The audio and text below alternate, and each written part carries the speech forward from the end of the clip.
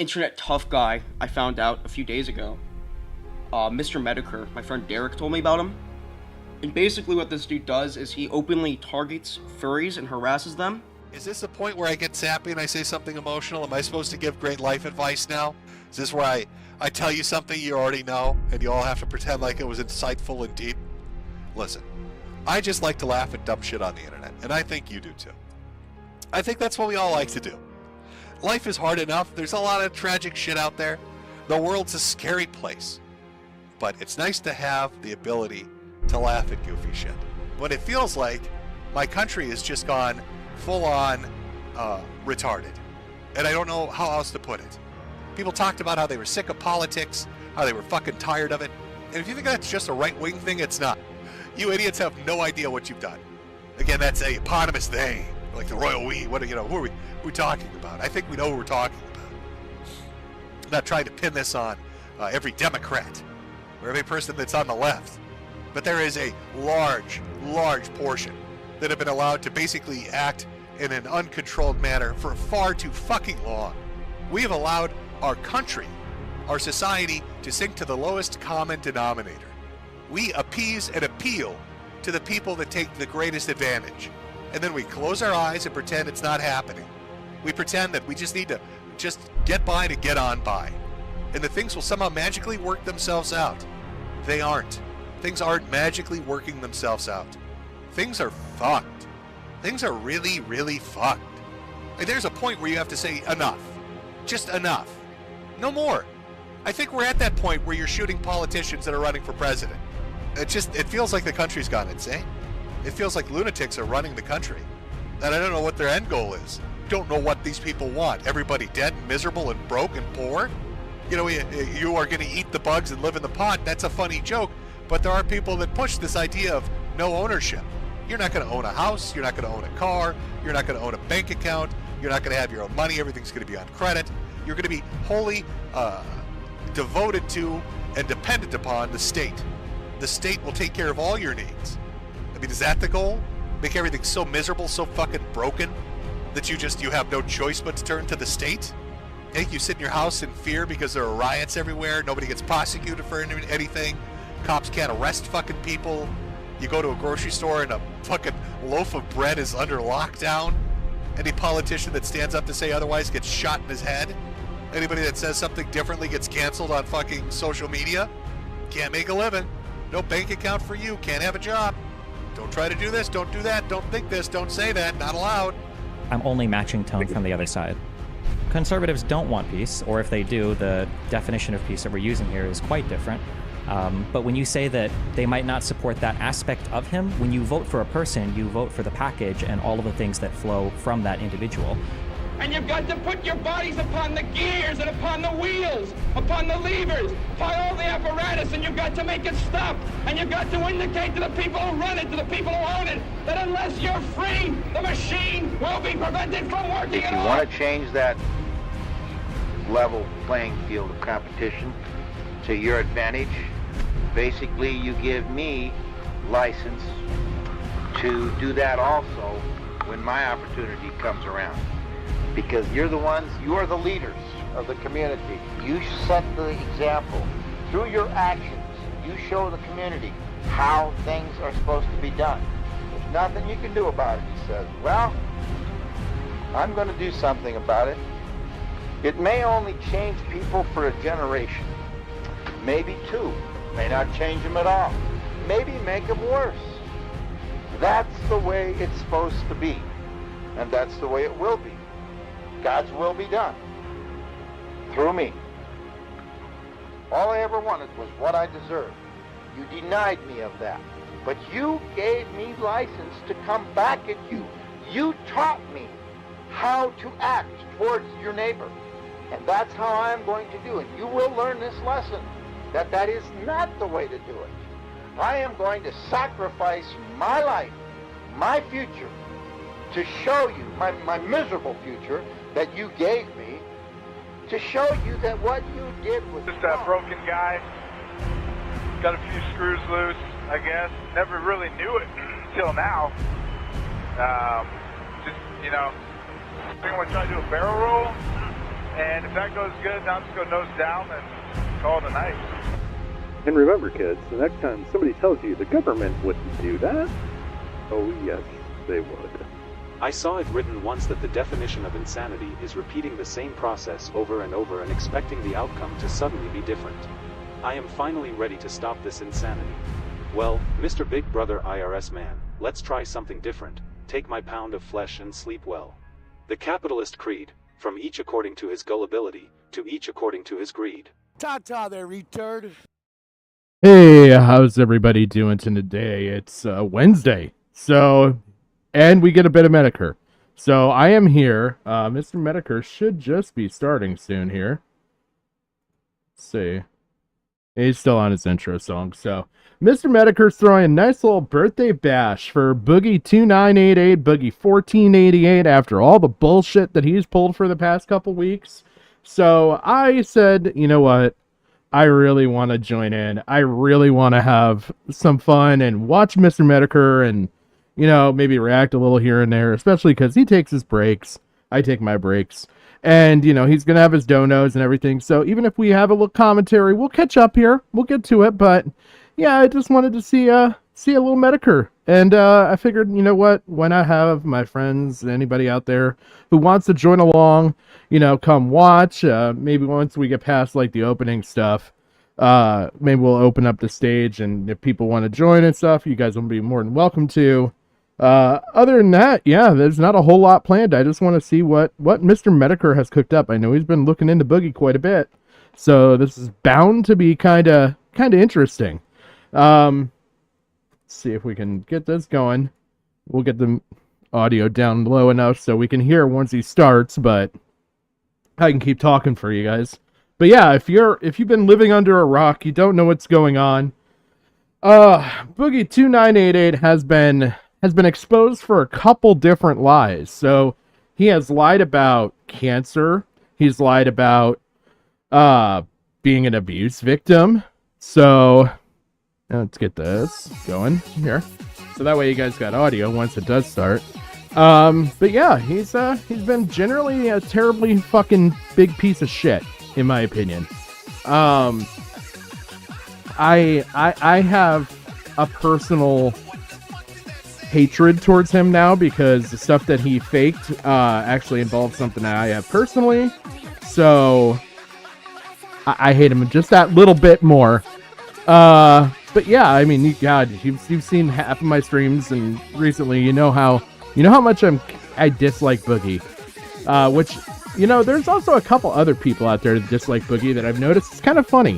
One of them is Rich. Rich, I haven't forgot about you, buddy. I'm still gonna come back around. I've got shit downloaded just in case you delete it too, you piece of shit. I've heard about the threats you're making. I've heard how you're threatening June the King. And how you're gonna copyright strike whenever his video comes out on you. You're a piece of shit, bro. We're coming back for you. You're not done. But for now, we're gonna enjoy Boogie content. Mr. Medicare's like kind of made a resurgence. Christ, we've had so much Medicare lately, I don't even know what to do with it. By the way, God bless but I think Jim's gonna be starting here. See what we get. I don't know if he's gonna play one more intro. Hello, everyone. Yep, he's gonna do the one more intro. But yeah, God, we've had we had Boogie's Boulder stream, which was fantastic. Now they've gone to lolcow live is live tonight. They're doing the punishment for Boogie, which is he got like liar down here in his fucking facial hairline, which is kind of bullshit to me. It should have been right here, right under his fucking mouth, so that way everybody knows where the lies are coming from. But yeah, no, Keem let him get away with it, putting it down here, and they're like, oh my god, it's in such a big font. It really isn't. I mean, it'll be easily covered up by a beard. Boogie can grow a beard, we've already seen it. So I don't doubt that he will hide it like a pussy. So I don't even think it's a justful punishment, but apparently, like Keemstar's already talking about, that's punishment enough. We'll let him back on the show, which I think is total fucking horseshit. And I hopefully you agree with that. But yeah, other than that, let's see.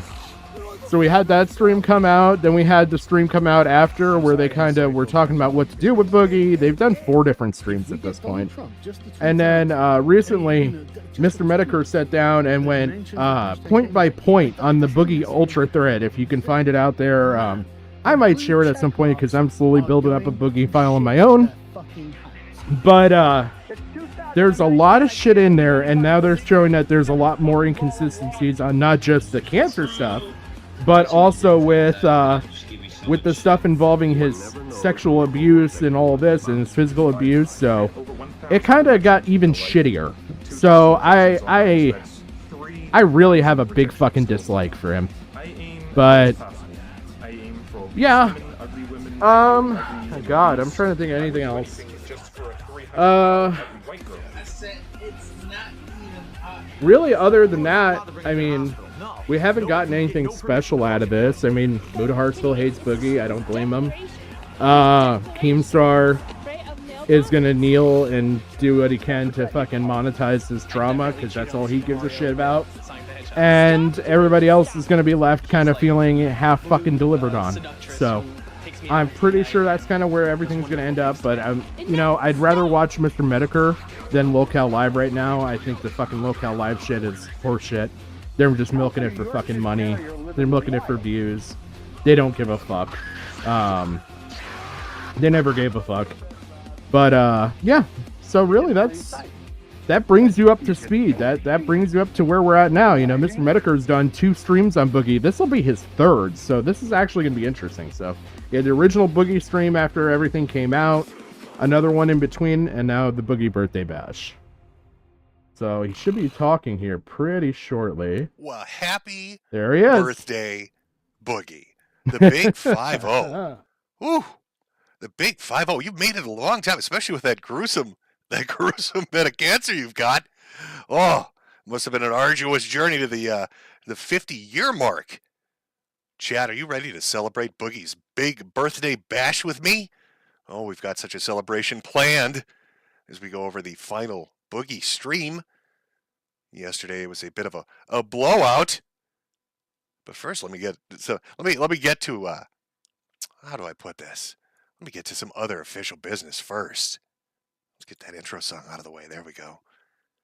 You may have noticed they've mistakenly remonetized me for a minute. I doubt that's going to last very long, but I put little puddings and little itty-bitty hamsters in for the memberships. Tiny itty-bitty little hamsters and puddings. I've heard some people speculating, Keemstar pulled a few strings, got me my channel back. We all know YouTube is really big on the idea of mocking people who've gone through sexual abuse. That was the decision. That was the decision at YouTube headquarters. They said, hey, Keem, we need you to get Jim to make fun of Boogie about a traumatic childhood situation that he went through, and then we're going to remonetize him. We're going to let him get all the fucking dollary dues. But he's got to make that fat motherfucker cry. It's the first thing you got to do. So Keem was like, Eagle has landed. Let's send the message. Signal flares up in the air. Let's do this. Jim, you've got to dunk on him. You've got to come dunk on this fat-titted man and make him cry about this terrible tipple abuse. I was a man for the job. I was hired to come in and do it. Let's make it awkward and uncomfortable. That's what Jim's for. Then I got that email. Mission accomplished. We'll call you when we need you. We'll call you when we need you to go after more sex abuse victims, Jim. Check's in the mail. Check is in the mail. That's how corporate America works. That's how YouTube. We all know YouTube is just exactly like that. That's how it's set up. That's how it works. They love edgy shit. They love it. They're so down for it. It's the greatest way to get remonetized. Actually, it was my Tekken video. A shitpost video I put up. Got enough watch hours. Go figure. That they greenlit the channel again. That was a mistake. So please remember, there's Ko-Fi and Cash App. And of course, hats for your hats for more hats. I think my wife has drawn more art and put it up on the store. Ooh. We're a store-funded economy over here. So be sure to go over there and check that out. Well, open that up. We'll what see a what doozy. we got. What a doozy of a couple of weeks. It's been very strange, this Boogie situation. I'm vaguely familiar with Boogie. I mean, we all are, kind of, right? We know that he exists as a content creator on the internet, and he has for a long time. We saw the spectacle of the cancer debacle unfold in real time, as Destiny came in and spanked his ass a little bit. And then we saw that kind of just tailspin over days, That's pretty over the course sick. of a week, really, as it just kind of built its own momentum. And during that time, all the channels that have been dedicated to calling out Boogie and talking about, all the lies and all the There we go. obfuscation. I can't say the word. That's pretty I cool. can't say that word. My tongue's not working. All the shenanigans. Let's go with shenanigans. This is But all some this of the bullshit. stuff he made for Boogie. All these channels that really were dedicated to cataloging his bullshit felt vindicated. We had old Jackson Clark vindicated. All the A-logs vindicated. Because they said, I don't really trust what's going on. I don't find it to be honest. And then finally he gets called out on it. And first he denies it after Destiny comes after him. Then the next stream comes. More evidence is presented. And the next stream comes. And finally he breaks. He cracks. He can't take it anymore. He finally admits that it's all bullshit. When he was waving his little phone in the air and saying that was his portal and he had the information on that and his roommate and everybody else could see it and it was all true, but he wouldn't send it to anybody. All bullshit. And I think most people picked up on that because who's going to refuse $80,000 to send a single screenshot? Doesn't make any sense. Doesn't feasibly make any sense, especially at the tail end of a crypto scam. So it was a rough fucking patch of days there for the boogeyman. Crypto scam, get embarrassed by that, fake cancer, get nailed on that. How do we top that?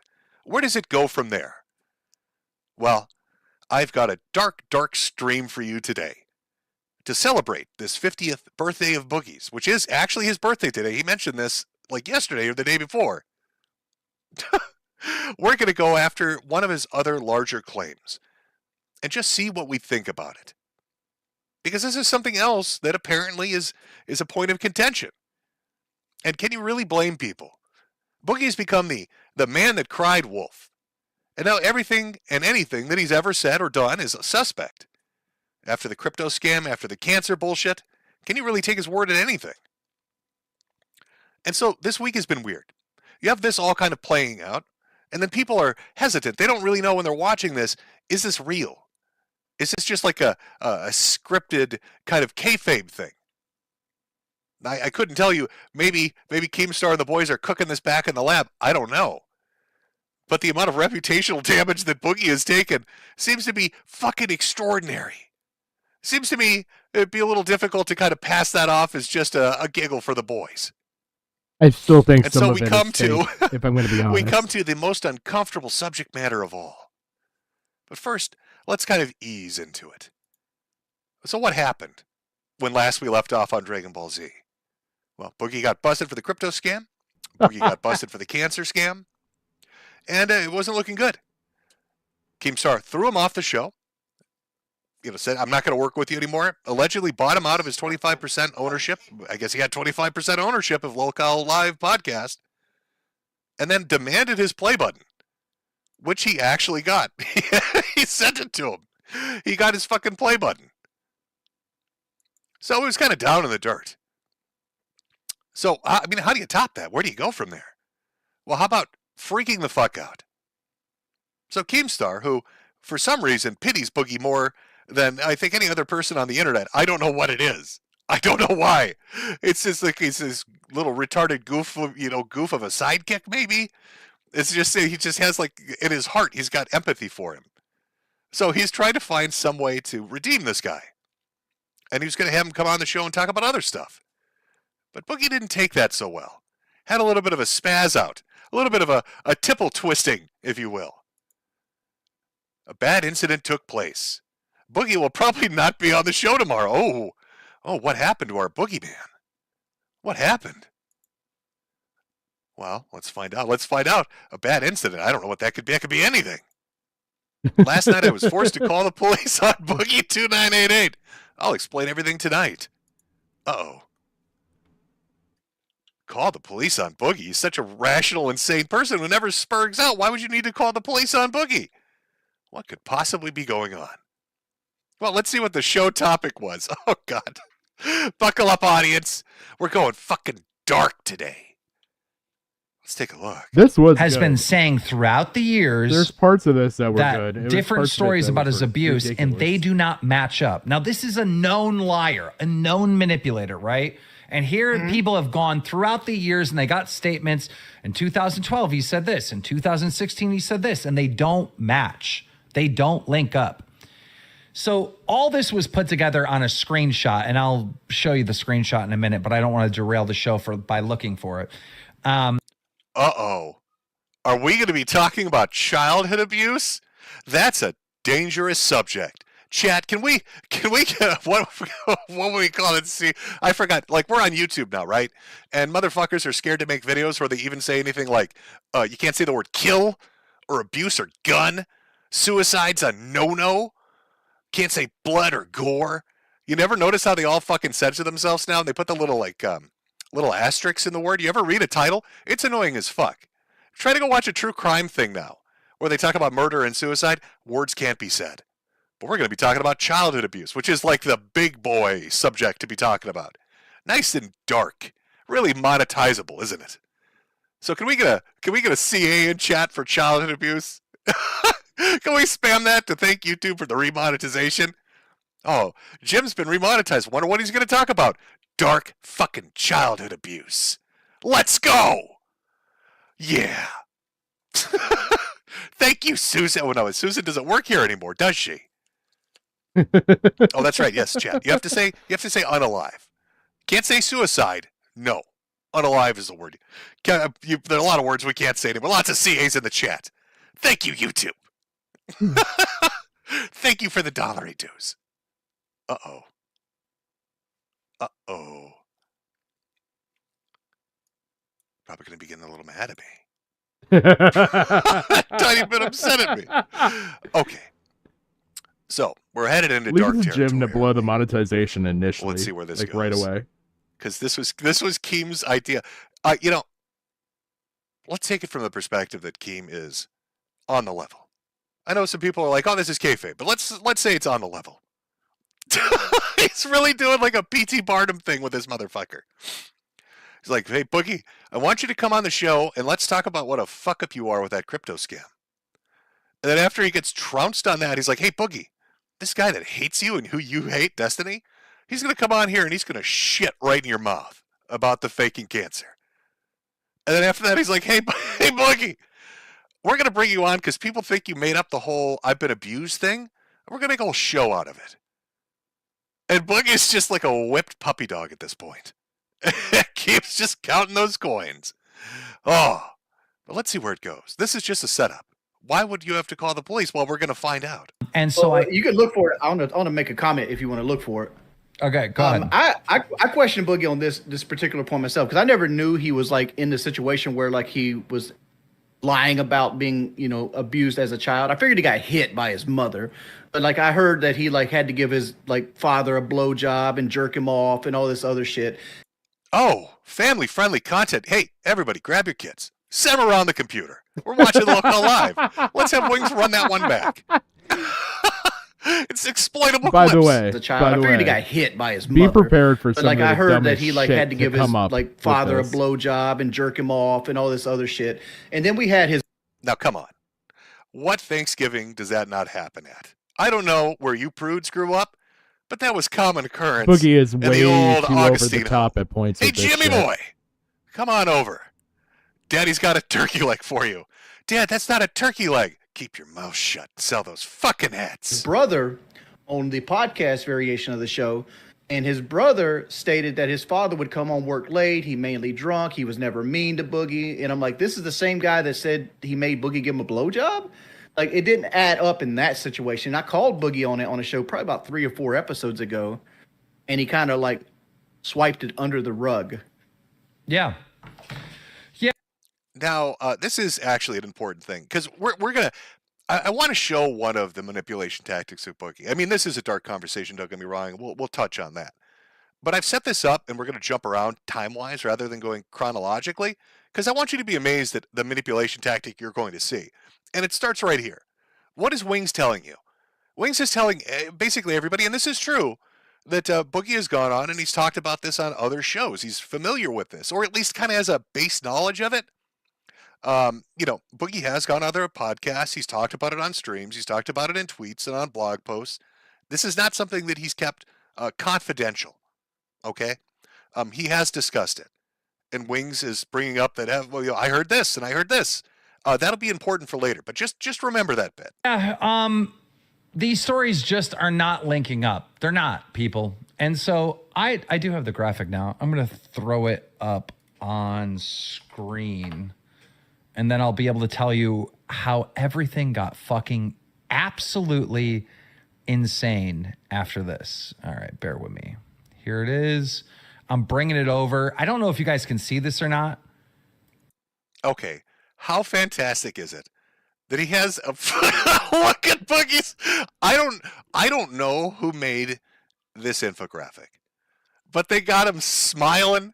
Look at the smiles on his face and big fucking font at the top. Boogie lied about being raped. And it's nothing but quotes.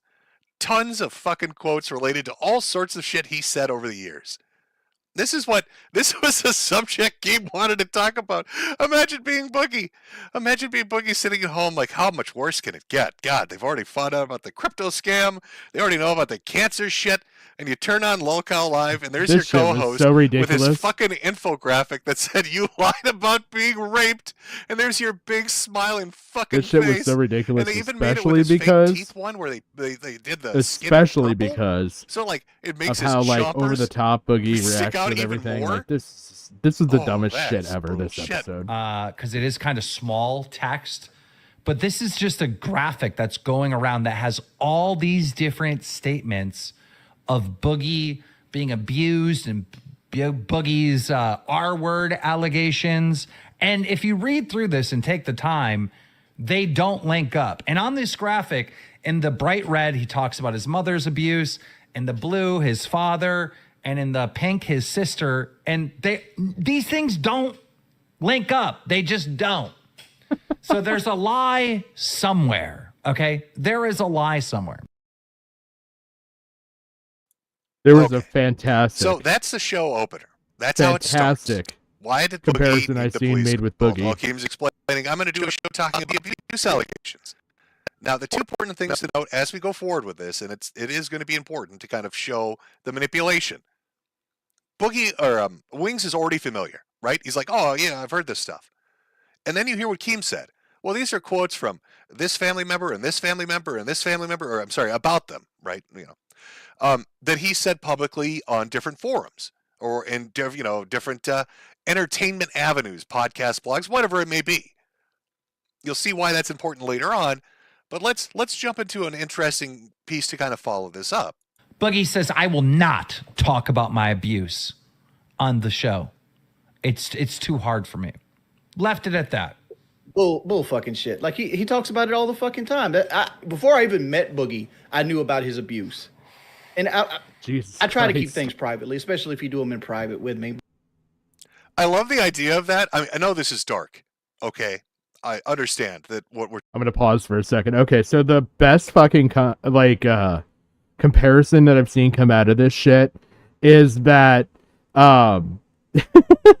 this is dollar store equivalent of Breaking Bad. You have Boogie is fat Walter White with the fucking student who's Desi, and then Keem is Gus. And it just, somebody went on and on and on and on, and it was fucking funny. And I saw that. Plus, then I saw that, there was something about fucking Boogie should do like a Family Guy characterization. We're talking about is very dark. But the humorous side of it is what Wings is saying, based on his previous statement, is before he ever met, the first day he met Boogie, in Wings' head was the thought, this dude sucked his dad's dick. Is basically what he said. I've heard about it everywhere, is what Wings is saying. Like the first thought that popped into his head is, oh yeah, you're the guy that sucked your father's cock. Nice to meet you. I do YouTube videos, by the way. But like we were driving over to your house the first day when we went up to Buffalo. the very first day when you wanted to come, we had like pizza and wings. We had to go pick the food up, right? And Boogie's on the phone in the backseat of the truck with his sister. And his sister is like chewing him out because she's calling him a liar and think this never happened to me and this kind of stuff. But I only had half the conversation because all I could hear is on the stuff. What Wings just said is very, very interesting. It's even more interesting and important than I think Keem even realized, because it plays in again to this manipulation tactic that Boogie will use and the lies that he will facilitate. Like Wings is saying in two things, right? Now we've got two things. One, he's familiar with these stories because they were out there. Keem said he saw them in the infographic. And then Wings is following that up by basically saying, hey, I was in the car ride coming up. This was, I think, like some party they had over at Keem's house. When we're in the truck, the car, whatever the fuck it is, he's having this conversation with a family member talking about, this stuff, and they're upset, saying it's not true, it's bullshit. Don't bring it up. Don't bring this subject up. Understandable. And then Boogie follows that up by saying, this is why they don't want me to talk about it online. Again, understandable. Now, just keep those little nuggets in your head, because prepare to be amazed. Prepare to be amazed. Oh, and I should say, to set this, let me back this up for 1 second. To set this up, this is later on in the stream. All right. What you saw was at the very beginning of the stream. This is later on. This is about 2 or 3 hours into it. And Muda's going to bring up basically what Wings brought up just a second ago, what you had just seen, what Wings had said. I heard a half a conversation. He was having a conversation with a family member. Okay? Now, Muda's going to bring this back up because when we went into this subject, right, Boogie had said, there are certain things I don't want to talk about. Okay? We get it. That's fine. There's certain people I want to keep vague or third parties I don't want to bring into it. Okay? That's fine too. But yeah, what Wings has said and what that infographic shows is Boogie talks about this all the time. And even more importantly, he talked about it like 3 days ago in front of Wings. So now Muda is going to ask him, well, wait a minute.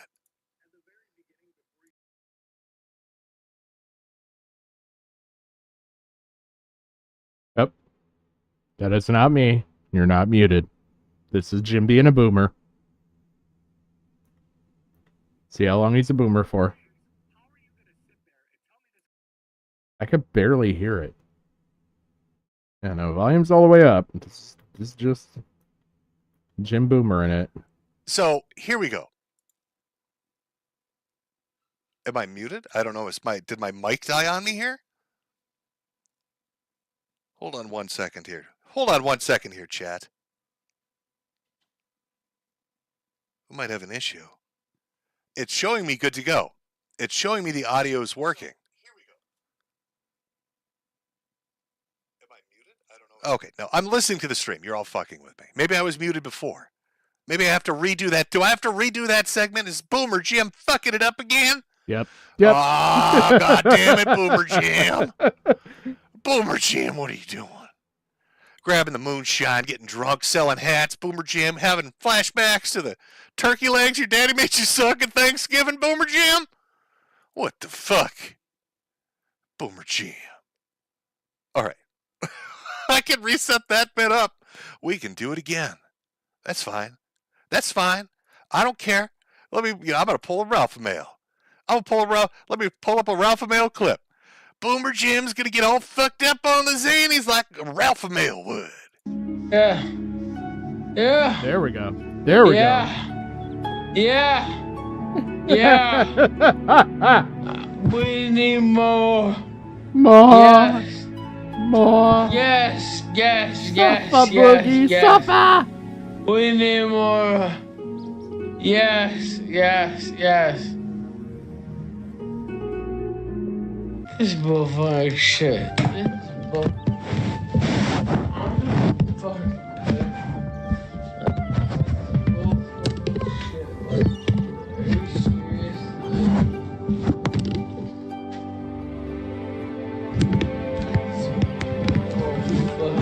Shit.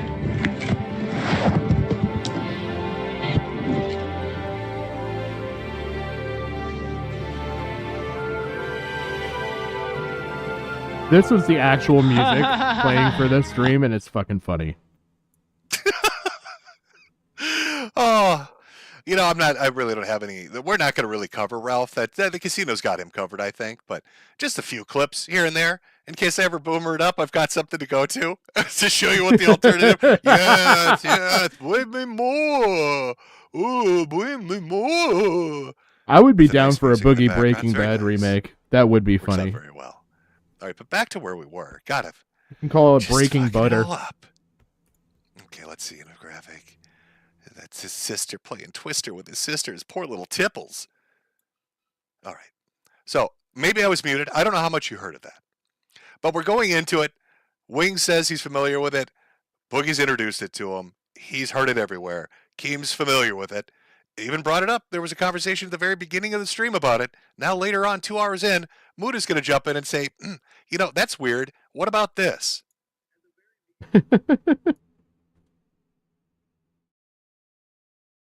Jim, how do you fuck this clip up twice? Wait a minute. How the fuck does Medicare fuck this clip up twice?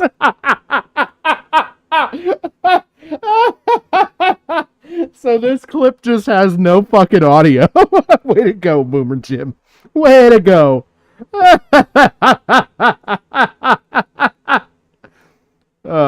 Ralph is Ethan Ralph. That was the guy you just saw on stream. Before I jump in before past Jim has something to say. You see where we're this is very strange. What you're going to watch kind of play out here as we jump around the timeline of this stream is Boogie basically trying to pull one over and make it seem like Wings is crazy. He's gaslighting him. I've seen the Molly Nazi clip. I'm going to be checking that out when I do some clip is muted. Is that what Ethan the Ralph was? stuff. Go here and check. Yeah. Yeah, Jim. The clip is muted. Oh my Jim's God, it figuring is this muted. out. Is that what they meant? Oh my God, I'm fucking retarded. Okay. All right, I see. I misunderstood. My wife had to come down and slap me on the head. And it's like, how fucking retarded are you, bro? What are you doing? The clip is muted. It's playing fine for me, but I had the wrong audio properties. I had the wrong audio properties set up, and it wasn't playing properly. Oh my God, that's embarrassing. Horribly embarrassing. Okay. 14th time's the fucking charm, really. 14th time is the goddamn charm. Now watch, it's going to be so loud it'll blow your eardrums out. Be prepared, headphone users. I thought you guys were talking about my mic is fucked up. And I'm like, I've got green on my mic. Why would that be screwed up? Playing the clip repeatedly. A fucking confused old man. Doesn't know what he's doing. Boy, I bet you're really happy that you paid for those memberships now, aren't you, kids? By the way, don't forget to hit those memberships. And Super Chats. And Ko-Fi and Cash App. And buy a hat while you're at it. All right, let's fucking... One more time. Let's start her up again. At the very beginning, before you... No, you be quiet, dude. I need to make sure that this clip actually works. Holy shit. Okay, it should work now. We should be good. Okay, old man, here we go. At the very beginning, before you joined the stream, Wings, you were talking about, apparently you guys were, earlier in the, in a vehicle, and, Boogie was on the phone with the sister, and she was, mad because she was lying about stuff? Yes. When were you on the phone with my sister? No, I wasn't. You were on the phone in the back of the truck. Oh shit! You were talking to your sister, and she was I wasn't. This is so dumb. Yes, for No, I Blair. wasn't. I didn't call my sister. What are you talking about? Your sister called you. I even know. During this trip to New York. That's Wings, how are you going to sit there and tell me this guy doesn't lie when you're recalling something and he's telling you you're a fucking liar to your face, Wings? He's fucking lying. No, he's I calling did not you talk a to my fucking liar, sister. Wings. I don't talk to my sister. Call my wife in here. She was Watch this master manipulation right here. Okay, so here we go. They're getting into their argument. Who's getting gaslit? What did this conversation take place? But what does Boogie say? I don't talk to my sister. He even goes on further to say later on, I've never talked to her. I don't talk to her. I haven't talked to her in a year. What are you talking about? You're crazy. And Wings is like, what the fuck are you talking about? And this is one of the things I try to bring up with these guys. They could call it Breaking Crisco. Now that I think of it, Caleb, any hesitation. They could call it Breaking Crisco. When Muda offered to do 50 grand for this medical documentation showing he had cancer, Boogie said, no, I don't trust Muda. He's a liar. He wouldn't actually pay me. When Wings recounts the story, no, Wings is a liar. That never happened. When Boogie spazzes out on stream, he says, oh, it's Keem's fault. He forced me to do it. He forced me at gunpoint. First off, you got 800 pounds on Keem. Secondly, the dude's 5 foot tall, Boogie. All right, what is he going to bite your ankles? What do you mean you were forced to do this? What is it? 'Cause it blames Keem. Oh, it's all Keem's fault. Boone is a liar. Wings is full of shit. All projection. Pure fucking projection. But now here we are. Buddha brings it up. What about this conversation? Because, Boogie, I don't want to talk about these people. And he's like, well, wait a minute. You're talking about it in this truck ride. He's trying to make Wings look crazy. Wings will bring his wife in to verify that he is not sane. This does get kind of funny and stupid because they bring the wife in on Wing's side, and the fucking child bride comes in for Boogie, and they're both saying conflicting shit. Why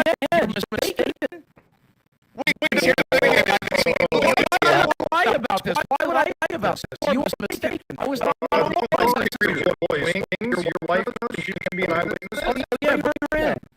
Boogie, I think you need to really refresh your memory. Why would Wings lie about that? Hey, Desi, come here. Why would Wings lie? Wings ain't lying about that. Come on. Desi, I don't see any reason Wings would benefit from lying about that. Hi, Doug. How you doing? Lie about that shit. All right, ladies and gentlemen, we got Wings versus Boogie. Both of their women are coming in to testify.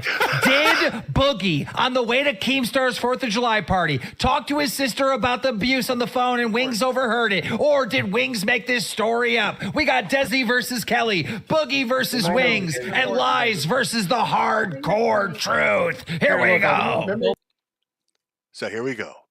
What do you think's going to happen? What do you think Wings' wife is going to say? Because this apparently they were the 4 people in the vehicle, is what I'm assuming. It was Wings and his wife, and then I'm guessing Boogie and his girlfriend. So, Boogie's out there saying, this never happened, no conversation. I don't talk to my sister. I haven't talked to her in a year. No contact in a year. The camera down. They don't have to. Let's go. Wings for Keemstar. Yes. And we had Desi and Boogie in the backseat of the car. Okay. Yes. Hold on. Was Boogie on the phone? Yes. Was Boogie on the phone with his sister? Yes. Oh, boom. So now you're going to have to try to convince me, right? You're going to have to try and convince me that not only is Wings, for no reason whatsoever, making this up, pulled it out of his ass for the fun of it, but his wife decided to, too. His wife, who likes to fuck with him and troll him on occasion, just decides, oh, you know what, instead of taking that opportunity to just cause him a little mischief, no, I'm just going to agree with him. So these two people corroborate what's being said. Yeah, there was a conversation. He was on the phone with his sister. Now, Boogie, on the other hand, has turned his camera to point at the table. And the minute he does, his dogs start going ballistic. And listen to his girlfriend in the back. It's like a hostage. It's like an ISIS video. Okay. Boom. All right. So here's the question. Even Desi. the dog fucking Desi, backed hold that on. up. Desi, when we were on the way to the 4th, when we were on the way to the 4th of July party, okay, did I talk to anybody on the phone? No. Did I get a text from my sister? I don't remember you getting a text from your sister. I mean, I honestly don't. I mean, if she did. But did I remember. talk to my sister on the No. phone while we were in the back of the truck? No. Of course not. No, you didn't. Ooh, this is getting good. Now the reality of it is, I did get a text from her, but I didn't call her. Oh, the reality of it. Because just a moment ago, we heard that you haven't talked to her in a year. But now you're getting it. Now maybe it's a text. I wasn't on the phone with my sister at all. Now he walks it back. Maybe it was a text. Maybe I was on the phone with her. But you're totally wrong. You saw me having a phone conversation. That doesn't exist. It's in your head. It's fictitious. Wings, you're imagining things. Mr. Wings. I don't have any calls to my sister. I haven't talked to my sister on the phone in over a year. Haven't talked to her in over a year. We're going to find out that's a big old fucking lie. Oh, it's a big old lie.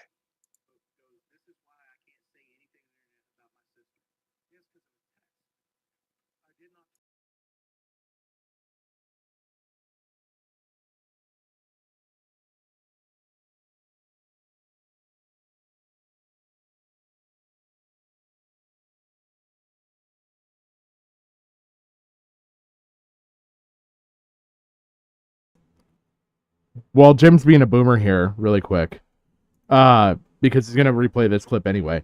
Wings was half divided while driving, and Boogie, if you listen to Dez, she does not totally back Boogie up.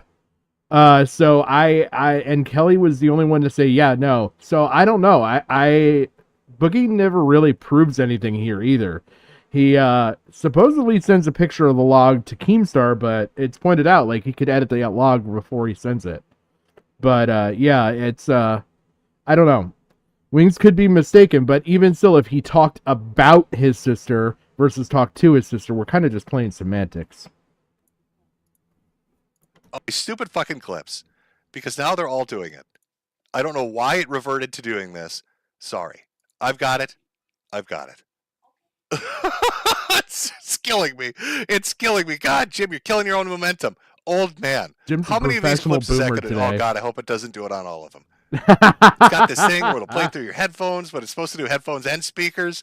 Jim keeps setting the wrong one up. I'm going to blame that on my goofballs. Make sure that this is properly set up. I think we're properly set up. Jesus Christ. Okay. Let's back it up a second. We'll continue the momentum. Continue it on. This is the point fucking is peak. to show you This the is manipulation great. tactic in real time, which is what you're witnessing. Wings has a vivid recollection of what happened in that fucking truck. His wife backs him up completely on it. Boogie says there was no conversation whatsoever that happened, hasn't talked to his sister in a year, but maybe it was a text message. It's gaslighting the shit out of him, and it continues on. Goes, this is why I can't say anything on the internet about my sister. Yes, because of a text. I did not talk to her on the phone. So you're saying Wings and his wife are liars? No, I just think they're mistaken. No, they're lying. Are No, you they're sure? mistaken. Wait, Wings. Are you sure it wasn't a text? Are you sure? Did you hear him talking to his sister directly? This is where it's muddy. You got me questioning myself. But Of course he was I do, on- because you're he fucking was- wrong. He was on the phone, and after he got off the phone, he talked about his sister and the internet stuff. I did talk to you about my sister, but it's not because I talked to her, because I didn't talk. And he to her. was doing I one of these talked- Wings, like phone up to the ear on the phone, talking to someone. Don't get confused. You have an eyewitness, Kelly. Ask her and just clarify. I got a that question. point. Wait, Boogie. We can Yeah, settle ask this. Kelly if she Wait. knew I was specifically on the We phone. with can my settle sister. this out right now. Go back to July 3rd on your phone and see if you Okay. made a call to your sister or she made a call to you. Okay. Scroll back to July 3rd. It would have been July 3rd, right? Yep. So this would have been the date that this party's going on.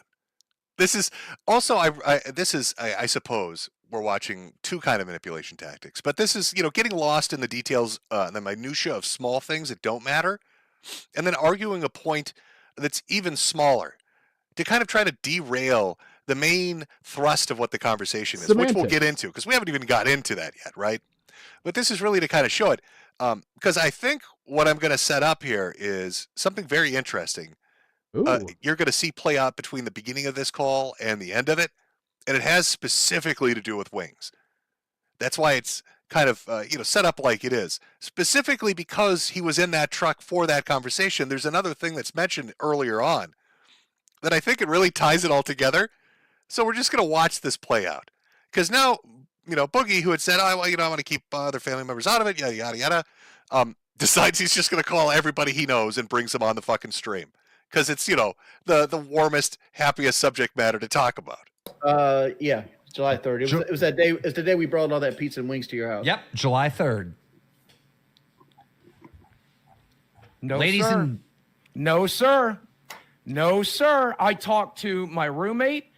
I talked to Desi on that date. I talked to Jordy. How about I you talked. show us instead of telling us? Just show the. Oh, okay. Yeah, log. sure. There's some phone numbers on here that I don't necessarily want to show, but I'll send it to I don't want to screenshot and send it Yeah. to me right now. Yep. Absolutely. Here's the entire of it, and as you can see, my fingers have not deleted anything. I might have been mistaken on the call, but he was. Oh, 'cause you are. Because he was 'Cause you actively are. talking to his sister. Via To text. be clear, though, you can delete call history. Yeah, I know. just so you swipe a finger. So But even he's walking go- it back. Even he's walking. Well, I'm walking it back because I'm he's not being 100% gaslit sure. right now. There's no. Right. Mood is correct. He is being gaslit right now. Because you can see that Boogie already acquiesced to the point that, there was a conversation of some form with his sister who he said he had no contact with for a year. And you'll find out even there's the lie upon lies. But they're so scattered out that it's kind of hard. Like, until you kind of sit back and you watch it in retrospect and you really get a good look at it, you don't really start to sync them up. But then when you do, it's kind of like, holy shit. It's like you just lie about anything. Inconsequential shit that shouldn't matter. Small, minute details that just don't fucking matter. He just does. No gaslighting. Desi knows I But did. I do know I have for a not fact- talked to my sister any. Hold on a second. Hold on. We're gonna call my sister. This is funny. Fuck it. I know what he's gonna point out now. Been dancing around I third know. parties. I'm entirely certain I didn't talk to her on the 3rd. Hey. Hey, when was the last time I talked to you on the phone?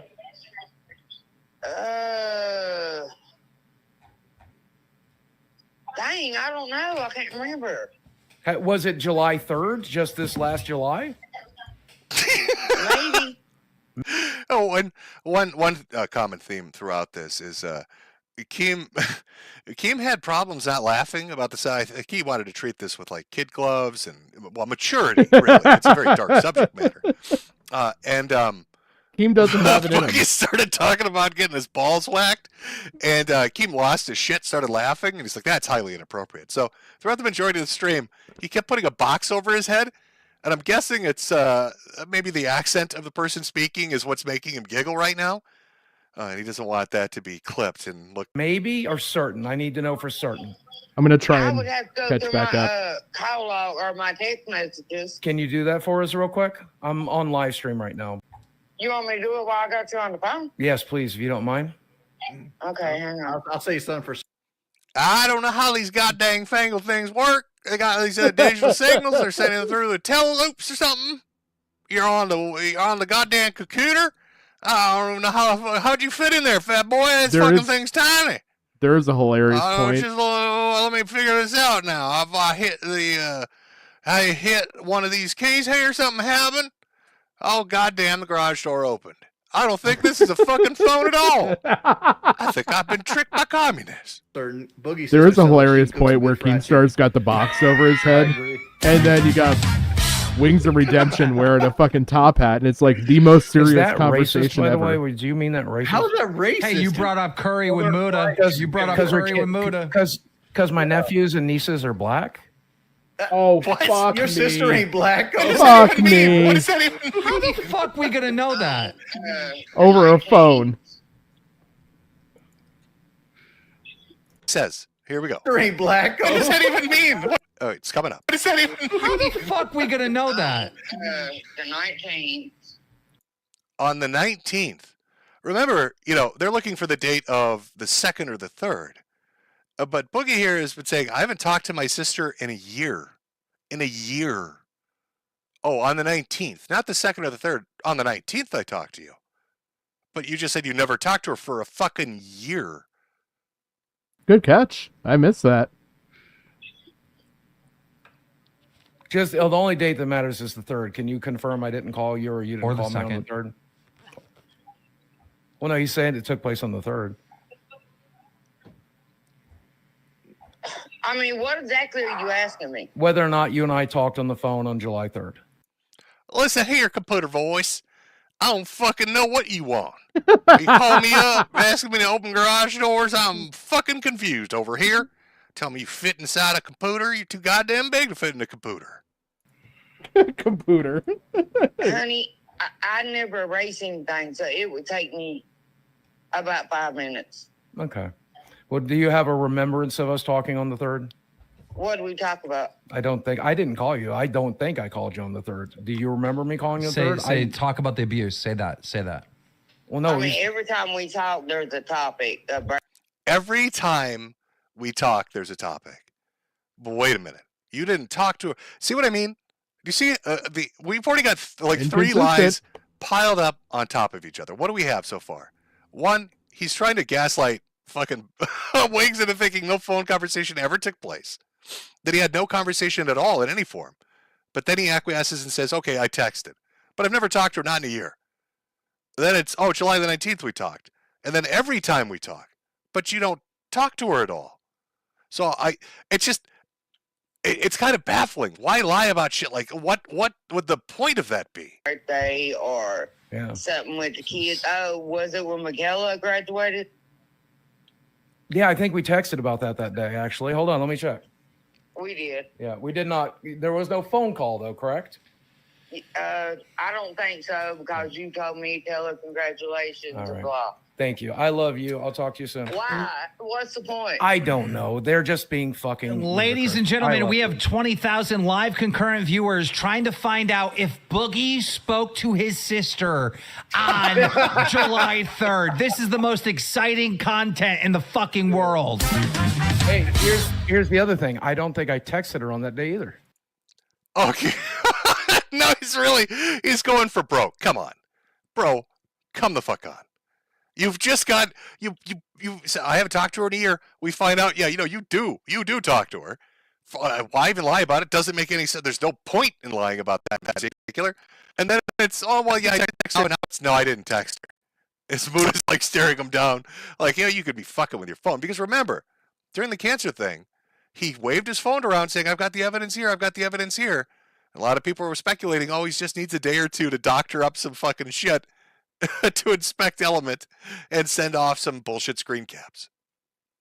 You just said you did. I know. I think I might have, but that's the only thing. Dude, there's no way Wings is making this up out of thin air, and Kelly is backing him up. I discussed my sister that day. I just didn't call her. I'm telling you. I just never confirmed or denied it, by the way, too. Okay, well then you guys are gonna have to. So Wings, what did he say exactly? Yeah, by the way, he's right. Mood is right. There was no confirmation one way or the other. Yeah. No confirmation one way or the other. But let's, again, back up. And here's where it gets interesting. What started Boogie in his tailspin, right? What made him actually freak out to the point that the police had to be called? Oh, and before we even do it, I'm going to double check the goddamn audio to make sure it works. So I'm not sitting here and doing this again. Ahead. Little demons. But they did. But we should be good. But this should be the clip. I think that'll be enlightening. So this piques my interest. I called Boogie. No answer. Whatever. Go on with my day. About 10 minutes later, I get a call from Boogie. And he's huffing and puffing on the fucking phone. Like he's hyperventilating. Mike's on the other line. So it's the three of us. Me, kid behind the camera, Mike, and Boogie. And Boogie goes, You are not going to talk about my sexual abuse on the show. And I go, well, I mean, people are canceling you for this. Don't you want to address it? You are not going to do it. And he's fucking losing his mind, screaming and fucking yelling. Within about 5 minutes of this conversation, I tell Boogie, fine, I won't bring it up, but Wings might bring it up. And then he lost it. So what started Boogie on his big freak out that made them want to call the police on him? That made him start suicide baiting like crazy towards this group of people? Here's my hypothesis. Wings was privy to a conversation that was embarrassing to Boogie related to this exact subject. Boogie remembered that fucking conversation and remembered that Wings was there. And when Keem says Wings might bring it up, that was the shit that broke the dam. That was when the waters were let loose. You could see he gaslit fucking Wings and his wife the second he could. There was no conversation. There were no text messages. Nothing ever happened. I don't even talk to that person. I haven't talked to him for a year. And yet, in the span of this entire podcast, he's shown to be lying about all of it. But what started it? Wings. Wings heard something Wings shouldn't have heard. And Boogie flipped out. Because he knew Wings would call his ass out on it if he remembered, because Wings has been a lot more vocal lately. Yeah. In saying whatever the fuck Wings wants to say. I don't blame him. That is my honest belief. So what did that freak out look like? Oh boy. Nope. Oh, hold on. Hold on. Again, let's get that one ready to go. People say Boogie was spurging out. What was he spurting? Your hat. Let him know. Go off, Queen. Go off, No, Queen. I'm not interested. Just let me get through it, Dan. You got this. Matt, shut the fuck up! Let me get through it, motherfucker! I begged you not to make me talk about this on the show. I begged you. You crushed it. This is so theatrical. This shit is such bullshit, in my opinion. I begged you. You crushed it. At one point, you can see him lift very the good table tonight. with his hands when he's freaking out at one point. It's stupid. It's so theatrical and What's fake. going on over there? His fucking stream died. He's just pounding the table. I begged you, Dan. Yes, that's right. Buy half for your hat. I need to incorporate that into a commercial. I need to make that part of my part of my commercial. I just want you to have an idea, like in your head, when we move on to the next clip, and we're talking about like, what's going on over here. Let me get this next clip ready. What's going on over here? What kind of freakout are we talking about? Well, I can tell you, it's probably that. It's probably him springing out, flailing his arms around, and screaming about, unaliving. Oh, that's right. I've got to use the new kosher terms. Unaliving himself. Yeah. Now Kim goes into details about this. And he hangs up the phone on me and Mike and starts FaceTiming me. Okay, he starts FaceTiming me, and it got so scary that I hit record, and I didn't actually record this part. But what Boogie did on FaceTime to me was so insane. He was screaming and yelling. He's fucking has a bottle of pills, and I don't know what kind of pills they are, but he's putting them in his fucking mouth, right? And he's acting like he's gonna eat them, and he's punching himself in the fucking head, and then he's grabbing hunks of hair and pulling out hunks. I'm telling you, his hand. You got that recorded? I don't have that part recorded, but I have some of the yelling and screaming. So there's Boogie calling him up after he told him, oh, maybe Wings is going to bring it up. Maybe Wings is going to talk about it. Maybe Wings will remember that conversation in that truck, Boogie, and bring it up on a stream. And what's he do? Grabs a pill bottle, starts smacking himself in the face, going full tard rage, ripping his hair out, looking like a complete fucking lunatic. And then he keeps got like some of this recorded, and he looks like an angry dog. He looks like a dog that you took a toy away from. On my fucking phone, because the FaceTime was so insane. I've seen him yell and scream before, but like, at what point do you start calling this dude's bluff? Because he does this every fucking time he doesn't get his way. It's like a kid in the fucking drugstore and unhappy he didn't get a car. You see that? See, that's been Wings for the last week. He's been calling him out on his bullshit a lot. And I really, truly do think when we looked at those earlier clips about the sister shit and the lie and him saying that Wings was just off base, that he was worried Wings would have a recollection and bring it up because Wings has been just firing off shots. Like, this is what it is. I mean, he could be taking homeopathic pills, as far as you know. And those are basically nothing. Now, this is chalk. I don't know if you guys can see this. This is after the head of hair. Now, remember, this is a FaceTime, and I'm screen recording it on my phone, so there's no audio. But can you see that? Look at him. I want to see. He looks like a mad dog. Look at this hair pull. I don't see no big splotches of hair. It didn't happen. Here. I didn't get the hair pull. I didn't get the hair pull in the video. But he reminds me of my pets. He fucking reminds me of my pets. He went full fucking retard. Like, this is what my dogs look like when I like playing with like a chew toy with you them never for like go doing tug retard. of war. Like, really, look at this. Imagine living with this level of just those faces. Goddamn! I need to make Luma like do a like a refreshed version of this and like really expand it out with some AI. See that? Jim is having entirely too much fun with Don't AI. you take my chew toy. It didn't happen. I didn't get the hair pull. Jim learning AI is dangerous for the world, just but hilarious. I fucking love it. You know, if you got on the phone with him about an hour a day, he'd be in such good fucking shape. He's just fucking losing it. Like, completely losing it. Oh, what this guy, man. This fucking guy. What must it be like to be his friend? You're like, oh, God. Who am I going to talk to today? Oh, it's Boogie.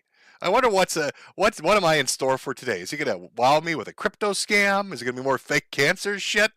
Is he going to bark like a dog on FaceTime and threaten to fucking throw himself off a bridge? What's the Boogster going to do today? What's going to happen with our Boogman? I want to know if Jim just made that reference because is he going to invite me on down and make me a member of the sub club? Funny.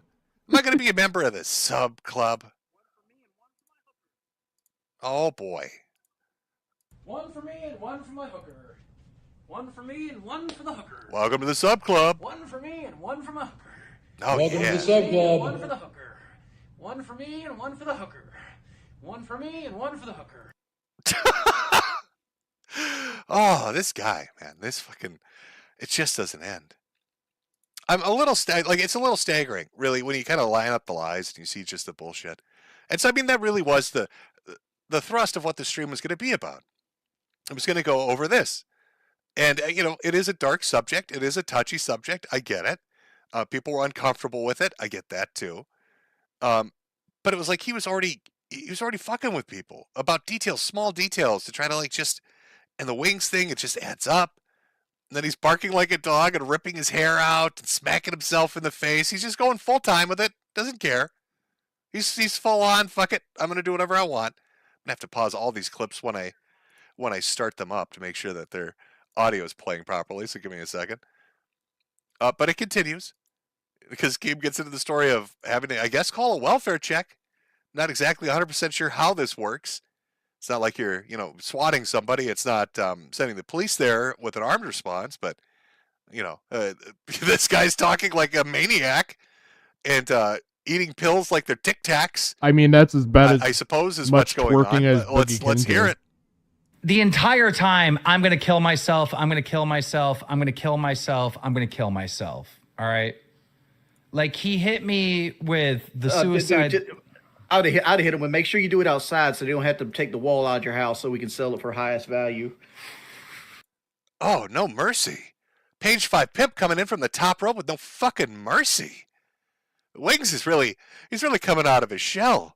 He's like, I'm just going to dunk on this motherfucker. Keep the spotlight off my ass. Oh, we're going to have to cut a wall in his house. Fat motherfucker. Okay? He's like basically tell him, make sure to upload it to Live Leaks. It got to the point where I started getting scared. So then I hit up the group chat, right? Let me go back to the fucking group chat with us. What did I even say in there? Oh, this is so fucking stupid. Man,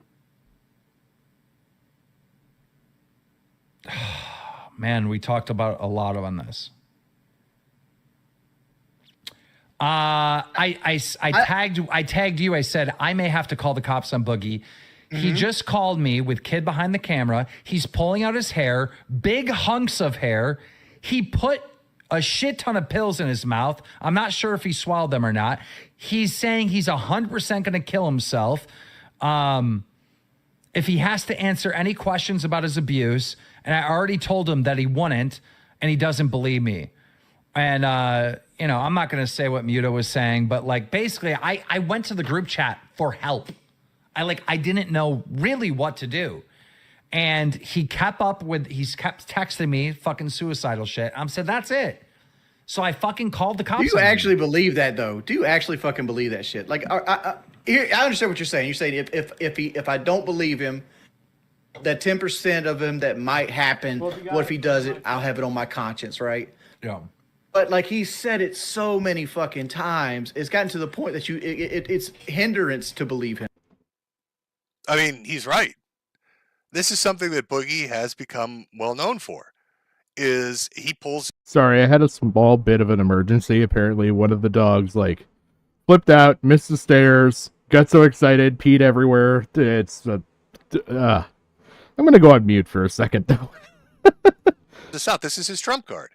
Anytime the heat gets a little too hot, anytime things get a little too feisty, anytime it's a little too inconvenient to address or to deal with, he's always ready to jump to the, I'm going to unalive myself. I'm going to kill myself. I'm going to go do something terrible to myself. And it's the best deflection he's had.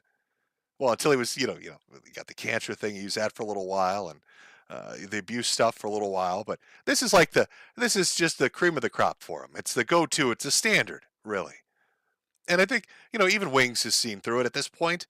And I think if you watch any of Boogie's interactions on social media, you've probably heard stories about this, where he'd get into fights with some creator, and this is the shit that he'd be saying stuff like this in the DMs. Or he gets into an argument on a stream and he'd go right to it. Always the fallback.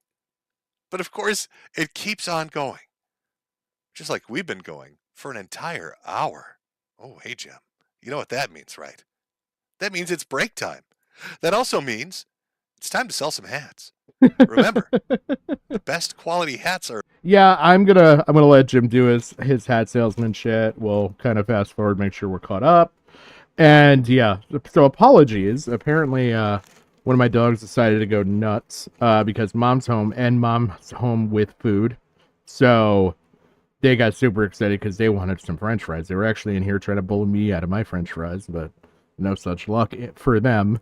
Anyway, apparently, so I've got little miniature dachshunds. Well, they ran up the stairs. The one got so excited she ran up the stairs, but like ran off the stairs as she ran up them, and was like full Lion King moment, hanging on the bed, and yeah.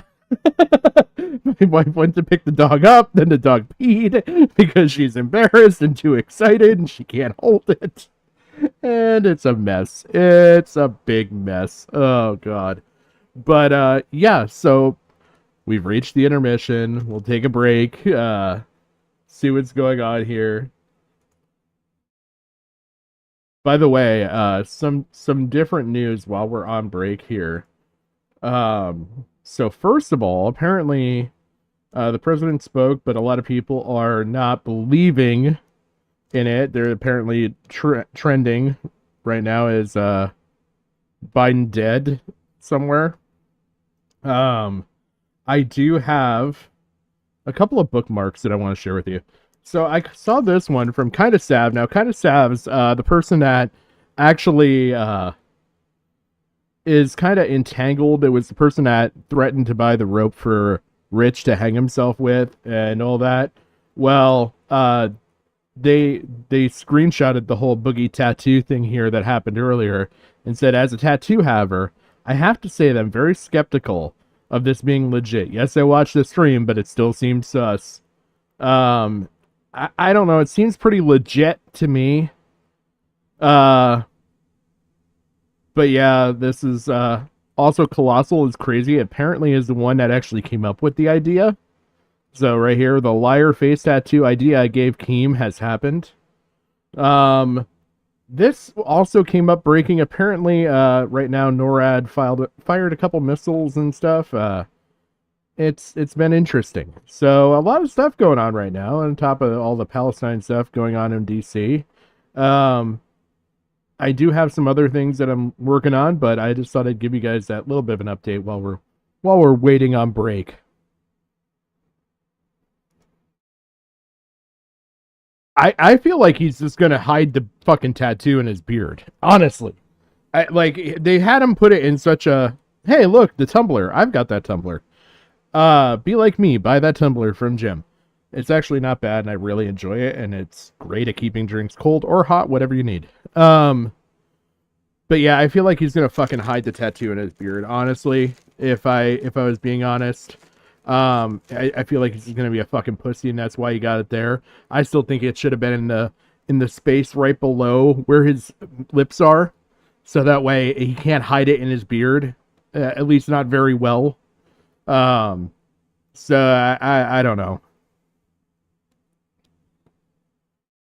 Yeah, it's basically of no consequence in that location. Jim's right. I mean, who's gonna fucking see it there? It's no big threat. So I don't know. I think it's really fucking stupid. But let's see where we're at. I'm gonna put we'll put this on low, so that way we know when Jim comes back.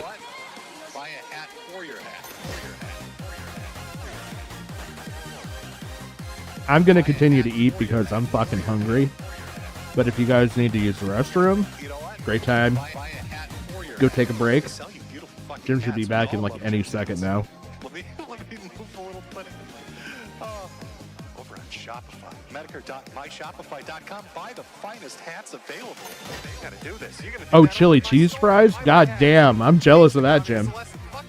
I've got Bebops, which is like Rallies or Checkers or any of those types of shit. It's a Central Plains Midwest thing. They're fucking amazing. They're literally the best burger I've ever had. But I'm like infatuated with the chicken sandwich. Hello. Hey, how's it going? How you feeling? The painkillers are kicking in. Yeah. So I'm feeling a little bit better. Okay. What do you think so far of the gym stream? I don't even know if the third one was really even necessary, but everyone loves a trilogy, so. Yeah. They're just fantastic. Other news: Padmenko is supporting Shadman. Oh, calls lovely. everyone calls everyone a bunch of pearl clutchers over the Chris Tyson drama. Oh my god. What a fucking horrible take. Like, can he not pick a winning take? I mean, he started with fucking Ralph, so I guess not. Well, I mean, here's the thing. Diorio should have killed him when he had the chance.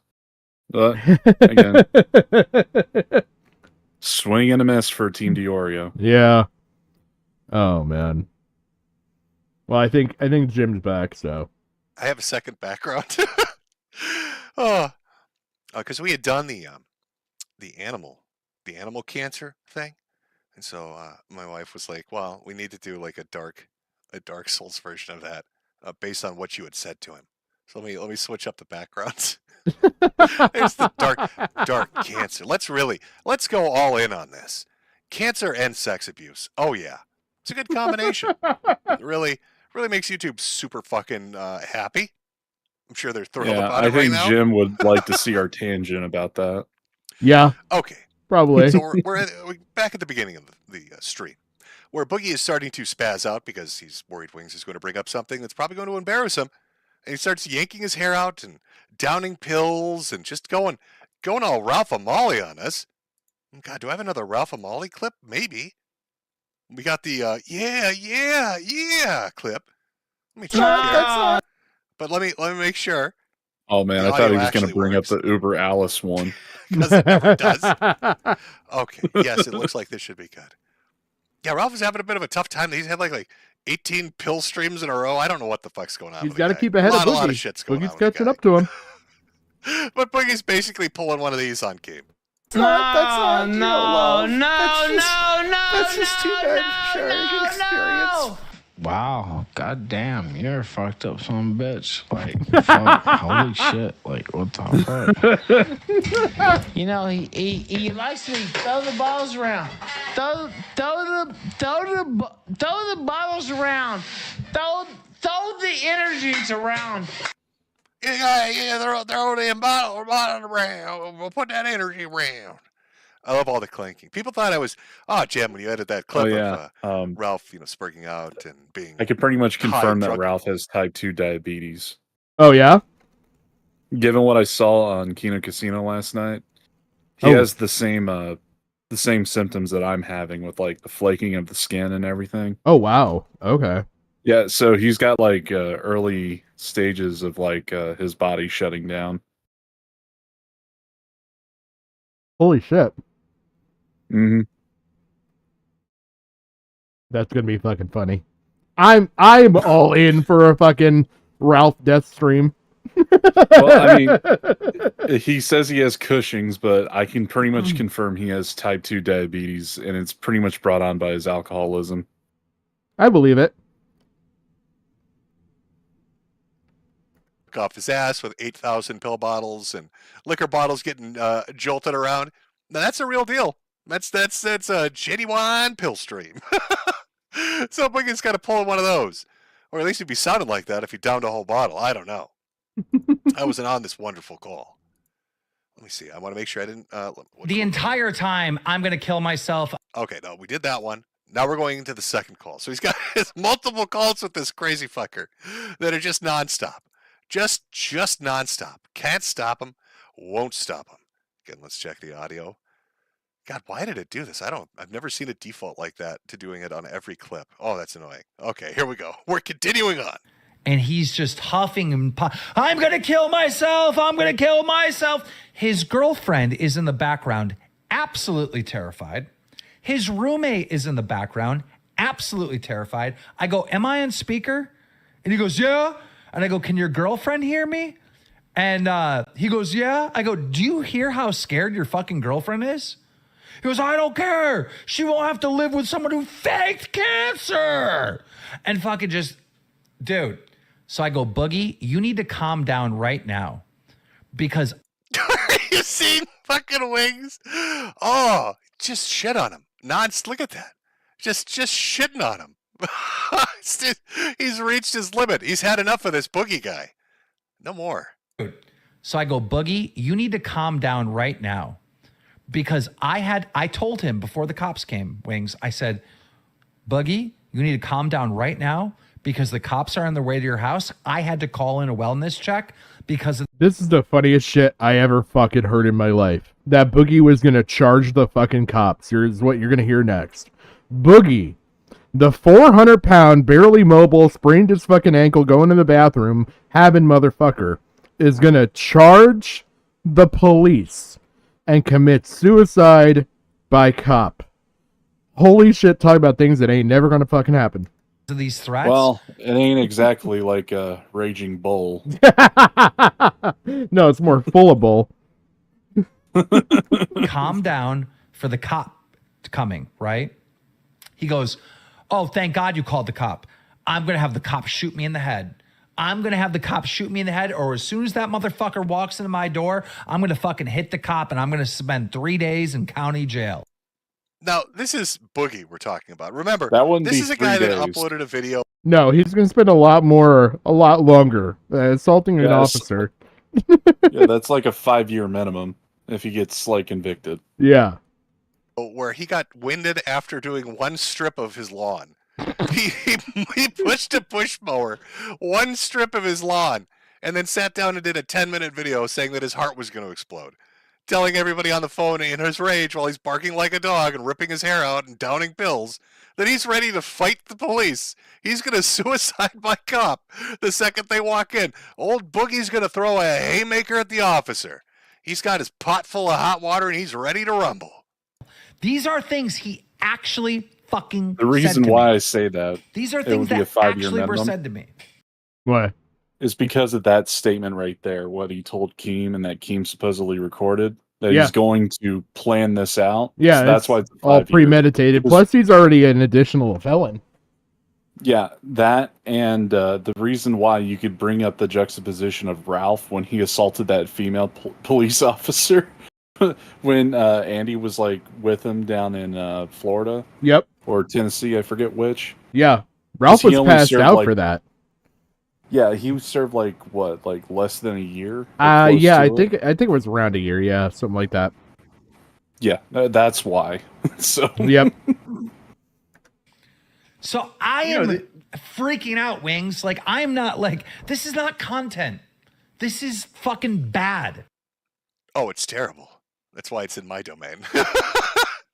So what do you think Boogie does? After like throwing a massive tantrum, having a welfare check called in on him, having a weeks-long celebration of getting shit on, where every A-log that's ever existed is high-fiving each other as he implodes. Like it's just gone terribly. And he's telling you, I'm never coming on, this is never gonna happen. What do you think he does? Of course he joins. Of course he decides I'm gonna join. So what does that look like? What does it look like when our sane, rational individual here decides, I'm going to jump on stream with everybody. We're going to have a gay old time. We're going to have a great time up on stream here.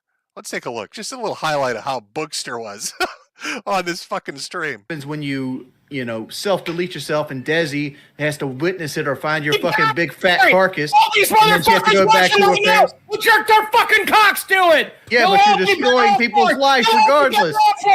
You're They'll going all be against better the off thing. for it. Don't They'll get all up be that better fucking off for soapbox. it. Boogie, stop. that fucking soapbox. Boogie, stop. The screaming and yelling isn't helping you, and it isn't. I'll whisper it. Listen to me. Oh God, imagine you're his chick and it's like 3 a.m. and that's what's whispered in your ear. That sexy time's about to start, and here comes Boogie, and this is what you hear at 3 a.m. in a dark room with no lights or escape. You, and it isn't. I'll whisper it. Listen to me. This for is it. what he does. This was the This is conversation fucking last funny. night. Go fuck yourself. I will divulge no more medical information to any of you motherfuckers. This is you ain't got to tell me what it is. Like there's a bevy of Fuck medicine. yourself. Go fuck yourself. Situation. And die. I'm so happy. I hate this. I hate it. I hate this show. I hate fucking breathing air. I hate being alive. I'm in so much fucking pain. I can't fucking stand it anymore. I can't fucking stand this. I can't fucking stand this. I've ruined my fucking life. I just want to be honest. Fuck off, Boogie. Oh, here we go. Here's the table lifting. Here's the fake fucking table lifting. Seriously, Boogie, you're not in any fucking pain. No. He has no idea what pain is. That's a perfect freeze frame. Holy shit. Oh my god, that's awesome. It's like a hungry, hungry hippo. It's a hungry, hungry hypocrite. Oh, I'm Big Old Boogie, the hungry, hungry hypocrite. I've come to eat your lies. Feed me your little marble lies. Put them in my tummy. Put them in my fat fucking tummy. Holy shit, what a great pause. Hungry hypocrite. Oh, perfection. Fucking perfection. I love it. Look at that. Look at the just psychosis. What is the name of the... Oh my god. What is the name of the clown in the Spawn movie? He looks... That looks like the clown from the Spawn movie without the makeup. Oh shit. He does. What is the name of the fucking clown? Somebody in chat has to know what I'm talking about. He's a dead ringer for it. I don't know. It's perfection. I'd say with a little bit of makeup, he It's looks like the clown from Twisted Metal. Or that, yeah. Absolute perfection. I died. I say over and over and over again. I hate being alive. I hate being alive. I hate breathing. I hate being alive. I'm in tremendous pain. I'm in tremendous pain. Help me. Help me. Help me. I'm in so much pain. I'm in so much pain. I'm in so much pain. Financial pain, the pain of ego death. What kind of pain are we talking about here? Because you seem to be pretty active. You seem to be moving around. I couldn't do that. My ribs are fucked. They're fucked 5 ways from Sunday. What sort of pain are you in? If I flailed around like that, there'd be fucking bone dust shooting out of my ears. Boogie's like, I am in so much pain. Let me do calisthenics. Guess it's his tribute to Richard Simmons. I don't know. I'm not sure what's going on. But of course, conversation continues. Boogie spurgs out, and Muda comes on and tries to discuss this with him, but doesn't really kind of get anywhere. Everybody's a little, worried about kind of touching on the subject. So of course you need to bring in somebody. You need to bring in somebody who's willing to, be an asshole. Oh, I wonder who that person might be. Who's the asshole we could bring in? You don't want to talk about it, and I don't want to talk about it, but somehow you still want to talk about it. I'm so confused. Look, honestly, Hard brought it back up. This is such a dark subject.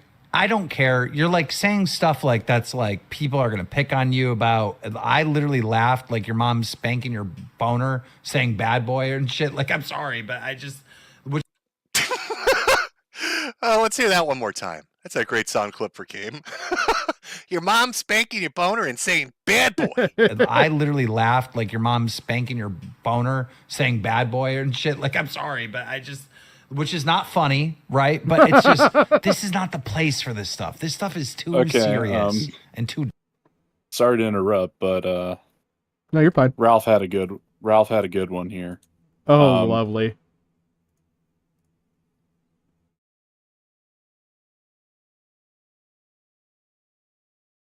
Oh my god.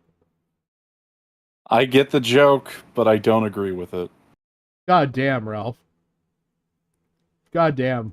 I'm not even gonna read that, but there you go. Yeah, I get what he was going for, but holy hell, is that something I would not want to repeat? God damn. Holy shit. I swear, him and Boogie are competing for biggest fucking piece of shit of the world right now. Yeah! And it's a silent competition. They're not even acknowledging each other. Yeah, I mean, Ralph is having pill stream after pill stream. Boogie is basically pretending to lose his fucking mind by lying about cancer and his childhood sexual abuse. I was telling you this a couple days ago. It seems like there is a fucking competition between the two just to get Ralph or not to get Ralph, but to get Medicare to pay attention to him. Yeah. Holy shit. Dark. It's not the place for that. Yeah, we're here to make jokes and do drama shit. This is not Dr. Phil. There's a fucking Mr. Medicare segment. He's the guy that can fucking cross-examine. I'll bring him on. He can do it. I don't care. We'll get it done. Let me hit up Mr. Medicare. say his name and But it'll like appear. while he does that, there's no. You're not thinking Mr. of Necker's in chat says he'll talk about it right now. Yeah. God. Oh God. Oh fuck. Oh no. No, we can't. We're doing so well. We're getting views and money. Don't let him on. Oh no. If getting his boner spanked was uncomfortable, oh, what's gonna happen when Jim joins? Oh no. Oh no. We can't let Jim join. Oh God, please let this clip play properly. Oh yeah, I wonder how it goes. I wonder how things go once Jim jumps in. My mother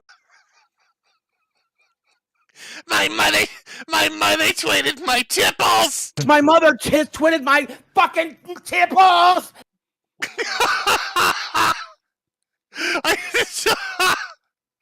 Oh, come on. Oh, what the fuck, man? This is a dark, serious conversation. He's grabbing his tits, calling them tipples. Oh, my mother's... Oh, God, Mommy grabbed my tipples. She would grab my little tipples.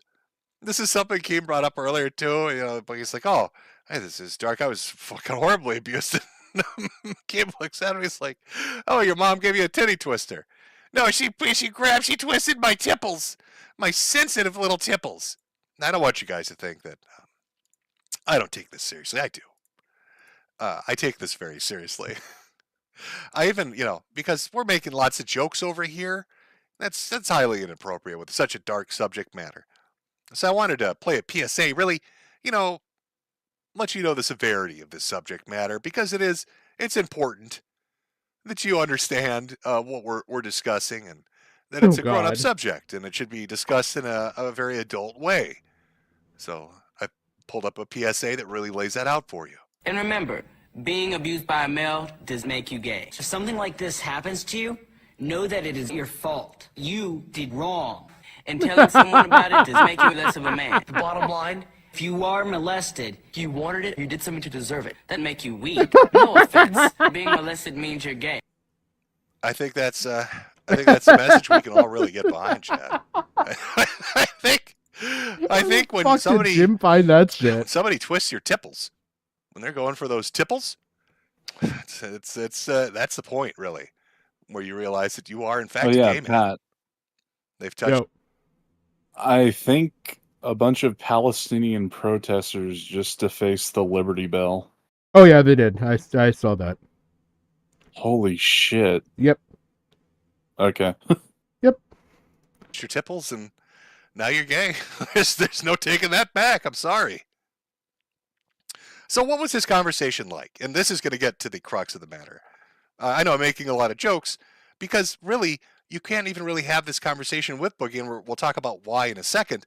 But I want to give you like a taste of it, because I was in this fucking thing for like an hour. So let's go over some of it. I wanted to get essentially like a baseline. This is essentially how this was set up was like this. They had infographics and access to a Kiwi Farms thread with a post that outlined all the statements Boogie had ever made. And I got brought in to basically ask him about it. Not super familiar with it, but I was like, I'll read it, fuck it. And so when I come in, I want to get a baseline. I want him to lay out everything so I can compare it to all the other statements he's made previously, because otherwise there's no way to like square it up. So I'm going to play just a sample of how ridiculous this shit is and why it like dead end on itself. So I think you'll enjoy this. Why don't you tell me just the basics? And you can leave out the people you don't want to talk about. I'm fine with that. But just the basics of what your actual claims are. Because I'm going to read through this, and they're going to have screen caps of stuff you've said. So you tell me right now what the real story is when it comes to the abuse you suffered. So through talking to my family and having a better understanding of what happened, when it comes to my mom, she wanted to make sure that I never left her. She wanted to make sure that I never was sexually attracted to other people. And that's one of the reasons she fed me wrong on purpose. We've talked about that before. Part of that was to... Can you expand on that? When you say fed you wrong, what do you mean? She put the wrong foods into me and then forced me to eat them. You know, Oh, she would. no, what I'm saying is like actually physically sat you down and force fed you. She just made you fatty foods. What do you mean No, by no, fed you on? she gaslighted me. She's like, everybody eats this way, Steve. This is how everybody eats, right? Everybody eats pizza. Everybody eats all this. You want to, and I'm like, why don't we eat the way they do on television, Mom? And they're like, well, nobody actually eats like that. Was your brother? But no, even from start. So you're trying to say that one of the aspects of the abuse you suffered as a child was your mother gave you pizza? No, she would give me no healthy alternatives and encourage me to overeat on purpose. Yeah, but your brother's not overweight. So tragically, our bookster, as he's being just horrifically abused at this house, having his tipples twisted, was fucking fed Dominoes. They played a terrible game of Avoid the Noid. It was for keeps. It's a high stakes version of Avoid the Noid. Yeah. Tipple twisting and pizza. It's a little bit much. It's a little bit much. So what was the issue we ran into? And this is why this is such a pain in the ass to get into. Boogie had, for the past, I'd say, decade, based on the screen caps I saw and what he admitted on stream, talked about this. Talked about all aspects of the alleged abuse that he had gone through. With all sorts of different people related to him, strangers, all this stuff. And he talked about it openly. He talked about it even on like Ethan Ralph's Kill Stream. He was on there a couple times, talked about it. Talked about it in his blog post. Talked about it on Twitter. Talked about it in his YouTube videos. Talked about it with Wings on, I think, the lolcow podcast like 4 or 5 episodes back to some degree from what Wings was saying. Or something of that nature, right? So he talked about it quite a bit. But when this conversation went down, he started laying out all these ground rules. Because now we have these infographics, we have these long-form posts talking about all the statements he's ever made. And a lot of them have to do with people he refuses to talk about. And the people he would talk about were either deceased or not around, but anybody that was alive or could react, he wouldn't bring that up. Now, he did call some people on the phone to try to ask some questions, but the way he worded it made it a little confusing. So how do you talk about something like this? Right? If the allegation against Boogie is he made all this up, right? That he's sympathy farming or he's exaggerating, maybe part of the abuse was real, but not all of it, or maybe it's all fictitious and completely made up, like the cancer shit, or it's some kind of weird grifting scam like the cryptocurrency thing. But he's got all these ground rules because he doesn't want to bring in these third parties, even though he's talked about these third parties extensively for years and years. How do you talk about it? Well, you don't. You can't. You end up talking about eating too much pizza and getting your tipples twisted. That's what you end up with. It's a dead conversation. There's no way to proceed with it. Unless it's just all out there. Unless you can just read the statements that he's publicly made. Where do you go with it? It even got to a point, because Keem had kept talking about, I want to do this punishment with you to get you back on the show, to make you have amends. And he had like suggestions for it. And my suggestion at the very end of this was you should bring on the A-logs. Because who's going to be more informed than the people that troll the shit out of them?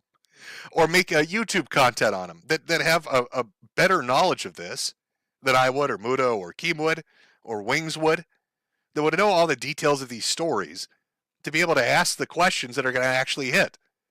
That would be uncomfortable. That would be a punishment because he wouldn't be able to run away from that. And sadly, I don't think that's going to happen. It would have been entertaining as fuck if it did. But apparently, that's not going to happen. So this conversation, it just kind of sort of peters out and dies there. What are we left with? We're left with him arguing and lying for 20 or 30 minutes about a phone conversation he says didn't take place, but it looks like it took place with a person he said he never talked to. He instantly got a hold of on the phone within 2 seconds. And then they admit they talked repeatedly with him throughout the year. You've got him, talking about just silly, goofy shit, throwing fits left and right. Just doing all this shit. And it culminates at the very end of this stream, because there's no ground being made on these fucking allegations, with Muda saying, hey, well, maybe if you want to do something, you should match me. Let's donate money to fucking St. Jude's or a cancer charity. And of course, Boogie's like, I can't do that. All I've got left is, I think he said $3,000, and I can't afford it. I need to pay for my medical insurance For what? Your fake cancer? No, I need to pay for my fucking medical insurance. He's just going on and on and on about this. So finally, they convince him to do it. They convince him to pay $3,000, and he overpaid by $25. So $3,025, and then Mudahar matched him. So St. Jude's got a random payment for like $7,000 from two people slap fighting on a live stream. But what was Boogie's? This is probably my favorite bit out of the entire goddamn. It's like honesty shown through at the very end. It's like this, like the facade dropped for a minute, and he actually says this. Hold on, let me get this. Let me get this fucking clip lined up because it's great. I don't even want to. Let me get this full. The good news is I'm getting my play button back, and Charity got help, so that's all that matters. Yep. All right, so I'm going to leave it at that. All right, Wait, Boogie. if I donate a little bit more, do I get the play button? We matched. If I get my 3,000 back, sure. You take money back from dying kids? No. I mean, Holy shit! Mudahar would also have to give me my 3,000 back. Somebody clip that.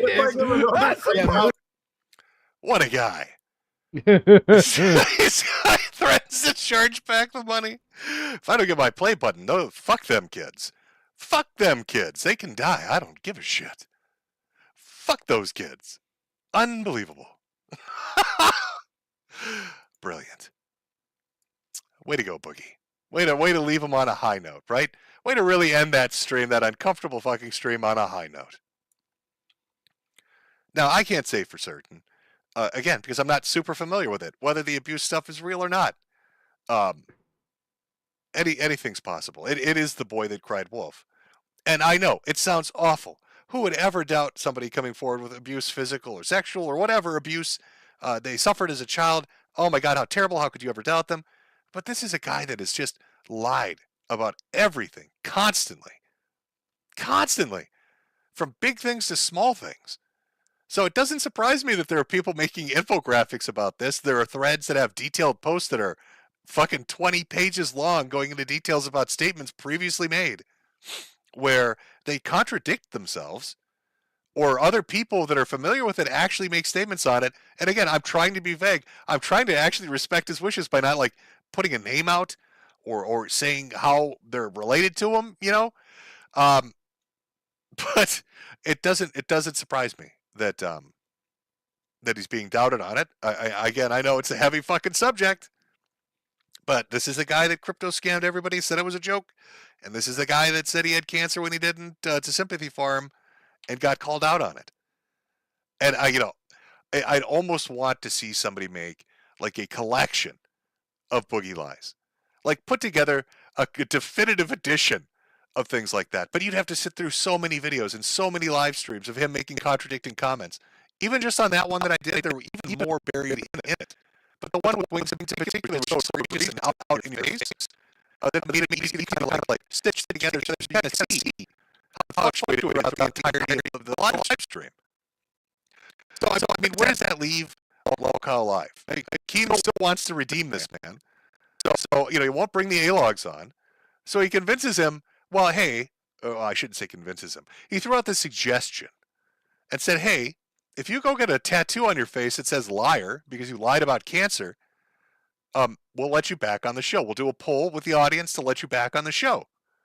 I still can't believe this. This rubs me the wrong way. Today. Wrong. Yeah, I mean, can we talk about a Ralph tattoo for a quick parlor sec? and live? What's that? Can we talk about Ralph for a quick sec? Yeah, sure. Because I don't know. It's like, remember how I was telling you about his abandonment issues and how he lost his parents within 2 years? Yeah. And how he sees Jim as a father figure. Yep. I don't want to say that's why he started doing the pill streams again, but it just seems like there is like no serious intervention for Ralph, period, to keep him from dying. No. Like, no. And he just wants the attention from Null, because I think he's become like the new surrogate father rather than a target. Daddy Null. Yeah, Daddy Null. And according to like Kino Casino and like the A-logs and everything, he's living in a shed behind his lawyer's house. I mean, yeah, I heard that. wouldn't this be considered like fucking like malpractice from a lawyer standpoint? Like you have to have like what is it? The best The best interest of your client. Yeah. yeah. I don't know I don't- because technically, is he a client right then and there? If because he's also a tenant, and I mean there would be no. It's also Mexico, so I'm sure there may be Well, a then that difference would- in standards. Yeah, I mean, in America, that would be considered like a conflict of interest. Yeah. However, well, the way how it's like playing out right now, because like there are lawyers who've had to put their clients up in safe houses before. Yeah. So like they would be in charge of the care and security of their client on top of their defense. Yep. So I'm just sitting here thinking like this dude could have died because of suffocation due to how he had his head position and everything. Yeah. And the lawyer isn't like, using the spare key to get in and like try to get him to snap out of it, shut down the stream. Is he Like, nothing. It's like- aware of what's going on though? Even I'm pretty sure because the way how Ralph gets, he's within shouting distance. Maybe, yeah. But I'm fairly certain he has to be on top of like everything that his client is doing because I mean, Ralph has made some serious fuck ups. Like he said Faith's name and everything. Like, it's just like everyone in the world has like abandoned him, and then you got the juxtaposition of Boogie here, where you have Keem and a bunch of fucking troglodytic WWE fans falling for the fucking kayfabe. Yep. Of everything. Yeah. Yeah. It just blows my fucking mind, and then like the whole idea that this is a silent war going on to vie for fucking Jim's attention. Like, this is the most, like, fucking mismatched fight I've ever seen.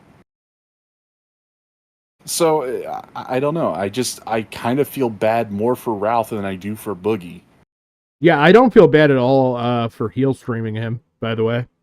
I mean, if anybody knows what that means, but, like, I might talk about it towards the end of the stream. But yeah, I don't feel bad for heel streaming Boogie right now. And that's the thing. It's like, I never thought I would get to a position where I would actually feel bad for Ralph until the shit with Boogie went down. And how it's been handled. It's infuriating. So, yeah, it really bothers me to a different level. And they're just like, they're now trying to play it off as a game. And I think that's pissing me off all the more. Yeah, I mean, like, I would like to see Keem do this for, like, if Boogie even had a child and he abandoned him. Like, I would like to see what Keem would do to fucking fix that situation. Yeah.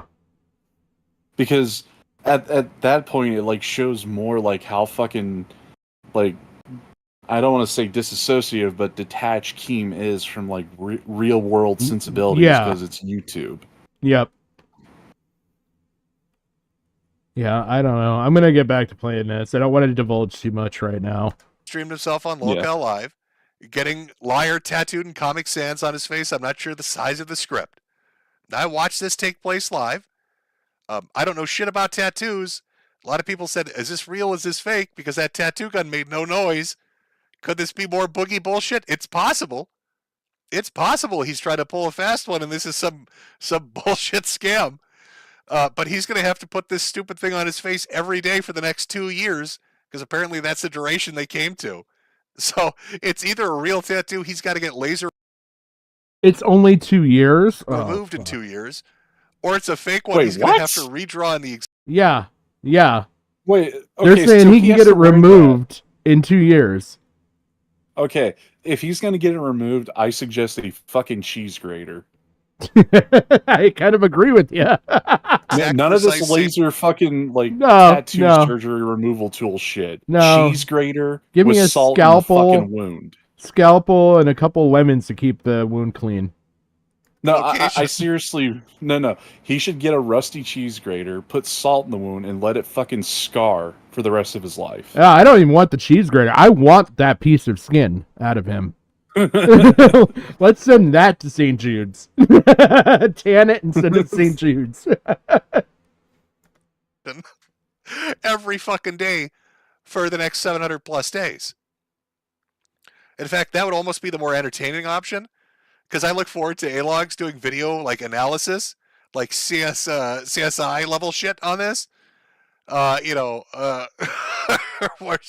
the fucking show with the guy with the sunglasses. I can't remember what that was. But like, tech analysis. Did the L move? Did the I move? Did the A move? Did the R move?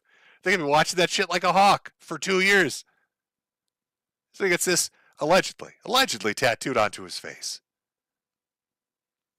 You can watch it. This is up on live stream. So you can watch and, come to the conclusion for yourself. Again, I'm not a tattoo. I don't have tattoos. So I don't know. Maybe they have silent tattoo guns now. But could you imagine? Could you imagine if he faked that? After all the shit that's gone on, could you imagine if he faked the punishment? I don't. Then how would you ever bring him back on?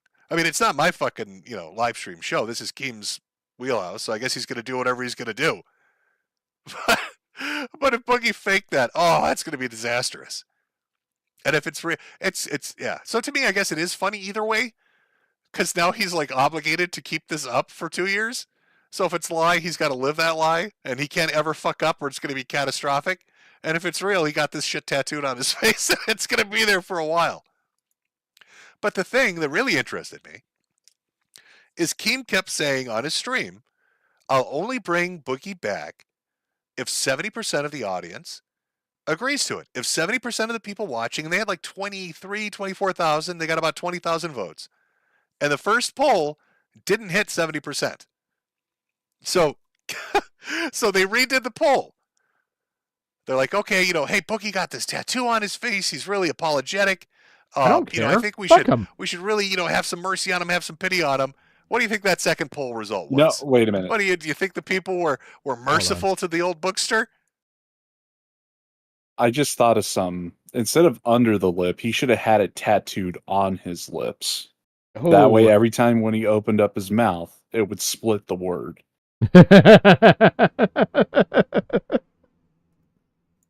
Every time when he kissed Desi, it'd be a lie. Yep.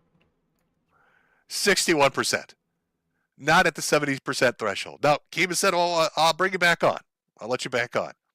But I don't think so. I think you need to be a man of your word, Keemstar. We can't dono scam the audience. There will be done. 61%. That's not that 70. Boogie's got to find another 9%. He's got to increase that. Now, he's got liar tattooed on his face. That got him 61%. Here's what I think. How do we get that other 9% going, right? Because I want to be helpful. I want to be solution-oriented. A little helper be over here. That's what I like to do. So how do we get him that other 9%? Fuck you to his fans. Well, we could do the A-Log stream. Well, Keem could. But that's probably going to be very arduous. I doubt that's ever going to happen because they're just going to fucking destroy him if they did that. I think to really make this count, he's got to go to a tattoo artist, one that the audience picks, so we know they're a real tattoo artist with a real tattoo gun. There's no shenanigans. There's no doubt. And get the word Tipples tattooed on his fucking forehead in size 48 font. And I think that would earn him the other 9%. 48. What do you think? Audience, do you think that should I do a It poll? is a longer word. Should his solution for that other 9%? You gotta scale the font down a little. Tipple's forehead tattoo? It has tattoo? to be 69. Yes, no. To really get him that 9%. Let's see if that works. Now, I know you're thinking, what does Tipples mean? I don't fucking know. That's the booking phrase. But I think it's good enough. I think it's one of those things where somebody that's unfamiliar with it would never know what it is.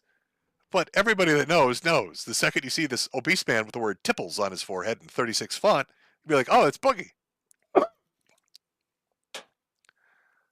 I mean, he wants that 9%, right? The Trust me, given how fat Boogie is, his head has to be the size of a goddamn watermelon. Now, I don't have the same viewership going on right now. You can afford the 69. I got nothing exciting going on. We got 14,000 over here.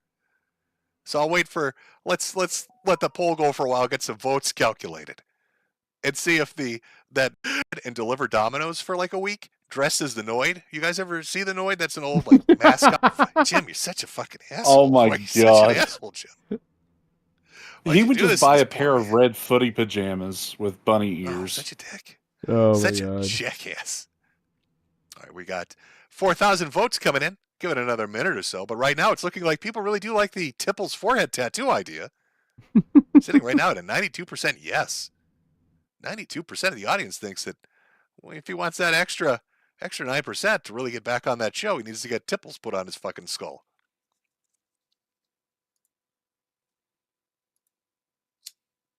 I'm gonna try and catch us back up here.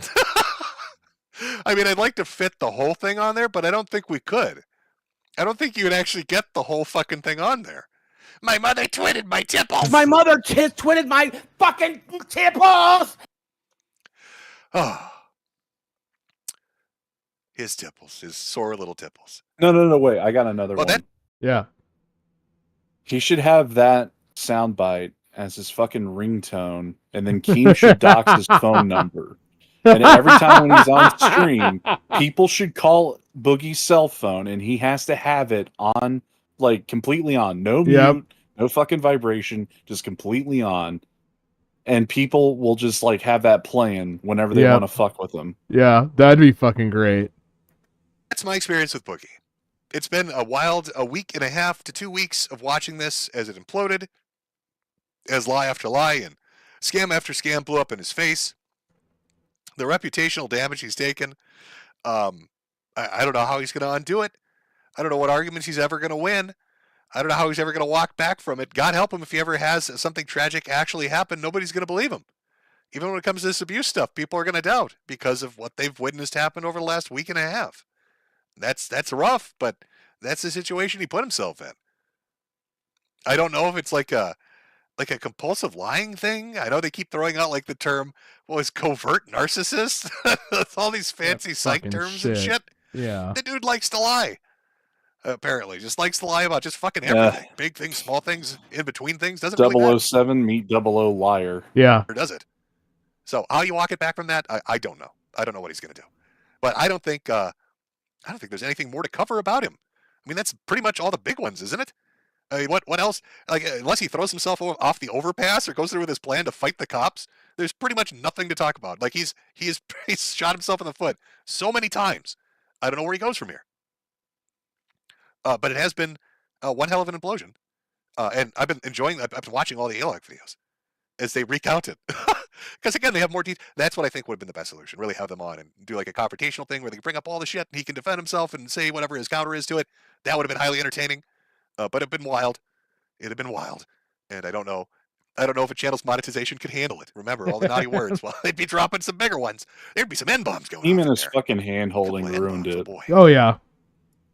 I know there's other news. Other things have happened this week with Mr. Beast and his transgender sidekick. I'm sure that's going to unfold into an even crazier story. I mean, I watched that happen too. And that was about the course of a week to a week and a half as well, with videos coming out hitting like 100,000 to 1 million views. All these DM and private chats are leaking. You've got ex-employees. I think we're up to 4 now. Previously, it had been like 3 people. Now it's like 4 ex-employees all coming out and saying, "Oh, there's way more going on," and everybody knew, and all this terrible shit's going on behind the scenes. And boy, it's going to be bad when it comes out. And then we get this PR statement where they're walking away. You know, for it's just best that I walk away. And then right on the tail end of that, we've got all these clips now of Mr. Beast starting to pop up. So I don't know where the fuck that's going to go. It's a hell of a thing, though. It's the biggest channel on YouTube. What, 300 million subscribers or some crazy shit like that? You know, I was reading articles, kind of looking into it, because I don't know shit about these people. Looking into it, and what has he got, like an Amazon TV deal, like the biggest one that's ever been done, and a lot of money on the line. Yeah, he just So I don't know got how this that, problem's too. going to... Are there going to be more leaks? Is more shit going to come out? I mean, it's just fucking crazy. I don't know. It's supposed to be like a big ass fucking game prize type show. Okay, because I've been trying to figure out the details on that. And I couldn't find I just anything. saw stuff coming out about that, and then all this shit happened. So I wonder if whoever was waited for that. Disgruntled employees. Yup. You've had...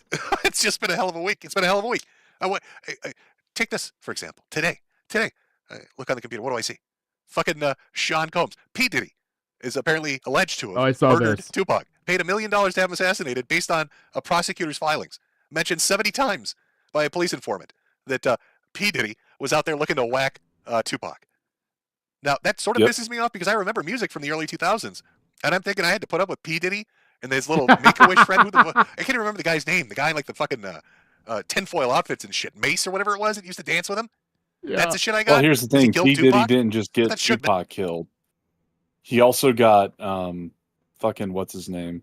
Biggie? Yeah, Biggie Smalls. Wow, and that was a friend, supposedly. It was supposed to be like the fucking he was terror he was of the slowly rap world. turning into an enemy Oh. because he wanted to make peace with Tupac, and there was a hit out for P. Diddy, and he practically put Biggie Smalls in position to where he could be used as a human shield. That's fucked. Yeah, That's like fucked I've up. looked into it, and it's fucking crazy. Turns out it's the gay dude. Turns out it's Sean Combs running the sex parties at his mansion. That's the guy. That's the head honcho. Who fucking knew? Who fucking knew? Killed Tupac. Probably killed Biggie too. Let's be honest. Motherfuckers out there killing anybody with talent. That way he looks good by comparison. That's my theory. Get rid of all the people that can actually rap. And then you're the last one left. And you know what? There was Diddy did it. another artist that he was working with at the time near the turn of the millennium who he basically strong-armed into taking the gun charges when there was a fight that broke out between I remember P. Diddy and another person. Yeah. Yeah, so it wouldn't be too far from him like getting putting fucking Biggie Smalls in a position to take a bullet for him and wanting to have Tupac whacked. Like this dude has gotten away with so much fucking shit.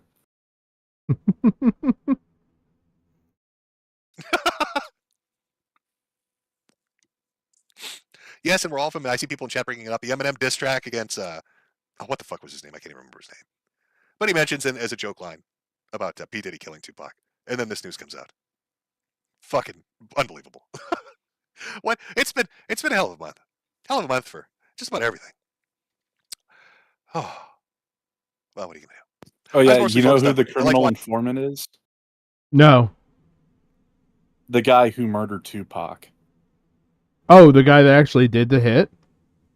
Yeah, because he has like not just testimony, but there is some evidence to suggest that P. Diddy offered him $1 million, him and another person, to do the hit on Tupac. And then he snaked him out of the $1 million. So Tupac got killed, and P. Diddy didn't have to pay a cent. Shit. Watching the implosion. Yeah, I saw all the stuff in the periphery. I see the Mr. Beast stuff coming and going, and we'll see how that plays out in a week. You got the P. Diddy stuff. I talked about that. You got Cheadle, head of Secret Service, of course, stepping down after the disastrous job they had done. Got Kamala running against Trump there. That'll be, I'm sure all the political people will be talking about that for the next fucking 16 weeks. Oh, God. Oh, sweet Jesus. Politics. I don't think she's not very likable. I don't think she's going to do well. There you go. That's my political take. I think Trump's going to win. There you go. Yay. How informative was that, Chad? And our dark stream about sexual abuse of a fat man. Well, a little bit of politics. Talk a little bit about YouTube and a bit about the rap game. They hit all of the subject matter. And I know how to. You got to diversify if you want to sell those ads. You got to really touch on multiple things. I'm just going to buy a beautiful, well-priced ad at medicare.myshopify.com unless I really appeal to their The fact interests. that And what he they want to rolled talk that about. shit into a fucking ad. Now this is going to be weird because of the remonetization on YouTube. Let me put that little picture up again. Remonetized. Look at that. Remonetized for a day and a half. Because of that, For a day and a half. Super Chats, Super Marys at YouTube. So I'll read those. Then I've got Ko-Fi Super Chats as well as Cash App Super Chats. So we've got 3 variety of fucking Super Chats to go through. I'll read them all. Your humble hat salesman will, of course, read them all. Let me just start getting some stuff pulled up here. I don't even remember. It's been like a year and a half, 2 years. I don't even remember where the shit's actually put. Should be. Well, I don't know if I'm going to go through the super chats or anything. But that's basically it. That's Medicare's birthday bash stream. Hello. Well, hi. Yo, what's up, Jim? So, you guys saving money? What do you mean? Well, you know, in 2 years we're gonna have the donation drive for the laser removal surgery for that tattoo. Oh yeah. Oh, fuck that. You think he's gonna pay for it himself if it's even real? No, Oh, I don't man. think so. Like, I mean, hell, I'd rather have people. Well, if there is going to be a donation drive, that's probably the only donation drive that should get robbed. Oh. The funny thing is, lolcow's not going to be existing then, I don't think. It's going to fall apart in the next couple months, like most of the projects that Keem does. Yeah, and then Boogie's just going to have it fucking removed silently and have a beard and say, oh, it's still there, it's just under the beard. Yep. You want to pick Then on he's going Rich? to, like... Well, hold on. It's like he's also going to get like some Just for Men to cover in all the white stuff and make his beard darker and shit. Oh yeah, I'm sure. Pull a Keemstar. Yeah, that's basically what it's going to be. I want to But see. yeah, I think a I don't know. couple Do you want to things. get into some of the Ralph shit? Well, yeah, we could do either Ralph or Rich. I mean, I've got a little bit of time. It's still very early. I'm fine with going for a little bit longer. I'm trying to fix my sleep schedule. What do you mean? Fix I'm your very sleep upset. schedule? My favorite fucking burger shop forgot my other sandwich, and I had to contact them Oh, because we're broke motherfuckers right now, and we need the money or the fucking sandwich. By the way, if you'd like to donate, link tree in the description. There is a Patreon. Go sub to it. Yeah, Patreon. I'm trying to work on it. Jim knows that it's a pain in the ass, but I'm trying to get more stuff on there. Patreon just sucks for putting shit up, but I do want to put the Patreon's eventually going to have like all the unlisted stuff, all the thumbnails. So if you like the thumbnail, just take it. I don't care. They're all made by me. And then yeah, like any unlisted stuff or anything like that, any privated stuff that I have, because sometimes things are a little too dicey for me to leave up or a little too hard to leave up. They'll all be on there. So You know what we could do too? what's that? You know, for our sideshow, we could do like once a month, like viewer vote for the topic. Yeah, I'm game for that. Yeah, that would actually... No, wait. I was thinking because you were suggesting about doing like AI songs for the stuff. Yeah. Like the topics. Like that's what we could save it for, because I don't think we could actually have like an AI song pop up for every tangent. Oh man. Like the ones that they vote for, they get an AI song to go with it. Oh man.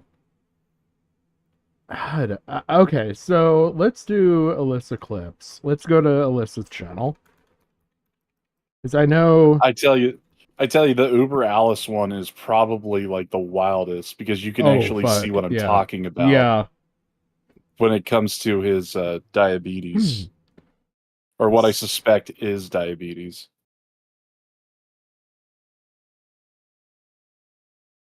Oh yeah, that's funny that April ended up getting charged now, because I think apparently Aaron squealed to the police.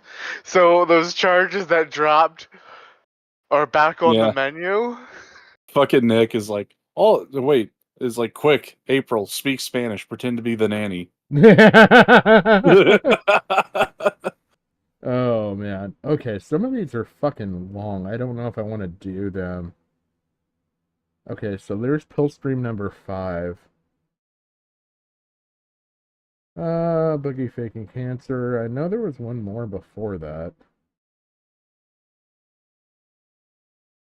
The tax-free Pillstream. Okay. Okay, so we'll do it this way. We'll do this one. I don't think there was one before that. No, there was one before that. Where is it? Boogie, Bossman.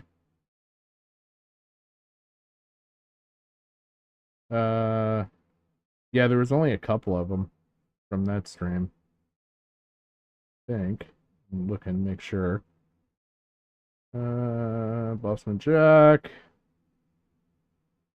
Because the casino stuff is going to be too much to cover, but we could cover all 4 pill streams, or at least 3 of the 4 pill streams if we do it this way.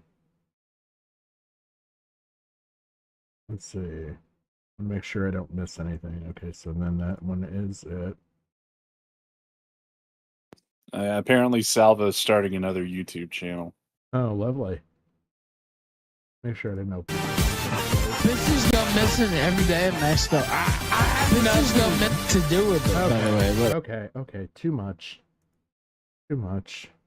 Layers upon layers of Ralphception. Okay, so we're just gonna skip the first one. We got the second one, and let's see. While you're doing that, Pat, I want to ask Jim: do you think that there is like a silent war going on between Boogie and Ralph for Medicare's attention? I can see it because I can see them like trying to vie for that relevancy. Whether or not they know that they're engaged in it, Well, that's I mean, another story. Boogie's kind of like tacitly admitted that, yeah, he wants Medicare in for this kind of shit. Like, he wanted to get Medicare on in this last one and everything. But I don't think, like, Ralph, like, has he brought up Medicare at all lately? Aside from me? No, I just think it's two narcissists vying for daddy's attention. Well, I think you know what I mean. Well, I mean, he's kind of been doing that more towards Null because I think he's kind of wanting like Null to be his new surrogate daddy. I can see that. And I think Boogie's really doing it with Jim because I think what Boogie's trying to do is he's trying to stage himself as an asset. So he's like, look, Keem, I can pull Medicare. You know how many viewers we'll get if we can get Medicare on? And sort of like baiting to get Medicare on. So that way, like, you know, he's valuable so Keem won't get rid of him. Well, that's the thing. It's like Medicare like literally pulled out of retirement for 3 fucking streams in a row. Well, exactly. I think Boogie's like sort of using that technique to sort of try to get like, you know, good favor with Keem. Yeah. And then I think Ralph is just like a narcissist that just needs attention. Okay, so then that would like fall into the Machiavellian schemer shit. So he is a dark triad. Yeah. All right.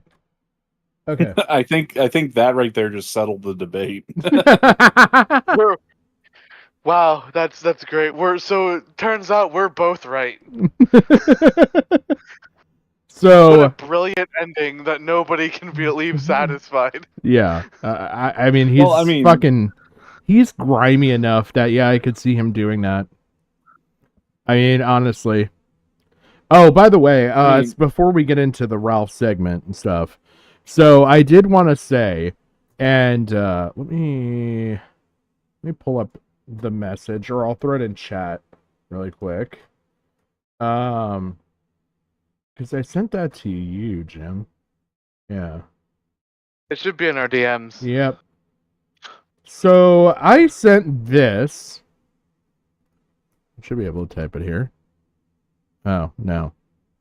I got a character limit. Well, that's shitty. Okay, so we're going to break this up into 3 messages. Really? 19 characters over? Motherfucker. The irony. So close. Okay. How can I do this? I can do this. And then I can do... Let's go mod chat. Yeah, because mod chat doesn't have anything really in it. I'll throw it in mod chat. So, and then I can change the stream window, browser window, to Discord.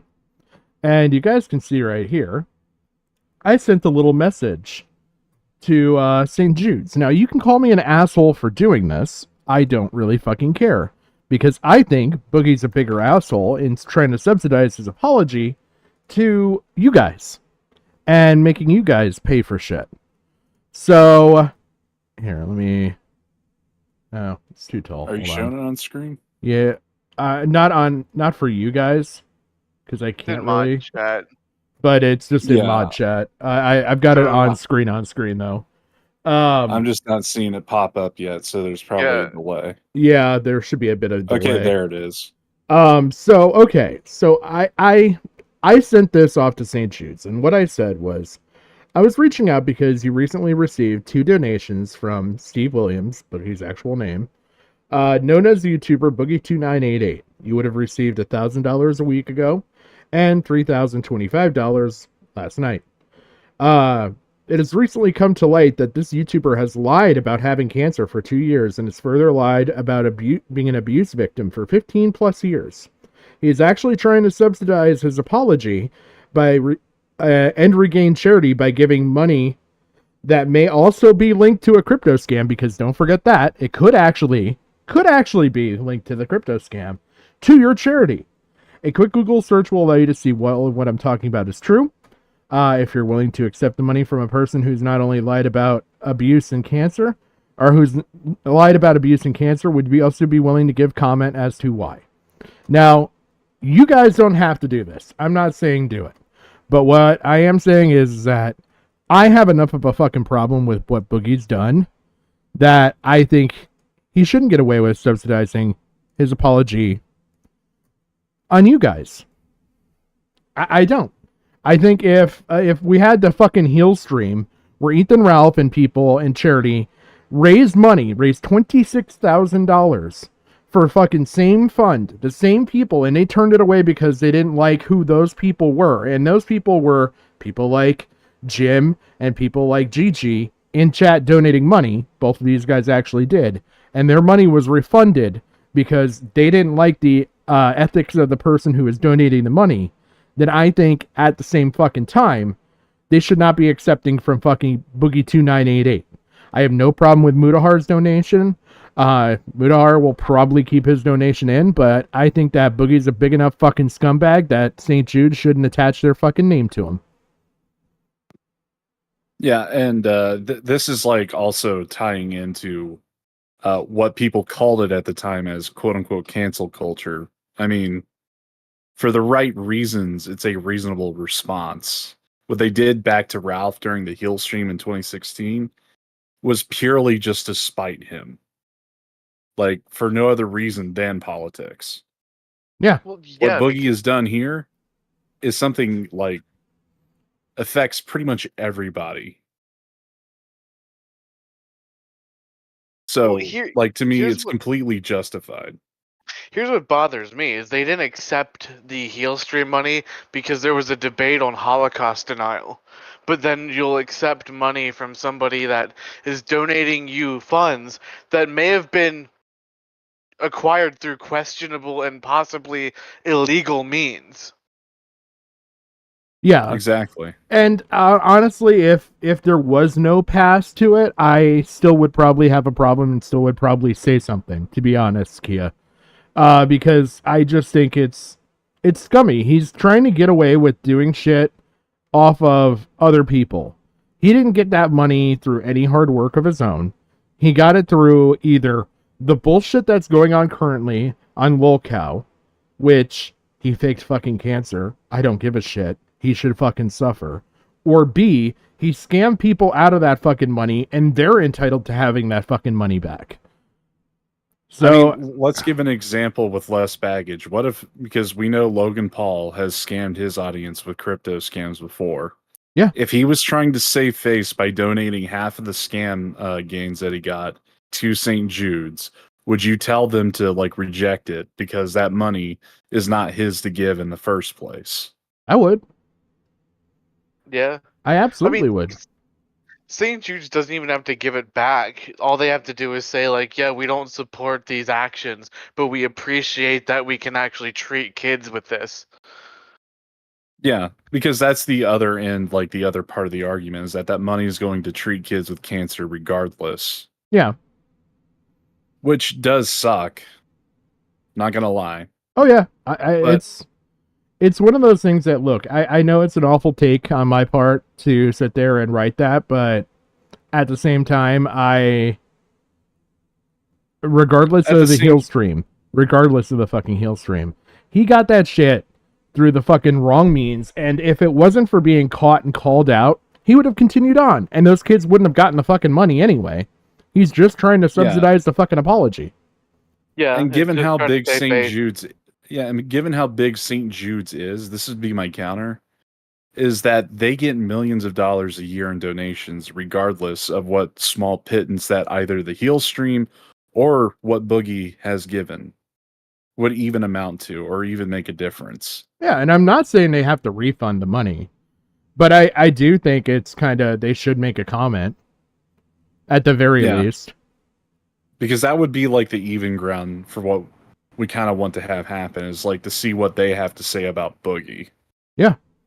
Yeah, I just think them knowing that their organization is being used as a manipulation is kind of probably a moral thing to do, because it's not like Boogie has been out here like fundraising for decades for cancer. Like he's only doing it now because he got caught. Mm-hmm. I mean, the same thing would have, like, just think if, well, I mean, you could bring it back to, what's his name? The other guy that CoffeeZilla and Mutahar exposed within the past year. Gerard, the completionist. Yeah, the completionist scandal. Because that dude promised that money was going to go somewhere, and he was still raising it under the guise of doing that, which was a lie. At the end of the day, the money just sat and didn't do fuck all until he was pushed to do so. Yeah. Same situation with Boogie, just slightly different with how it got started. I didn't have a way to send them evidence in the message. I just went through the regular contact form, so you can't really attach information that way. I didn't find I just told them to Google. I mean, honestly, if you Google and look up Boogie right now, you'll find plenty of stuff. Hell, if you search Boogie cancer, I know it's not gonna it's not gonna look good. It's not gonna turn up any positive results, let's just say. Yeah. But also, to kind of piggyback off your point, I would say Boogie is worse because at least Gerard, when he solicited the donations, did eventually have like the point to donate it, where this Boogie hasn't even considered donating it. No, it's only to subsidize. I got caught. Let me make everybody feel better.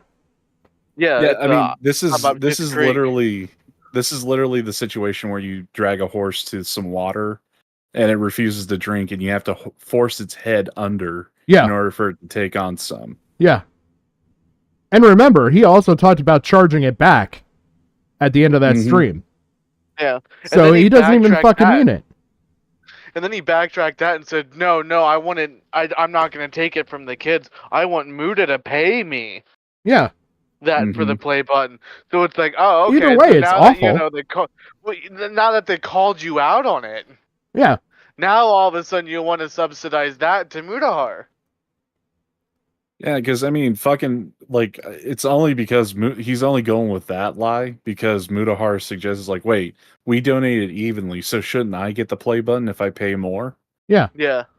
Which is like half of what Boogie was going to get originally once he got his play button back and sell it to Lord Rush. Well, that's if Lord Rush would even pay for it at that point. I doubt he would give Boogie the 11,000 he was offering. Because the whole point was that it was supposed to go to St. Jude's in the first place. So I could see Lord Rush doing it more as like I'm donating for a good cause and I'm owning a piece of like YouTube history here. Yeah. Like one of the more infamous dramas on the platform. Yeah, not give money to Boogie to put in his fucking pocket. Yeah, and then Boogie comes out and snipes it, and then I can see him be like, well, no. I was doing it to actually put some good in the world. So... Yeah, and that's like one of the real parts of what happened. That isn't like the kayfabe shit like Keem was setting up. Because as soon as Boogie like had that fucking thought in his head, he rushed towards it, tried to make it a reality. But yeah, it's something that we've talked about, and it's something that I believed enough in that I was like, yeah, you know what? Especially after I heard that stream where he's talking about he's going to take the money back. Like, no, that was a bit too far for me. And it means that he's not actually sorry. He's just trying to subsidize that apology through other people. And, you know, if there was any fucking realness to that apology, he could have sat there and he would have been like, oh, well, I'll donate all the money I earned off of Super Chats is going to go to St. Jude. All of this other shit. Like, he could have like been a little gregarious with like his money in different ways. But he sat there, and how many times have we even heard, oh, I'm broke, oh, I'm broke, oh, I'm broke. And all of a sudden he had $3,000 to drop to try and get his button back. Yeah, because Yeah, didn't a that week money ago he was only had 1,000? spent. Did he have Yeah. 1,000 a week ago, and before that it was like 200? Yeah, Yeah. supposedly. He just And he keeps. was, and like as far as the money goes from the scam, like he told CoffeeZilla it was spent. It was within Mercy Hospital's like funding system somewhere. Like they're a fucking bank. Yep. It's like no, Yeah. he's had it the whole time. That 3,000 definitely came from the scam. Yeah. Yeah. I honestly think that it'd be very easy to trace back and say that money came from the fucking scam. I think Like, that was that second payment. it could be. Could be. I mean, after all, I mean, fuck. And he's got additional Wings- money coming Wings- in, supposedly from Keemstar. Yeah, Wings kind of let it out of the bag that those same fucking bullshit artists that were having Boogie, or basically got a Boogie on the fucking scam bandwagon to begin with, came back. So I wouldn't doubt that they gave him like the extra 5,000 like immediately to get his interest back into it. Yeah.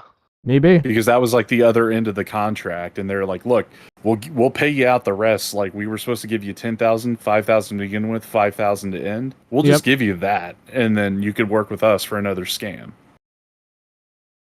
Well, yeah, because Wings already said that they were gonna pay. They were looking at paying him more than what he was making on lolcow. Yeah, exactly. So it's like, okay. It's all ill-gotten gains from Boogie. He's not broke for shit. He's literally trying to subsidize his fucking apology. And yeah, Kia, I don't remember him showing the bank account ever to Keemstar. I think he talked a big talk about anything. Like, never when has did he it. shown anything outside of his like naked body? Yeah, no. From what I understood is that what he showed Keemstar was like the receipt for PayPal, not his actual account. So like he could easily charge that back too. Yeah. I mean, hell, he could. No, here's the thing with PayPal. Even with donations like to charities, you could put that on PayPal credit. Yeah. That too. So it wouldn't have come from his bank account. He just had to pay over time for it. Yep. I mean, there's a bunch of different ways that like shit could happen. Like, yeah, he could have already canceled the fucking payment and nobody's gonna know. Mm-hmm. And I honestly, after everything, I see him being that scummy to cancel the fucking payment and then come back and fucking still having the money and he gets his play button. It's a win-win for him. Yeah, I can see him doing that shyster shit. Yeah, because Boogie doesn't care about cancer. He only cares if he has it. Yeah, Kia, he does have a second property that apparently he wants to let rot because that's where he got diddled. And, like, I don't know whether his mother played with his tits there or his father rubbed his tits while jerking off or what happened there, but supposedly it's such a horrible, mentally scarring place that he's just gonna let hundreds of thousands of dollars worth of fucking property go to fucking waste. I mean, fuck. I don't buy any of, like, the childhood abuse. Like, hell, even if he told, like, a completely, like, neutral story about just physical abuse, like, oh, I don't know, my dad was such an alcoholic, he had me stand at a wall while he tossed beer bottles at my head. Like, I wouldn't believe that from him. Yeah. Anyway, so that's what I was gonna wait to tell you guys about the whole St. Jude thing. So, again, don't feel like you have to follow what I did. I'm just letting you know what I did because I stand on my principles and I feel like I had all right to do that and I figured I'd share it. I'm not going to hide. But, Ethan Ralph. Ironically, the heel stream can tie into this a little bit here. Yeah. Yeah, because, I mean, again, it's not just like the donating to St. Jude's and like the two like polar opposites, but I don't know, it's like you can't talk about one without the other as of late.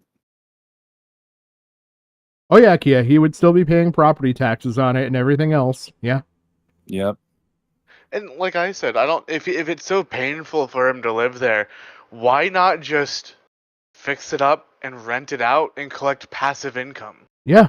Well, that's the thing. I'm pretty sure he's wasting money on appraisers in order to get like a lower rate for like property taxes or whatever it's valued at. Oh man. All right. Well, so Ethan Ralph has had 4 pill streams in the last week or a couple weeks. all going into the Republican National Convention. I'm going to play the Maddie segments from these because Noel covers things a lot quicker and a lot more in sequence. So we've got this one. We've got the second one, which is way more entertaining, where he threatens Noel and Alyssa Clips. And then the most recent one, there's only really just a couple small little highlights from, but yeah. Let's set the stage here. It is Merida, Mexico. Ethan Ralph, host of the once internationally renowned Keel Stream, is alone in his house. His animals are dead from neglect. His babies are gone, and he'll never see them again because he hates them. Except for Xander, because Xander's a boy. He'll never see Rosie again, though, because he hates her. And the one thing that your situation leaves you advantageous in is that you make American money through super chats, and you live in a country that permits you access to over-the-counter Xanax for pennies a pill, as opposed to dollars a pill, which gives you unfettered, unrestricted access to a medication that makes you feel really, really good in exchange for minor amounts of brain damage per day. While Mel is explaining all this and doing all this, I'm going to step away for just a moment. I will be right back. Kind of like when you eat zombie flesh in Minecraft. It just slowly chips away at you over time. And you just discovered that super chats are tips and therefore are tax-free. And now, because you have ingested Xanax and feel elated, you will yell about this for the next 4 hours while completely fucked out of your mind. That is where Ethan Ralph of the Killstream finds himself. So let's look at these clips. This is him arguing with his screen reader. A few. Hugh_Jasshole sent $1 on Rumble. Who the fuck are you talking to, bro? That wasn't Colonel Kurtz, that was AI reading your Twitter.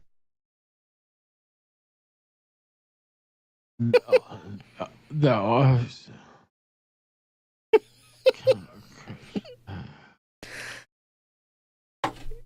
He fucked up his computer and somehow turned on a screen reader. And then the screen reader began reading Twitter for him. And he didn't know that this voice, that's a computer Microsoft Sam voice talking to him, reading what's on his screen, was not a guest on his show having a conversation with him. It was a computer speaking. He was completely baffled by this until someone gave him money so that another electronic Microsoft Sam voice would inform him that he has been arguing with himself, with his own computer, completely unaware. Colonel. Here are a couple clips by Rage Pig. What happened? Very apropos name. Why aren't you talking to me, Colonel? I believe that he strips, if you are opposed, if you have a weak disposition and you are afraid to see Ethan Ralph's man tits, please look away from your monitor at this time. Yeah. Yeah. Yeah. Yeah. By the way, Noel's streams here do not do this justice on just how beat red and how fucking near death he looks. Yeah, because he doesn't zoom in on it. Yeah. Let me see if I have it in my files. I just love how, like, insane and, like, how much hatred he has for women at this point. That, like, he just hears one, even if it's AI, it just goes into this blind rage. Oh. Hold on just a second. Let me see if I can... Oh, I don't know if I can play this. I think I might have to get, like, a VNC. Let's see. No, that's the folder. Oh, damn. I hate that I can't, like, just play this. Okay, I'll let this play. I'm going to pull out a tab and I'll get VNC. Yeah. We need more. Yes. Yes, yes, yes, yes, yes. We need more. Yes, yes, yes. This is bullfuck shit. This is bull.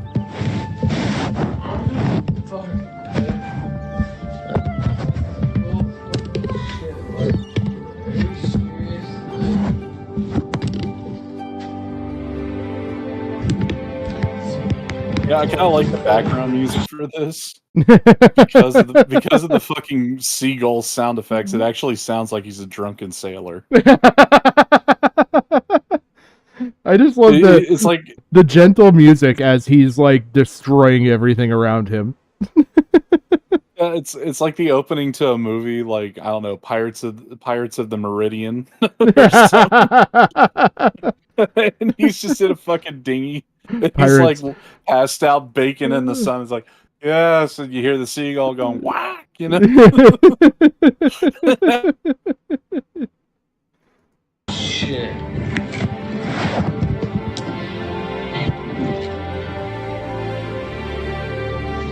The water level to peer over the edge of the dinghy that he's hallucinating like he's been adrift for days. Oh, yeah, you can kind of see like how bad Ralph is here.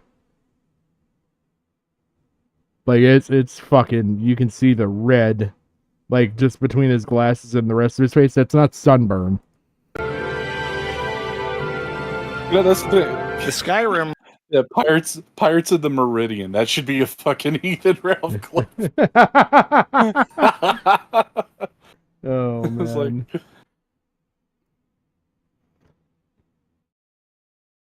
Music really elevates those.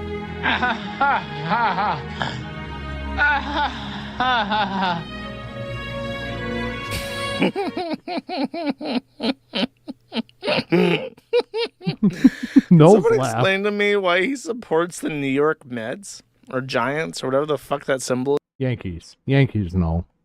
It's the fucking Yankees. he's been in Eastern Europe way too long. Yes, I realize. What the fuck? Now it doesn't show up on there. Hold on. Was for. He's from Arkansas. He identifies as a trans Tennessean and has lived in Virginia. As far as I'm aware, he's never lived in New York. Wait a ever. minute. I don't know, Wait. and he has no culture. Both Boogie and Ralph are from Arkansas? I thought he was West Memphis. I didn't know he would be from Arkansas. Let me back that up. Yeah. Well, that's Yeah, what he Noel said- just said, is like, he's a trans Tennessean, so I'm guessing he moved there as a kid? Or whatever the fuck that symbol is for. He's from Arkansas. He identifies as a trans Tennessean. Oh shit, they Oh my both are. fucking- That's the fucking Okay, so that- crossover. Oh Jesus, there's just too much in common with these two fat fucks. Oh shit. Both are chronic fucking liars. One's a pill popping diabetic. The other one is, technically a pill popping diabetic. Yeah. And they both have spurg out sessions. They're both being babied by like other men on YouTube to a certain degree. Like, what the fuck? Oh my god, my brain just went to the wrong thing. I downloaded the entirely wrong program. Yeah, Arkansas. And has lived in Virginia. As far as I'm aware, he's never lived in New York ever. Wait. So Boogie's born in Virginia and lives in Arkansas. Oh my god, they flipped. There's the inverse. Maybe this is how we fix the rift in time. We just got to put them back to where they came from. Oh Do you my think god. that's dimensional merge? They're causing some sort of temporal phenomena? Like, Probably. switching, like... I mean that explains why Boogie's a fucking lolcow to the degree he is. He's from Virginia. I mean, it is for lovers, and I guess in his case, like sister fuckers or penetrators or whatever. They never stipulated what kind of lover. I'm just waiting to see like if he lived in like West Memphis.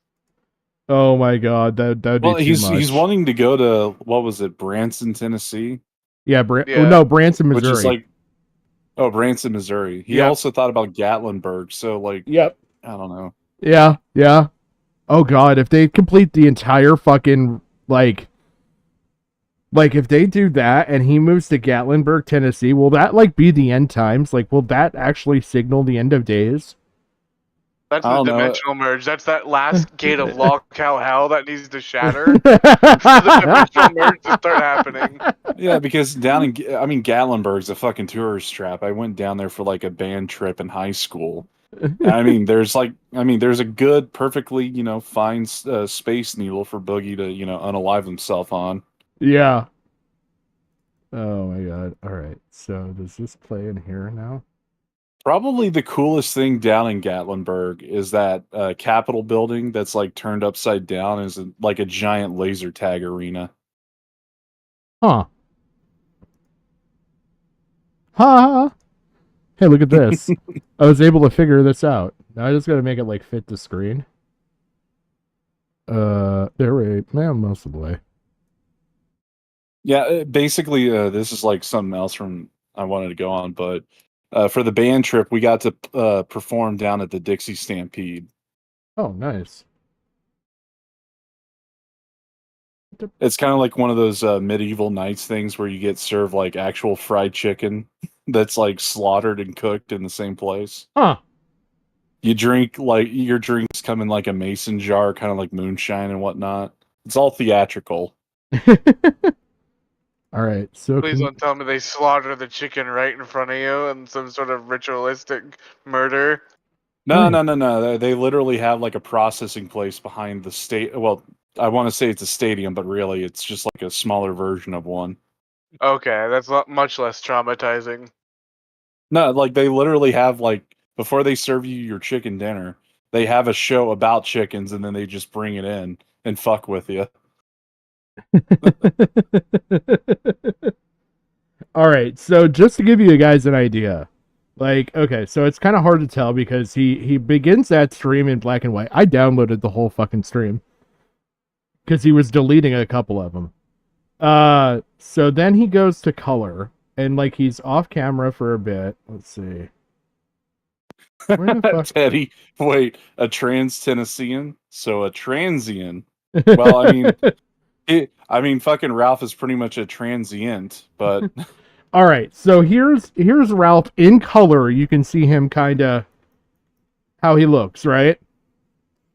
Here's how he looks by the end of this stream.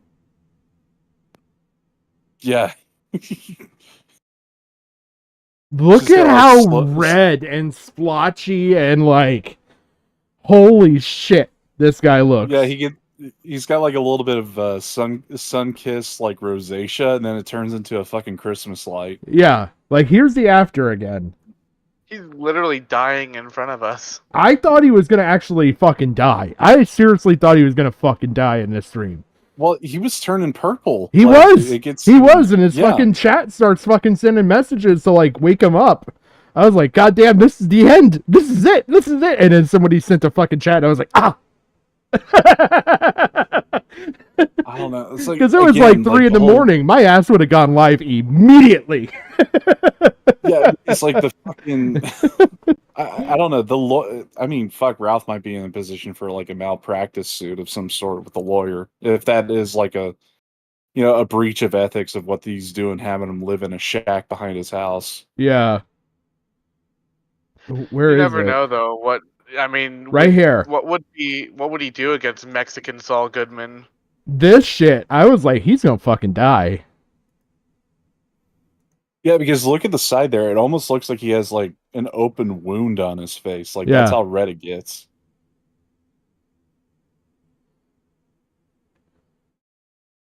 Dude, it almost looks like it's like he has an allergic reaction without the puffing. Yeah.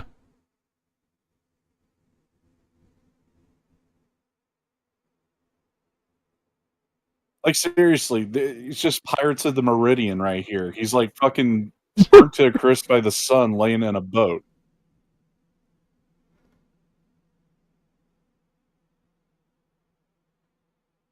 I don't know how he manages to get his fucking headset back on right here. Muscle memory. Miss me, motherfucker. Miss me, motherfucker. I thought he said it makes me butt hurt or something. No, I think he says miss me, motherfucker. Like, there was a point I was like, oh shit. Like, he turns like bad. And it's like, it's right in here. Because all the donuts start going off. You don't know me. I really. Yeah. Right here. He like goes over and like is in a position that I'm like, oh shit, this is how he goes. This is how he fucking goes. And like he actually started like really changing color bad. Yeah. Like his hat's red and his face is as red as his fucking hat. Yeah, in certain splotches. Here we go. BN Faggot sent $10. Good night, sweet prince. There, you can see the purple. Yeah. Like he was close. Yeah. Close. And like he doesn't even know what he's clicking on. He's trying to stop the noise. And meanwhile it's like actually saving his fucking life.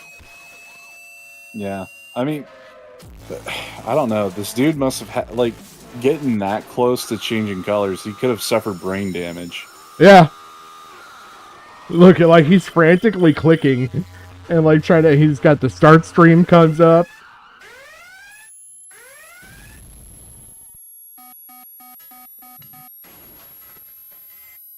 Pull up. Pull up. Terrain.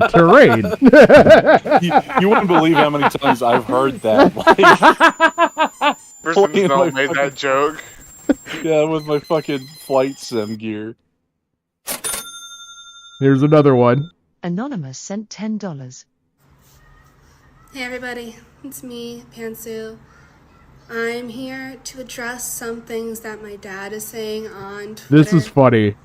Recently, he's been making allegations that my husband, Ethan, was involved in a swatting at his house and at various other internet creators' house. And I'm here to basically say, like, me and Ethan have never had anything to do with swatting. We ourselves were swatted recently. That swatting is a huge problem in this community. Like this is the kind of content he provided. Needs to stop, and by continuing to bicker and make drama about who's causing the swatting is just making the perp more likely to keep doing this kind of behavior.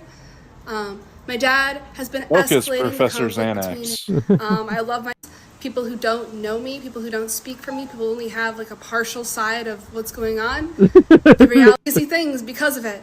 And this is the situation, but that he's the father of my child, and I recently married him, and I stand by him and want to stick with him. Nothing he is doing is wrong.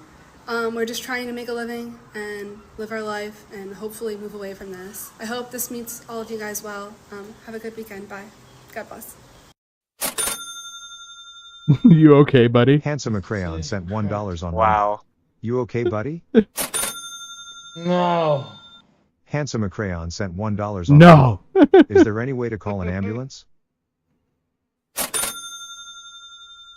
45 cent, $3. Wake up, my son.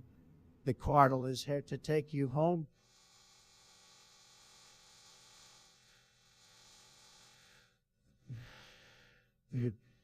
Whoa. Breaking news.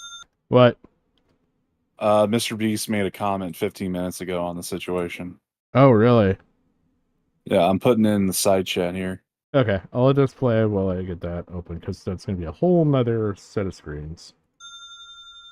Clutch sent $10. Get up, fat boy. Get up, fat boy. This shit, like, actually drives him over the edge to, like, be awake enough to actually end the stream.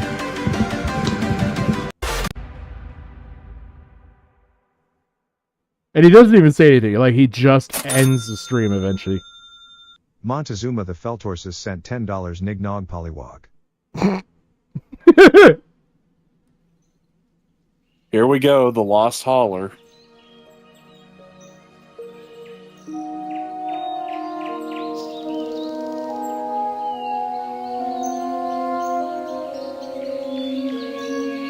He's fucking sleep eating.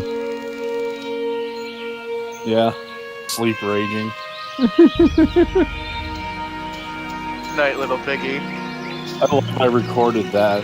Just like did a little fade in and fade out for it. So Kia, he has something with his donos set up to where, like, when you donate, you can actually send in songs or media clips or whatever. Because, like, he does it all the fucking time. So somebody probably found the Pantsu thing and sent that in with the dono. And that's how it played.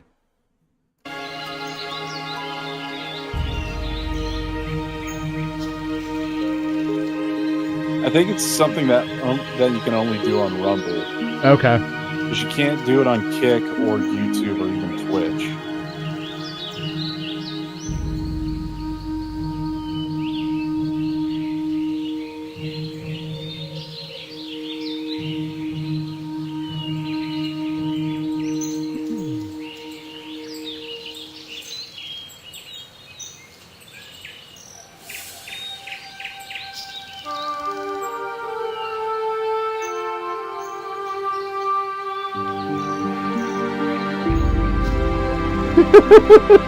The music is just so fitting. Like, he's trying to figure out how to end the stream this entire time, by the way.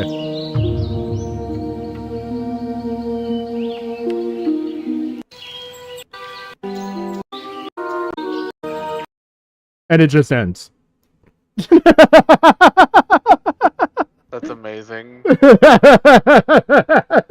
He had like 4 of those back to back to back to back. But okay, let me get changed back over. Boom, boom, boom. We'll take a check at this Mr. Beast thing. Yeah, And you gotta read it because it's pretty fucking retarded. Yeah, You think I can get you a Sonny's doing like screenshot a if that's better. like victory laps right now? Because he called this a year ago. I bet. I don't know. I've seen people say other shit about him, so. Over the past few days, I've become aware of serious allegations against Ava Tyson, who's Chris Tyson, who's a trans person that works with Mr. Beast. Behavior online that I am disgusted and opposed, to such unacceptable acts. During that time, I have been focused on hiring an independent third party to conduct a thorough investigation to ensure that I have all the facts. That said, I've seen enough online to take immediate action and remove Ava from the company, my channel, and my association with Mr. Beast. I do not condone or support any of the inappropriate actions. I will allow independent investigators the necessary time to conduct a comprehensive investigation and will take any further actions based on their findings. I don't know. That's kind of like a alright statement. I mean, It's at least too corporate. I mean, he fucking knew. Like, the Shadman connection was already pointed out years ago. Yeah. But yeah, Dawson, his one employee said that this is only the tip of the iceberg. That there's more out. That there's more that's gonna come out. Yeah, and him hiring a third-party investigation, that already just like shows too much control over it. Yeah, but I'd rather that than we've investigated ourselves and we did nothing wrong. Yeah. But he's basically paying for the investigation, which means that he controls the amount. So he could have like given them a pittance and that they only have to do basic data entry rather than a full-fledged one that would be like dictated by like a governing power of sorts. I don't know. I would hope that he would want full transparency for his brand, especially because he knows all eyes are going to be on him. So I think he's going to at least give the illusion of it being a very thorough investigation, if not actually allow them to conduct a full, thorough investigation. Well, that's the thing. Like, again, if you wanted full transparency and like fuck the illusion part of it, just like don't put money towards it, because then you are like paying for the investigation. You already like tied yourself to it in a negative aspect. Yeah, but or at the where it can same be called time, into like question. I think he might be doing it to find out if there's other things going on that he doesn't know about that haven't been brought to light that he can distance now and cut ties real quick so shit doesn't keep coming up. You know what I mean? Like, because what is it gonna look like if he sits there and he has to make this statement about Chris Tyson, and then he has to make another statement about somebody else, like, and then another statement about somebody else? It looks worse image wise than saying we found all these people have been dismissed, we deeply apologize, like, and he can go about it that way. Well, I'm already seeing some pushback from like people detracting against him. Like one of the posts from AKA Face Hots or whatever. Yeah. We warned you, you didn't listen, you deserve to be canceled. Then flip.gg, which is like an actual verified account. They didn't have to pay for it. Does one bad cancel out 10,000 good deeds? Let's know. Yeah. Well, I've also seen the other side of it to show you. Like, I've been, where's my, oh my god, I'm clicking on literally everything. Okay, so, where was it? Boop, boop, boop. Right here. Because the way how I see it is that this Rosanna, what's her face, is the one that got pissy about fucking being thrown off of the one challenge. Like, came in third place, and like she's trying to jump in on shit. And it's like kind of sullying and dirtying up the fucking place. It's like, so, and you can see there's obviously been a lot of pushback in the comments on it. But it's like, so you get people like this involved, and it's gonna really mess shit up, you know? Yeah. I just still think like he was a co-conspirator. He let it be covered up because he knew like the connection to Shadman. And it's like, if you already have a connection like that, where you're begging for drawn images of children, fictional or not, like that's just like one step away from what Chris actually fucking did. And I just gotta say, like, if he was willing to stand by that until like now, when the victims are coming out, that just shows he's a co-conspirator in my mind. Yeah. So I don't care how many wells he dug in fucking Africa. They dug their own fucking grave, and Mr. B should lie right in it. Well, and there is that fucking scene where he's literally on the sofa looking up at the fucking picture of the fucking lolly on the fucking wall. They knew. They all fucking knew. I mean, that's pretty fucking undeniable. Like, you definitely saw at least this much. Did you not think anything then? Yeah, plus there's the fans, or the fan server with Chris and like the 13-year-old who made it on Discord. Yep. I'm pretty sure he's made a few appearances where Chris has made like those fucking statements too. Yeah, I heard some of that through fucking Kino, and I was like pretty bothered. Yeah. That was written by 5 PR agents. And I mean, here's the thing, like, it's still better than Chat GTP. Even though I disagree with PPP on the whole Michael Jackson comparison, here's the one thing that people kept trying to bury Michael Jackson over, was inviting the kids and their entire families over to his house. Yeah. So if that's enough to label Michael Jackson a pedophile and to get him fucking canned and have like everything taken away from him, it should apply to fucking Chris Tyson as well, if you're going to like have that standard for Michael. Yeah. I would agree with that. Because like every like fucking accuser that came against Michael, and this is where I differ on it, like none of their testimony was like even valid. There were cops cooking evidence, like having the kid touch a magazine that was published months after Michael Jackson's like charges were brought against him, in order to say that there was like fingerprint evidence that Michael handed this kid a porno mag and shit like that. That's fucked. Like, I mean, I never looked into it that much. I was always sus just based on the stories that were coming out of it, and I was like, either way, some of the shit that I'm hearing, it wasn't appropriate. Yeah.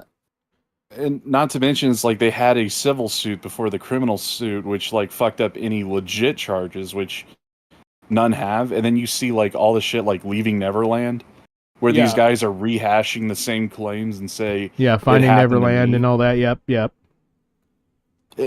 It's just like the Michael Jackson story. I believe he's like innocent because there was no credible evidence, and all witness testimony has some kind of ulterior motive, and it's all been through civil suits and not one criminal one.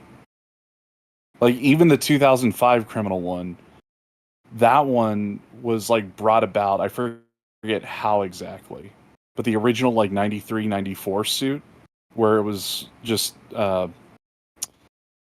civil. Like they were fabricating evidence for the criminal trial as well. So I hate that comparison because like once you look at the facts, you could see his innocence. But like the whole argument is, if you're going to claim that Michael Jackson is a pedophile because he had the kids over along with their families for sleepovers, what the fuck about Chris Tyson when he did the exact same thing minus the sleepover?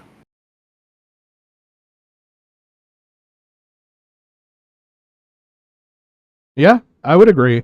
I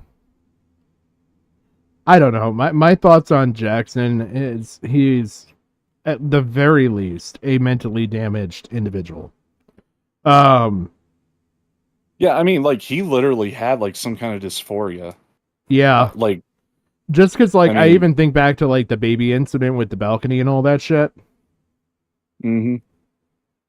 So the issue with Michael is everything around it was so sketch, like the way the entire investigation was handled. Where Chris Tyson, this is like blatantly in the open. These are like voice calls we have recorded. These are, tweets we have saved. Like these aren't like hearsay evidence. Like it's actually in front of us. Yeah. Mm-hmm. And that's the thing. That's where the protectionism comes in, where the quote. And I hate how this is being bandied about too, because fucking Diorio had to start this back during the Destiny shit recently. Is the whole aspect of quote unquote team sports. Like, holy hell. Like, I saw Xylee made a fucking retarded tweet about it. It's like, if you're going to go after creators for not commenting on the situation, you are playing team sports, blah, blah, blah. I'm like, do you have an original thought of your own? Like, seriously. This reverse Uno fucking argument of team sports when you guys are actively taking one side of an issue because YouTube team or content creator team shouldn't be criticized because they're keeping their mouth shut when they were more than happy to jump on the fucking bandwagon for Dr. Disrespect with fuck all evidence, but he fucked himself in that situation completely. It's just hypocrisy. Like, there's no way how to describe it other than that. Yeah, it's not shocking. Like this, it's like this whole team sports narrative is like drawn like the worst out of people at this point because that's their fucking cope. Yeah, doesn't make sense, but that's their cope. Yeah. Yeah. I just like, what team sports is it? Like this is like Destiny. Like whether or not you like his politics. Like if it was the other side, would you be doing the same thing? Would you be moralizing it the way you are with Destiny? Yeah, because, I mean, with Destiny, the rules are in place. He broke the rules. He should get the fucking punishments that everyone else has gotten, either rightfully or fucking wrongfully, because of bullshit arguments like, oh, saying that you don't support gay marriage is hate towards gays, and that they might kill themselves, because that's also considered like a form of violence. Yeah, there's been a couple hot takes that I've seen come out of the commentary side of things recently that I was like, Willie Mac had one recently. That I was like, nobody, you don't get it. Like, he thinks it's all should be forgiven with Boogie, with all the shit that's going on. He's like, oh no, it's he's done enough. He only faked cancer for 2 years. I'm like, are you fucking kidding me? Like he faked cancer for a scam. People got rooked. It's just like it just shows that these people have no principles other than what's in their fucking bank account. Like if you're tired of the fucking subject, don't cover it. Go off, cover fucking Chris Tyson and all that other shit. And like the Chris Tyson shit, I thought, like I said to you guys, I was like, I don't even know why anybody's covering that right now because I thought it was a fucking null point. This is all shit that was known years ago. No, like the known stuff was like the Shad Man, as well as like the shit with the one contestant that got booted and everything. Yeah, but there was even shit with Chris Tyson. There was shit that came out. I know that because I saw that shit, and I was like, they're a fucking scummy person. I thought they separated forever ago. Well, they didn't. They kept working. It's like he said, I'm never going to abandon my friend and whatnot. Like he's still going to be part of the Mr. Beast team. Then like 1 year later, the same shit. It's just that now we have victims coming forth, even completely stupid ones. They're saying, I wasn't groomed. Yep, this all did happen. Therefore, I've seen some like, of that. Yeah, if there was a criminal case brought against Chris Tyson for that one victim alone, the victim just convicted him without even realizing it. Yeah. And I like how we're like also making it like, oh, so a 14-year-old gets to decide victimhood now? Yeah. Like what? you don't Like what team understand what sports are we happened to playing you. here? And it's not like this isn't the first time the commentary community has played team sports with the pedophile question. Well, wouldn't that go Zaptai, against their Zero. their standard right there to say a 14-year-old can actually make this claim? Isn't it that the 14-year-olds are kids? Fuck everything up to 17 years old, 358 days is a kid. They can't consent. They can't consent. So why are we letting them make the argument that that they were okay with it and that it wasn't I'll tell you grooming? why. Like, I'll tell you why. It's the most blatant, and it's the one thing that no one ever wants to admit. Is because Mr. Beast has fuck you money, and they're all a bunch of pussies. They don't want to get fucked. And yes, Chad, I realize I just said there's 358 days in a year. Well,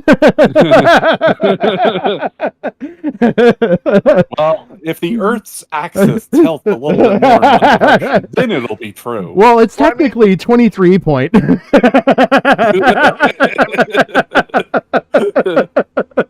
mean, technically you weren't wrong. It's still under 18. What you Yeah, yeah. But you weren't technically wrong. You just might not have been as accurate as you wanted to be. But the spirit of what you said was right. The shooting from the hip. Okay, should have been 363 days. I mean, here's the thing. Aside from leap years. Keem's even going, from what I've seen of Keem, he's even going soft on Chris Tyson, even though he was financially and vocally supporting the dude who drew porn of his daughter. Yeah.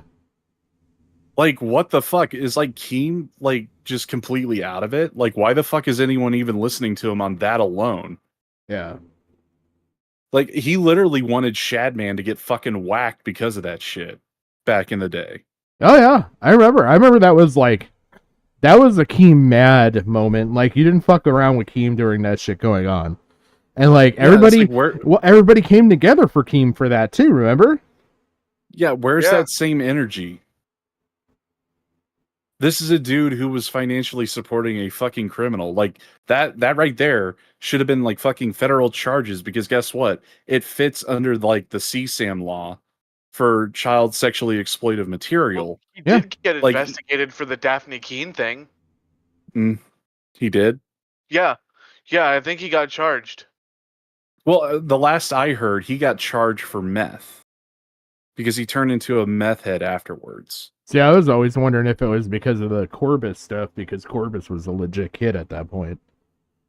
Yeah, so was Keem's daughter. Again, it's like he has multiple actions, and then, like, the last I heard, he got charged for meth, and that's what put him away. Jesus fucking Christ. It's like he's the one person you could point to deflate the entire fucking lolly argument. It's like, oh, it's just pictures, it's lines and circles, and blah, blah, blah. It's like, it fits the letter of the law, but he didn't get charged under it. Or maybe he did. I'll have to relook into it.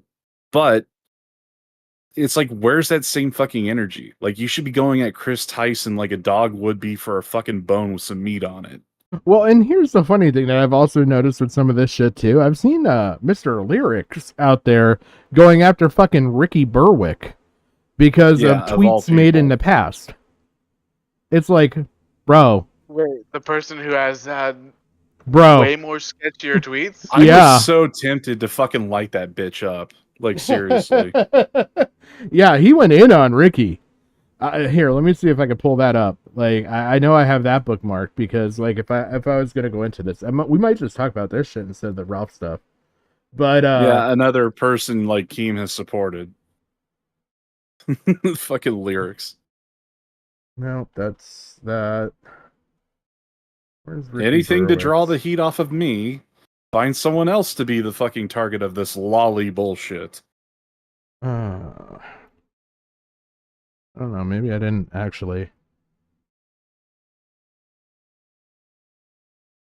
I just blame Diorio for like the fucking PR and the propaganda horse shit that commentators are using now that are within like the big commentary sphere. Yeah. So here we have. It's like they're carrying water for a very retarded idea: team sports. So here we have, and this was like clearly a fucking joke. Once I saw it, I knew that actually like Ricky was actually making a joke at the time. But like, so we have Spawn Dial saying he deleted it, right? And it's basically Are you showing Ricky it on screen? Not for you guys. Shit. Hold on. Okay. There we go. So Ricky says everyone was a fucking fan of Shad Base from 2016 to 2019. I could maybe believe that. I don't know. You aren't exposing me. I deleted my interactions and replies because I am no longer a fan, or I've no longer been a fan for years for obvious reasons. So if we go into this, we get lyrics. Oh, he didn't cut and run like a little bitch this time. Lyric sits there and says, were you aware that Shadman was drawing Keem's daughter and continued to support him after? As well as Shadman drawing a child from the Logan movie. Plus these are interactions with you wanting to buy art from Shad in 2020. Would appreciate an explanation. Jesus Christ, I can't read. So it says, from Shadman, the high point of my career, I can retire now. You haven't drawn me and young Crip yet. Your time isn't up yet. Someone actually contacted me a few months ago to pay me to draw the two of you. It's in a rather intimate situation. I declined. How much do you want? Like, it's a joke. That's an obvious joke, in my opinion. So Ricky responds, Keemstar and everyone else knew I interacted with him and everyone else on Twitter with video replies. Then we got Smaggle, right? Coming in here. Mm-hmm. Saying, why would the guy whose daughter was drawn sucking Trump's dick replied to Shadbase? And this kind of goes on, but fuck with them. It gets in here is where it gets interesting. So he says that response, and so Lyrics goes, so you knew Shadman has drawn real-life minors before in sexual ways and continued to support him, even commissioning him? This is where it gets kind of funny. Because it immediately goes into other people saying, wait, this you? And it goes to the fucking lolly video. Oh, damn. Oh, sweet. Okay, so is that Grimsey's video? I don't know if it's Grimsey's or is that video. someone else's? Let's see. Because he had the same title because he was mocking Vice's new. Okay, Vice Hella. Okay, Yeah. Nice. The guy who got his Discord account hacked recently. Yeah. Oh, man. So, but yeah, it's just, yeah. It just kind of was funny, but it's like, you really are going to go hard while sitting there and having a fucking history like you have, bud? Like, maybe sit they this were one fake out. children. They were, like, the children he was liking were 100% fictional. I'm Yeah. sorry, but there's a crossover with Shadman here where he drew both. It's like, wow, so that's the separation we're gonna use here. That's the justification. Oh, lyrics. Yeah, the split hair, the fucking split hairs justification of all this horse shit. Yeah, so are we gonna go back and make sure that every drawing that lyrics liked in those fucking lolly drawings and shit, none of them were based on real kids? What happens if some of them, one of them comes up as being so? Like, what's your argument gonna shift to then, lyrics?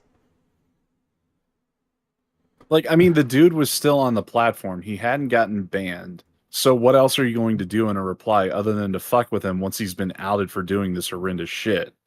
I mean, think about it. Boogie's back on the platform, and Ricky Berwick's been fucking with him too.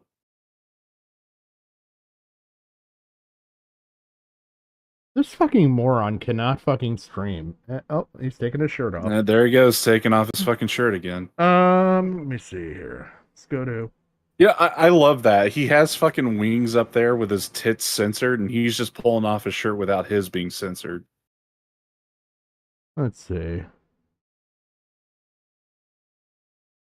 Yeah, I knew I had one. We'll watch a quick... I want to watch like a quick video on this. To a minor. In a... Stop. Shut up. There. Okay. So we'll just go over this situation. I'll watch the Timcast video because it's the first one I saw that came up. Major allegations against Chris Tyson of the Mr. Beast crew. The transgender member is being accused of grooming a minor with explosive videos dropping, not only showing Chris Tyson allegedly sending sexualized messages to a minor in a Discord chat. So it's not, I don't believe they're direct messages, but also commenting on posts on X. This is hard for me to say. It's so disgusting, but requesting graphic adult images, drawings of children in doing adult acts. The individual this person, Chris Tyson, was tweeting at and engaging with had made lewd drawings of 7-year-olds engaging in adult activities. And that is this is shocking. Now, apparently, someone from the Mr. Beast crew says Jimmy, Mr. Beast himself, knew about all of this. I don't know. This is just what's being reported and the rumors. So I think we should break these down as they're very serious. A lot of people, of course, are saying when you look at Chris Tyson, who is now transgender. I don't know what name they go by. I guess it's Chris Tyson. I thought that was his name the whole time. A lot of people are saying they're not surprised based on the posts on social media. Yeah, what are the I wonder. allegations against Chris Tyson, Mr. Yeah. Wasn't there like an old joke back in the early days of the Mr. Beast crew that Chris Tyson was tied to the Tyson chicken family fortune? I thought I had heard that because I even made a chicken joke about that. Yeah, with because the last stream I did. Because I remember someone was looking at like the court filings or something about that because there was another person by the name of Chris Tyson that was within the family fortune. Yeah. Just a weird aside since like Tim Pool raises chickens. And he didn't crew bring member it up. accused of talking inappropriately with a minor. That's one way of putting it. I think grooming is a better way to describe the allegations. Chris Tyson has recently been accused of sending inappropriate and sexual texts to a minor.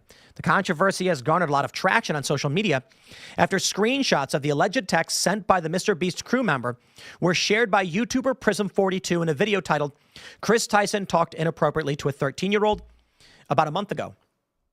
Clips from the 10-minute long video have been going viral on X after being shared by Drama Alert. Prism42's videos claim that Chris Tyson met a 13-year-old during a giveaway organized by Mr. Beast's team. Another YouTube video by Brion has also gone viral, containing a Discord screenshot of certain sexual jokes that were made by Chris Tyson and sent to the minor when he was 15 in 2019. That's crazy. Chris Tyson from Mr. Beast is accused of talking to minors. 2 videos of the last 30 days outlined an alleged sexually inappropriate relationship with a minor that started when the minor was age 13, with plans to meet up with the same minor at age 16. Wow. So here we go. This is Chris Tyson allegedly joking about selling nudes with the minor, according to YouTuber Prism42.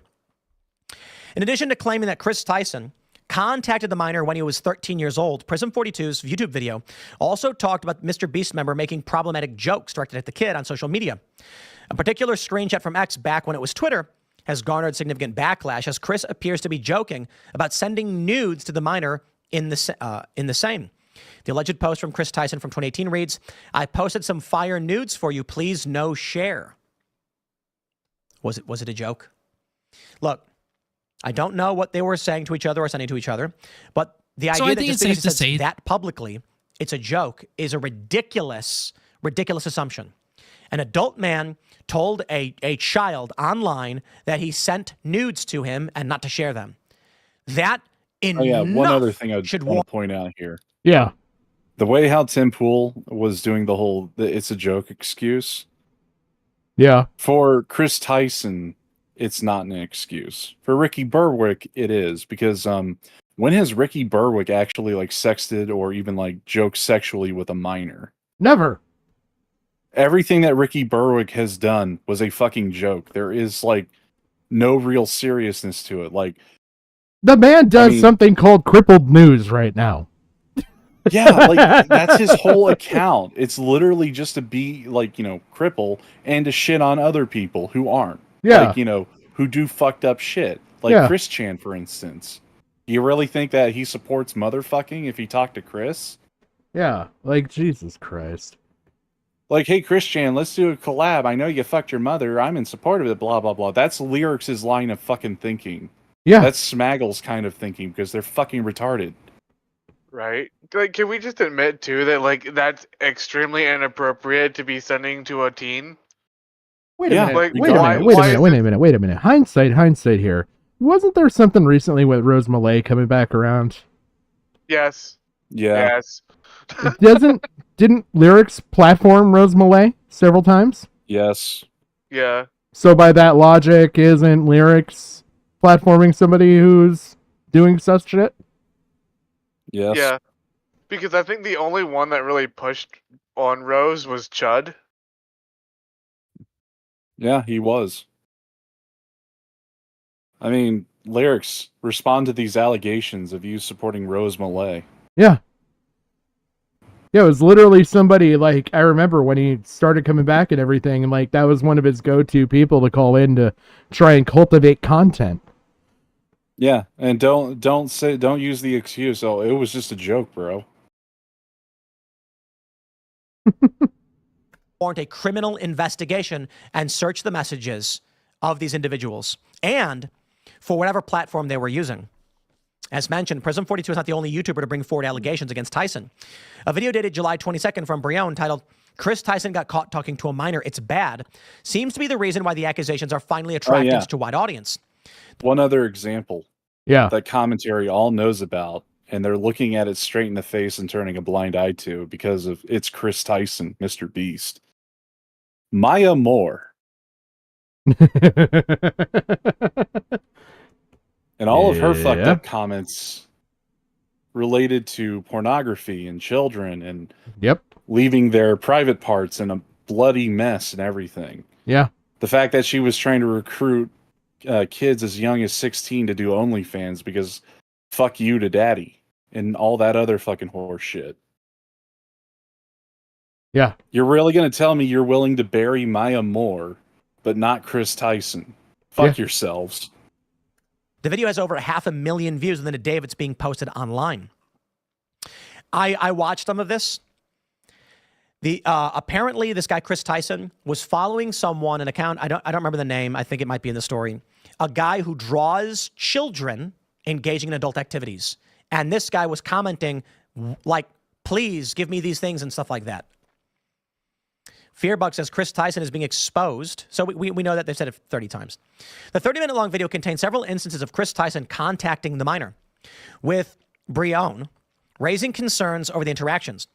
A particularly relevant clip has garnered a lot of attention after it was shared by ex-user Fearbuck. This is another thing. I never thought that Brion would be mentioned in a Tim Pool video. And it's even doubly funny because, Kumo. Yeah. Crossover is insane. Well, what a world we live in. No, Brion's a bad guy. He was sexting with a 17-year-old. Yeah, when he was 18. Yeah. High school context. Yeah, Yeah. fucking Cutter Boy over there. Yeah. Now hang it up on your wall. How did that go again? The least amount of damage. Yeah. Oh man, I pulled up the Brion video. That's what I was doing really quick, so we can watch that after this. Screenshot sent by the minor who was 15 at the time is. This was actually in my fucking playlist to like get up to speed on this shit. So yeah, I sent you this one in the group chat. I think you might have, yeah. But yeah, I know I linked it in one of the group chats. But yeah, I put this in my playlist to kind of get caught up on shit, and like was gonna watch this privately off stream, but I don't mind watching it now. Like, we still got a little bit of time. I still, like I said, I want to finish early. I'm trying to like fix my sleep schedule, but I don't mind watching this and the other video, and I'll just cut out. We'll cut out the Ralph segment. Look, Ralph's a fucking piece of shit. What do you want? I mean, come on. I mean, what's the old saying? 2's a crowd, 3's a party. Let's go all night. No. I'm down. No. I'm down. Hell yeah. Because I might have to do college shit. I'm still waiting to find out about that. I mean, it'll just be like the college days then, all-nighters beforehand. Yeah, but I'm 36. I can't handle this. Live a little. Right? Live a little. No, that's the way I end a little quicker. I mean, that's true. I mean, you actually do have, like, you know, medical conditions and, like, Boogie. Yeah. I mean, hell, I'm doing this with, like, a fucking slip disc. Yeah. Oh, man. I'm just crazy. Discussed. A screenshot depicts a Discord message sent by the minor when he was 15 titled, "I got a weird snap from Chris," and shows a snap sent by Chris Tyson making an adult joke. Here is what Brion says about it in the YouTube video. Okay, I'm going to go AFK for just a second. He said, I don't want to say, I don't want to repeat what it says. It's gross. It's not for kids to hear. It said something along the lines of, how can I phrase this? I'll just climaxing for America with a face, with a strange face. That's basically what he wrote. He sent to a child. Why in any context would you send something like that to somebody you most likely know is 15 years old while you were 22 years old? I have a feeling people are going to argue that it's a joke or something by Chris. Chris is a funny guy. He's the meme guy. But this right here is not a joke that you make to somebody who is 7 years younger than you and who is a minor. Fact. If you're an adult, you do not send, it is illegal to send that kind of stuff to children. Look, assuming it's true, it's all allegations. I don't know where these things come from, whatever. My understanding is it is a crime to send to children sexually explicit messages, period. And that's what the allegations are. Readers should know that the minor in question, who is now 20, has refuted these claims in a series of posts on X, where he absolved Chris Tyson of any blame. He also publicly claimed that he was not the victim in the scenario. Doesn't mean anything. If a 23-year-old teacher sleeps with a 15-year-old student at a high school, the student may be like, I enjoy it, it's fine. Doesn't matter. You are a minor and you are not capable of understanding the ramifications here. There was one story that went viral a while ago. It was like a 30-something. You know, I will give it to him for having that stance. That seems to be like a brave stance right now. Like to actually say that. That's ridiculous in my opinion. You have to think he's a normie. He's not like a... He's not like a... YouTube brained? Yeah, he's like the politics sort of like... Yeah. Moral outrage brain. So like a lot of the takes he has are like what you would talk to a normal person. Yeah. Yeah, he's like the good version of Destiny. He's like politics prime. Slightly less Adderall. I can tell that. 10-year-old guy, and this is like 10 years ago. He's the inverse of Destiny because I mean everyone knows he's bald under the beanie, but he's got facial hair. Whereas Whereas Oh, every man. ounce of like Destiny's being goes into his hair. Yeah. Not his brain. Yeah. Yeah, oh my god. You know what sucks is, like, I like Destiny for the most part. Like, I like his rational ability to argue a point, which a lot of people, like, he'll take on subjects that, like, other people won't, just to have a fucking debate. But at the same time, like, the shit that he said recently, that is so fucking atrocious. You cannot, I will not say anything different on that. Well, I mean, let me put it in a different context for you, because if we're going with that mindset of Destiny as being a good idea or a good thing in general, just think of a guy who rationalizes any like conflict to get into a bar fight. Yeah, I mean, It's it the is same that, track yeah. of mind. Yeah. It's like Needs I more mean, Adderall. it doesn't like end well, because I mean, fuck, the dude was like standing for Mr. Girl for the longest time. Yeah. And it only took Mr. Girl complaining about his fan base, like criticizing him for being a pedophile. I just, yeah, I don't know. That's where I say I can separate the art from the artist, and at this point in time, I don't like his art. I liked his art previously. I'm sure I'll like his art in the future, but I mean, this the new same arc thing could be said. Like the same thing could be said for people who like think fucking Michael Jackson's a pedophile but love his music. Yeah. Yeah. But he said that he was raped by his teacher, a female teacher who was attractive when he was in high school. And he sees all these stories from people talking about how lucky he must have been. And he said at the time he didn't understand why it was such a big deal. And as he got older, the psychological damage he was suffering from this became more and more apparent to him. This is why it's illegal. Oh, hold up. I got another story to bring up, because this happened like back in 2018. Back when like the whole Me Too movement was just like getting its legs a bit, like it was slowly forming. But there was a story by the Honey Badgers who brought up about this teacher who basically raped one of her students, like had sex with him, but it'd be considered like statutory rape. Oh. And she got pregnant, and the courts ordered the victim of the statutory rape to pay child support. What? Once he turned 18. What? Yeah. Yeah. No, Yes. Kind of fucked. That's fucking absurd. Yeah, that's like how fucked up our justice system is to a certain extent. But it does show, like, you know, like there are some wacky and wild cases that you could absolutely apply to an extreme extent to Chris Tyson and say that, yeah, he needs to fucking go. Holy shit.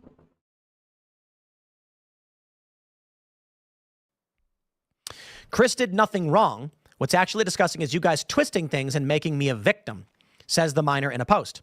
Chris Tyson has yet to publicly address the situation on social media, and viewers expect Mr. Beast to also make a public statement about the issue now that it's become widely discussed online. Drama Alert, of course, has the post here where you can see... This ain't true. And this screenshot is Chris Tyson talking one-on-one with him. And at this point, he would have been 16.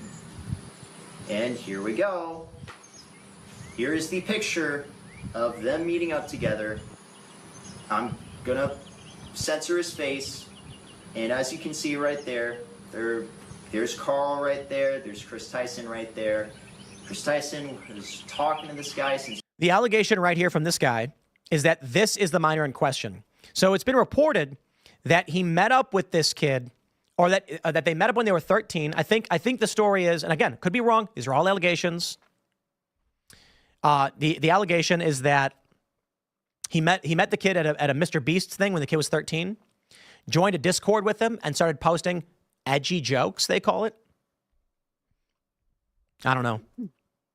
There's them meeting up together. We have this from Drama Alert. Jake the Viking, who I guess worked for Mr. Beast, I don't know, knew about the alleged allegations. Alleged allegations. It's just about the allegations. So they're not alleged. People are alleged. People are stating these Oxymoron right allegations there on Keem's part. of Chris Tyson talking to a minor. He says Jimmy knew. Wow. Absolutely wild. Keemstar says, Mr. Beast connected me directly to Lava, the alleged Chris Tyson groomed victim. Lava. I was not groomed by Chris Tyson. Lava. I did not meet Chris Tyson by myself. I meet Chris and the Mr. Beast crew with my family present. Lava. I ran a Discord with Chris Tyson when I was 13 and edgy, inappropriate jokes were said. That's it. That proves it. That confirms it. If he was making these statements about climaxing to a child, I believe that's illegal. I'm pretty sure that's illegal. I'm not a lawyer. Yeah, criminally lewd behavior. Making sexual comments to children. It's illegal. I don't want to pull these stories up. But you can Google this stuff yourself. A man was sentenced to jail for making sexual comments to a how old was the girl? It's just on NBC. A 26-year-old man made sexual comments to an underage girl, and he was arrested for it.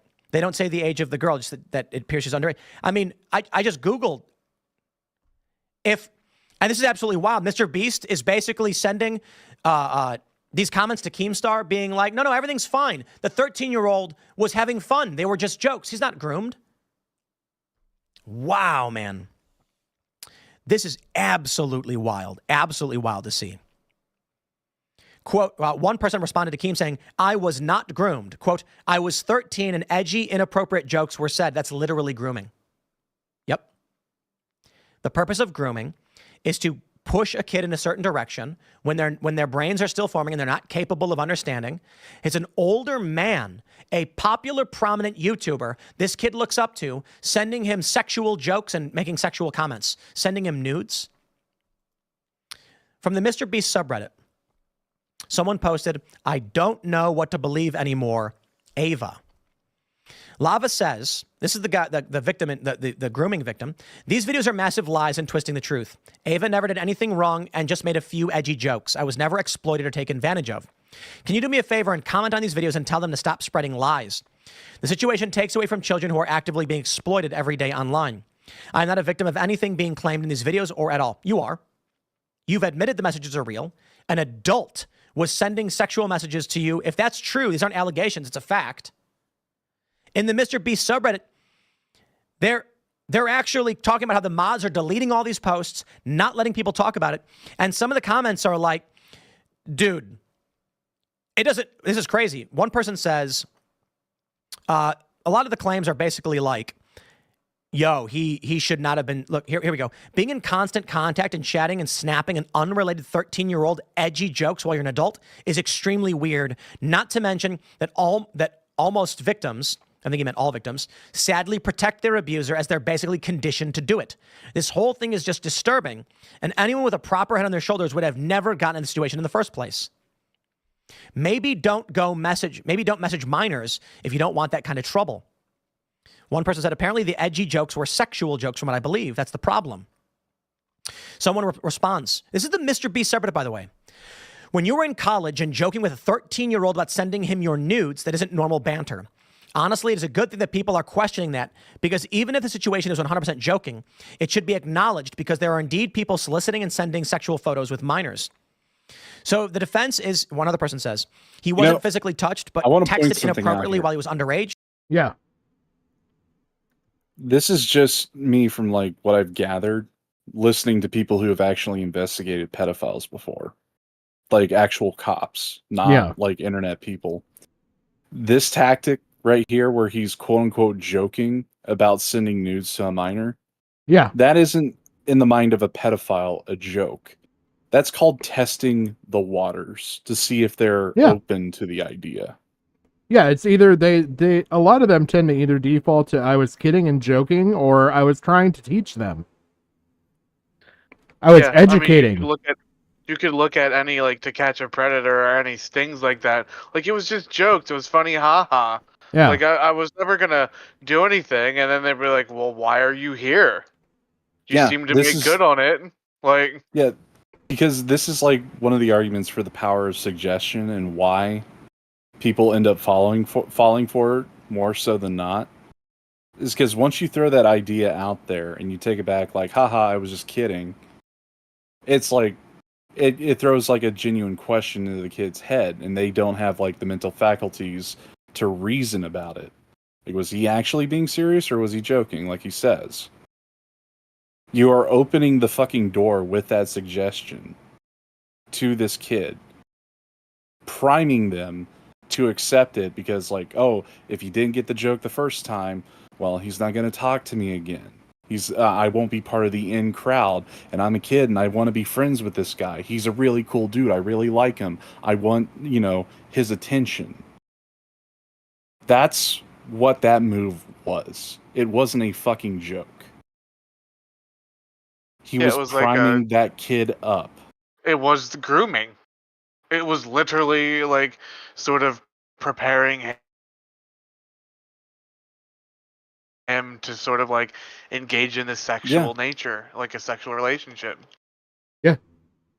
And kids will go along with they'll talk big. It's like, it's like outside of it's like say like, oh, I got an AR-15. What do you got? And he's like, oh, I got a Glock 19. And he's like 13 years old, not able to own it. Yeah. Yeah. Well, I have a Glock 45. Yeah, it's like something completely like over the top. That's like they just think big. I have a Desert Eagle. Yeah, right. It's because kids are so simple-minded. They want to be accepted, and pedophiles prey upon that acceptance or that wanting of acceptance. That's why Chris Tyson is a fucking pedophile. Yeah. Yeah.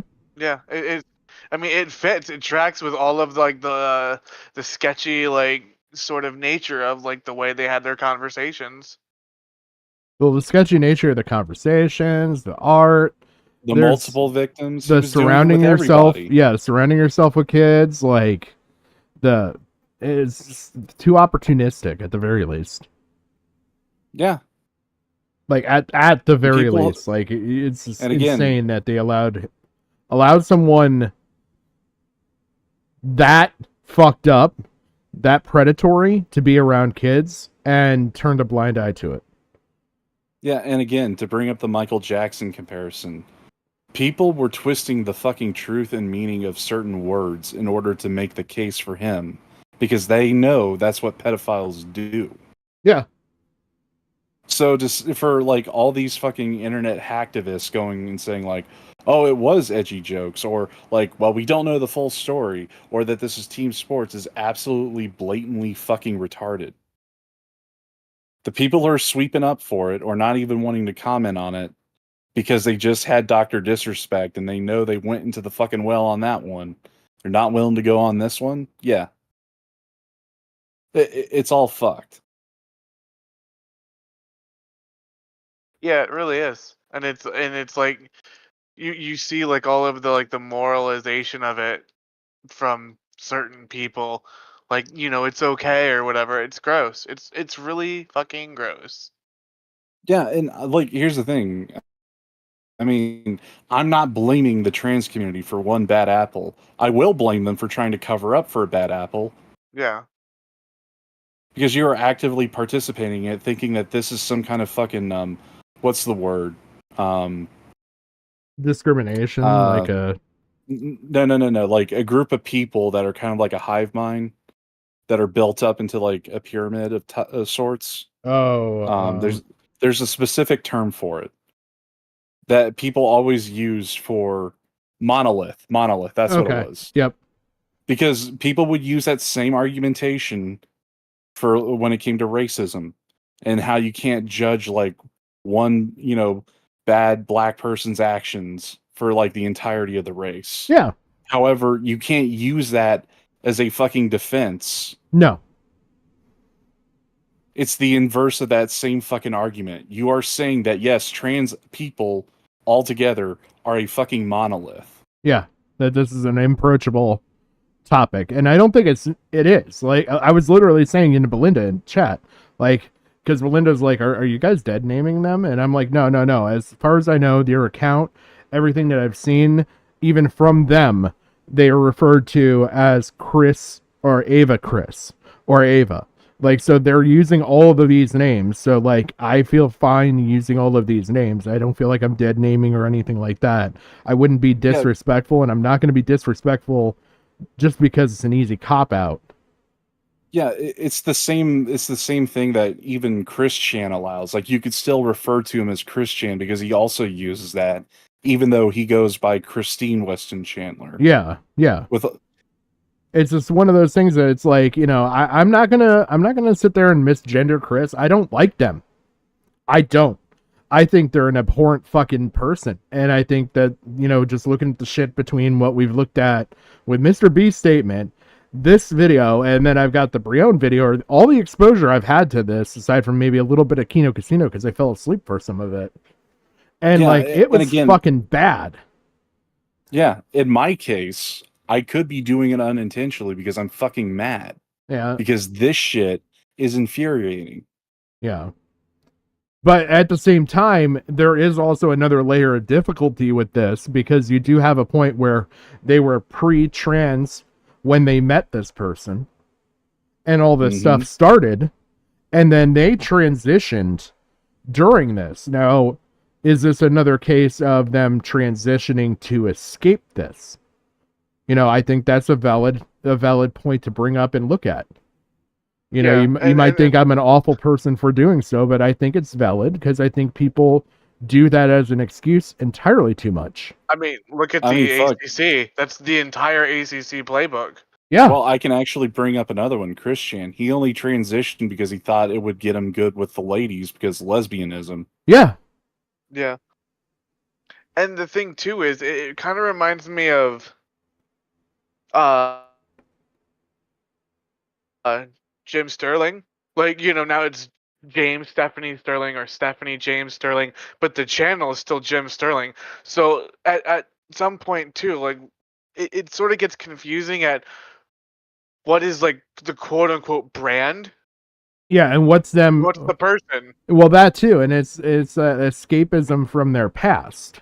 Because now they're Ava Tyson, okay? Well, now if you look up Ava Tyson, you're not going to see a whole lot. You're going to see a totally new, fresh face, fresh new layer of paint.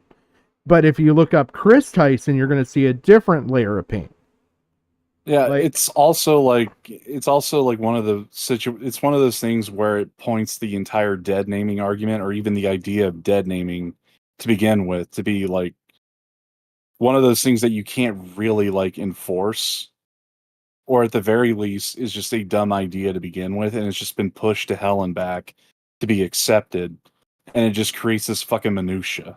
Yeah, look, I think the dead naming, as far as like if you're doing it to be like malicious or spiteful towards somebody, like an asshole. That's one thing.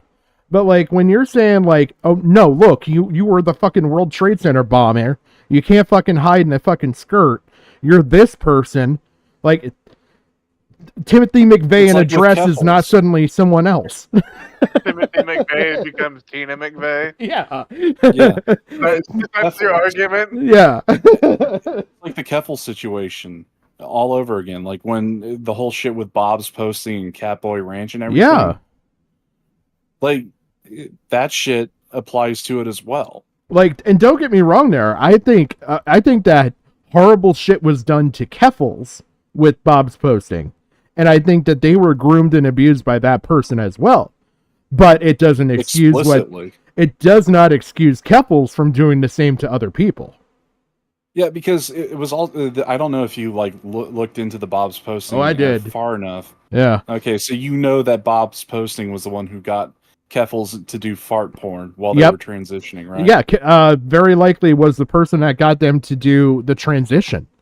Actually, got them interested in looking at going overseas to Thailand to do it because it's cheaper. Yeah, because like Bob's posting has like a history of pink pilling everybody. Yeah, they've got a fetish why for wouldn't it. it have happened? They do. Yeah, and then Keffels, regardless if they're a victim of Bob postings or anything, they basically followed the fucking the nightmare track of like re-victimizing other people. Yeah, the same goes for the fucking Drake Bell. I mean, same thing tracks for me. Like, if he was victimized and victimizes somebody else, it does not excuse him. But it explains it. Yeah. Sort of like that. Yeah. And it But, gives you a know, track record to convict the person who started it all. Yeah. Exactly. You can like sort of go back down the line.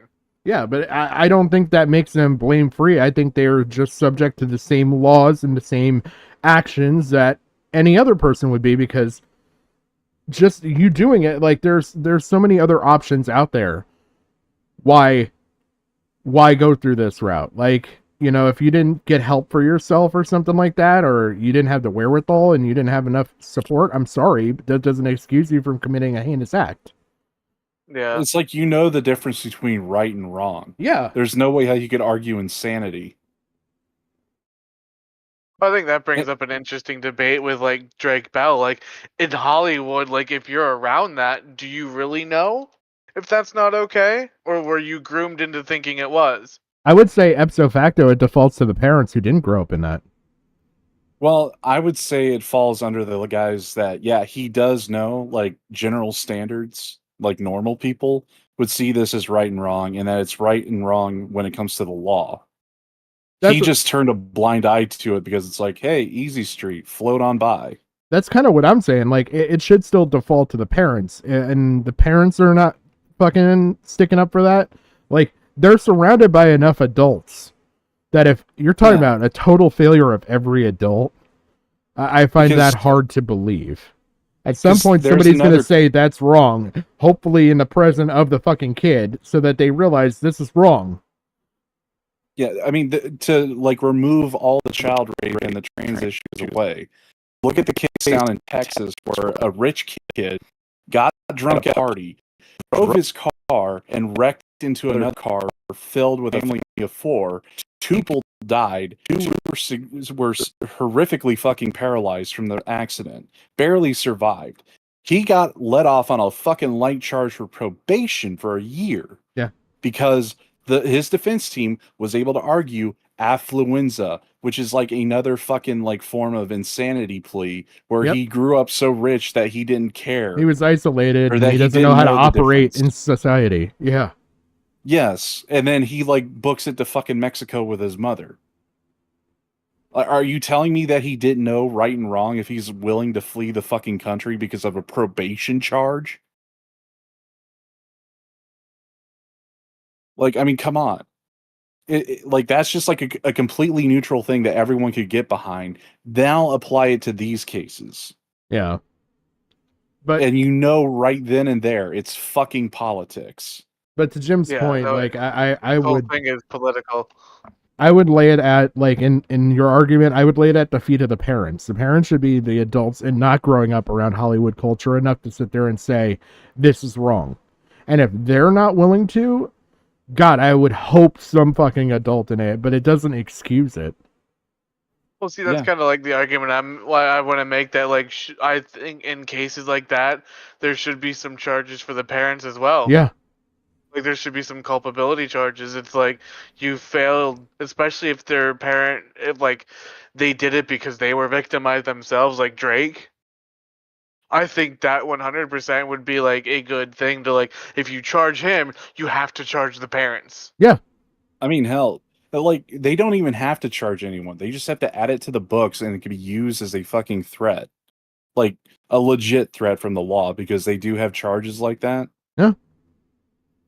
I mean, it's been done before. You could do it now. Although there's probably some kind of like philosophical debate that is going to completely, you know, annul that kind of fucking idea to begin with. But what actually works in practice in real world should be implemented to a certain degree. It should be at least the starting point of how we begin to fix this horse shit. Yeah. Because, I mean, again, another Hollywood case, the kid from that 70s show. Yeah. The Scientologist. He's getting railroaded. Yep. Yeah. All the other cast members are like included in fucked up shit, except for one. And he's like the main guy, the straight man of the show. Yep. Go for Grace. Yeah, he lived a normal fucking life. After that show, he was like, he didn't stay for the parties. He went back to his home and just like was working on a farm and shit. He had a normal life. Yeah. Yeah. He wanted the career. He didn't want like the weird like Hollywood lifestyle. He just wanted to make movies and shows and shit. Exactly.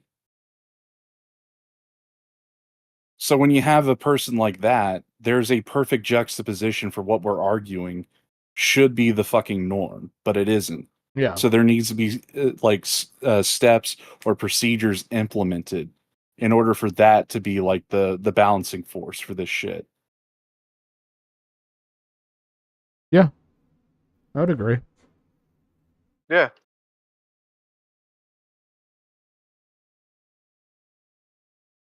I don't know. You And want the to public continue is with the supposed to see video? that as a win.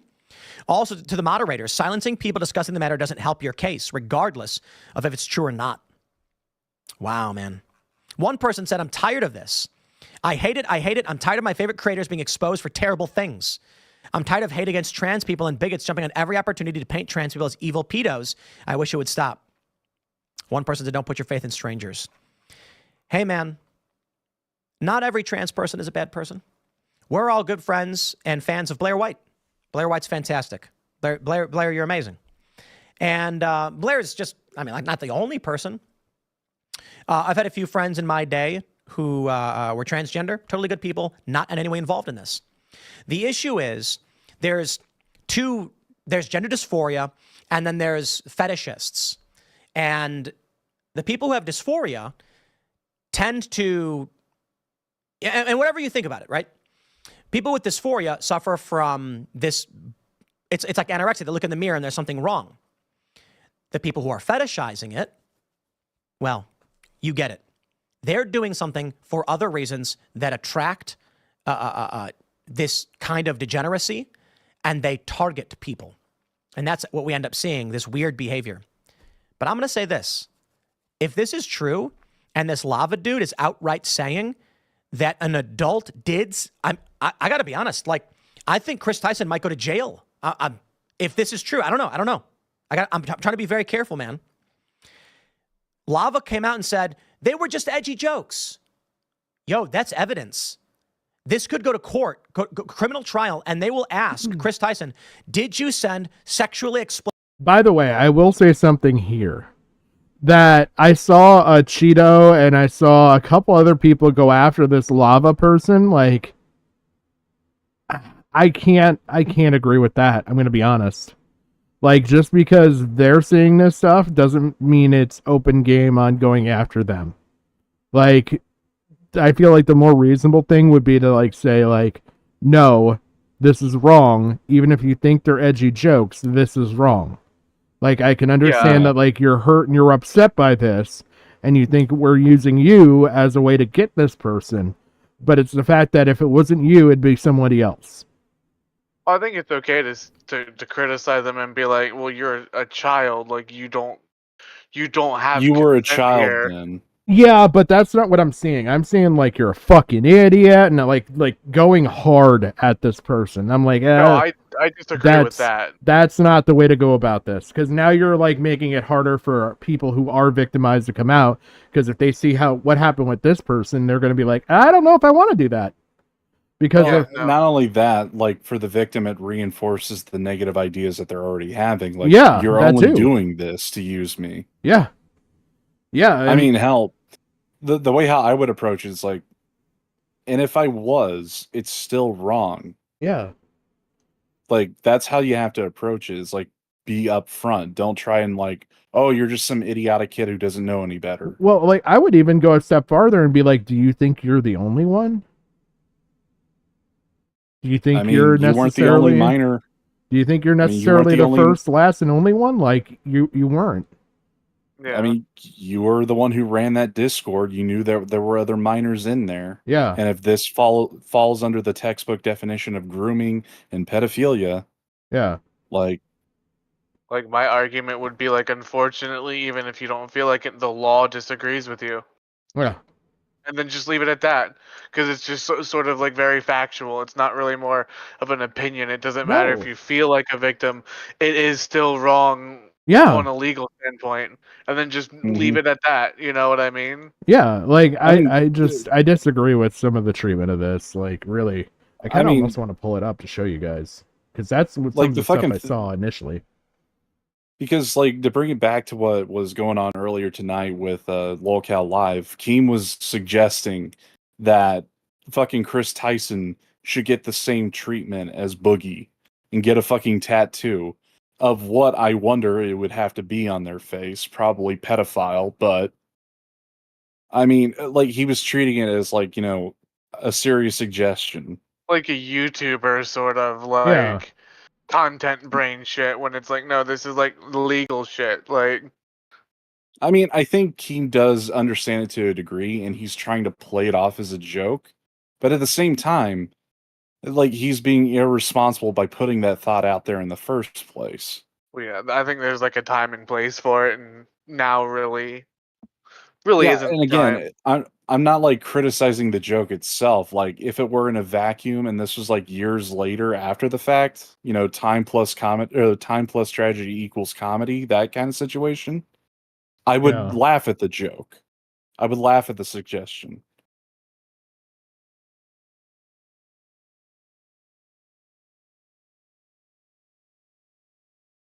See, like this even from Diorio.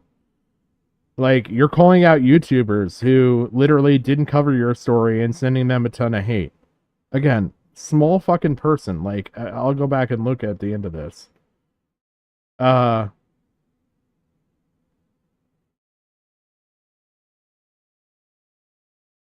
Let's see.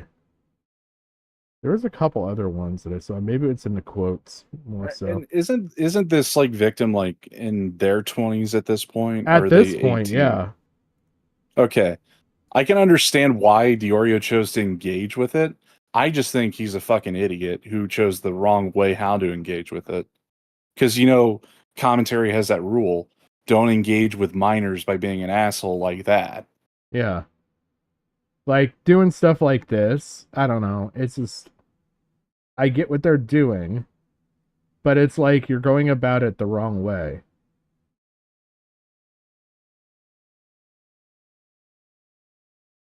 Like, just some of these fucking replies are just bad.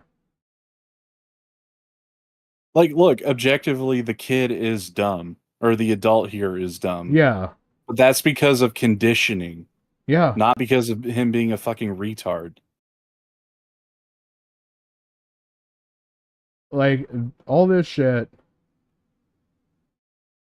I mean, you don't have to go like full Alex Jones mode and accuse him of being a Bilderberg vampire or whatever, Yeah. and say, we're breaking the conditioning by doing so. Like, here. This dude's getting exposed by both creators. This shows the messages. And shows the Cheeto and the reply that you just saw. But it's like lyrics. Mm-hmm. Lying about a Cheeto and scent. Like, why are you calling out a victim for lying? Okay, so they didn't say the right thing. I mean, if the victim was like lying, like changing up their story, I can understand calling them out. Yeah. But being conditioned to the point where they actually believe it wasn't bad, that makes no fucking sense. Yeah.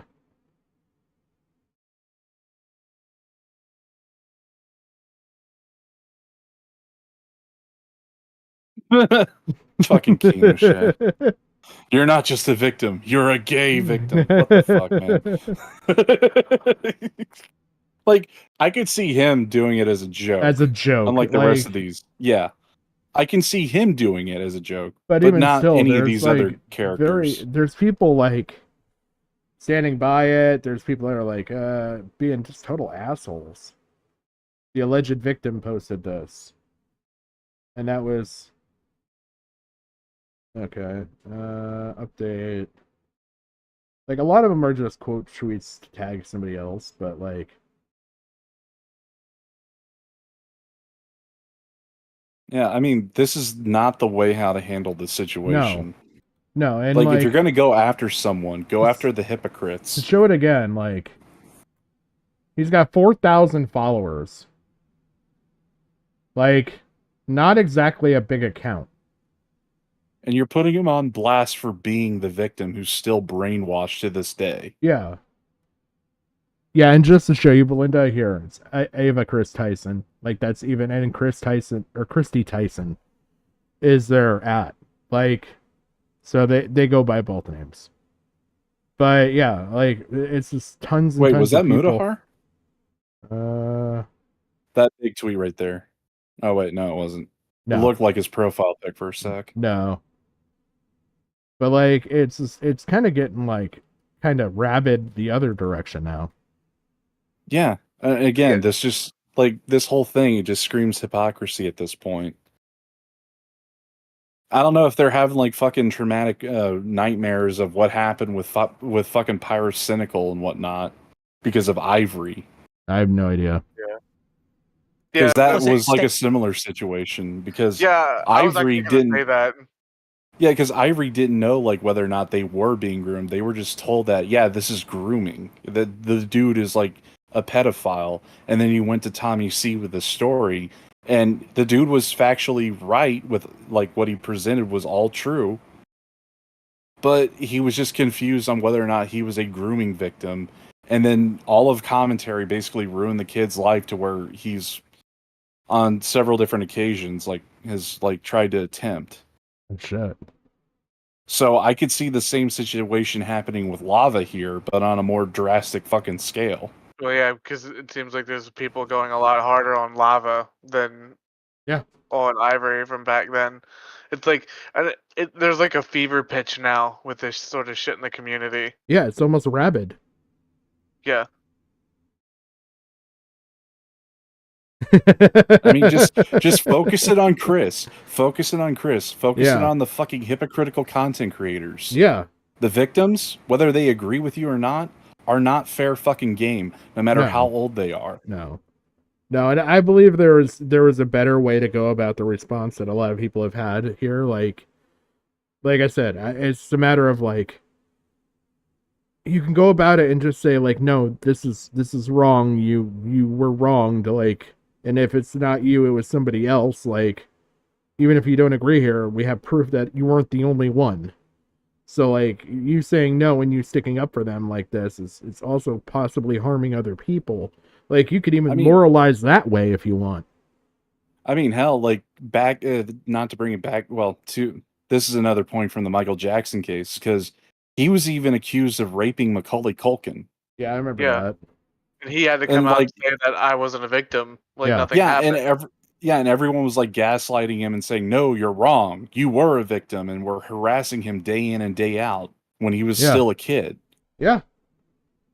It's like this, but in reverse. Yeah, it's the exact opposite. Yeah.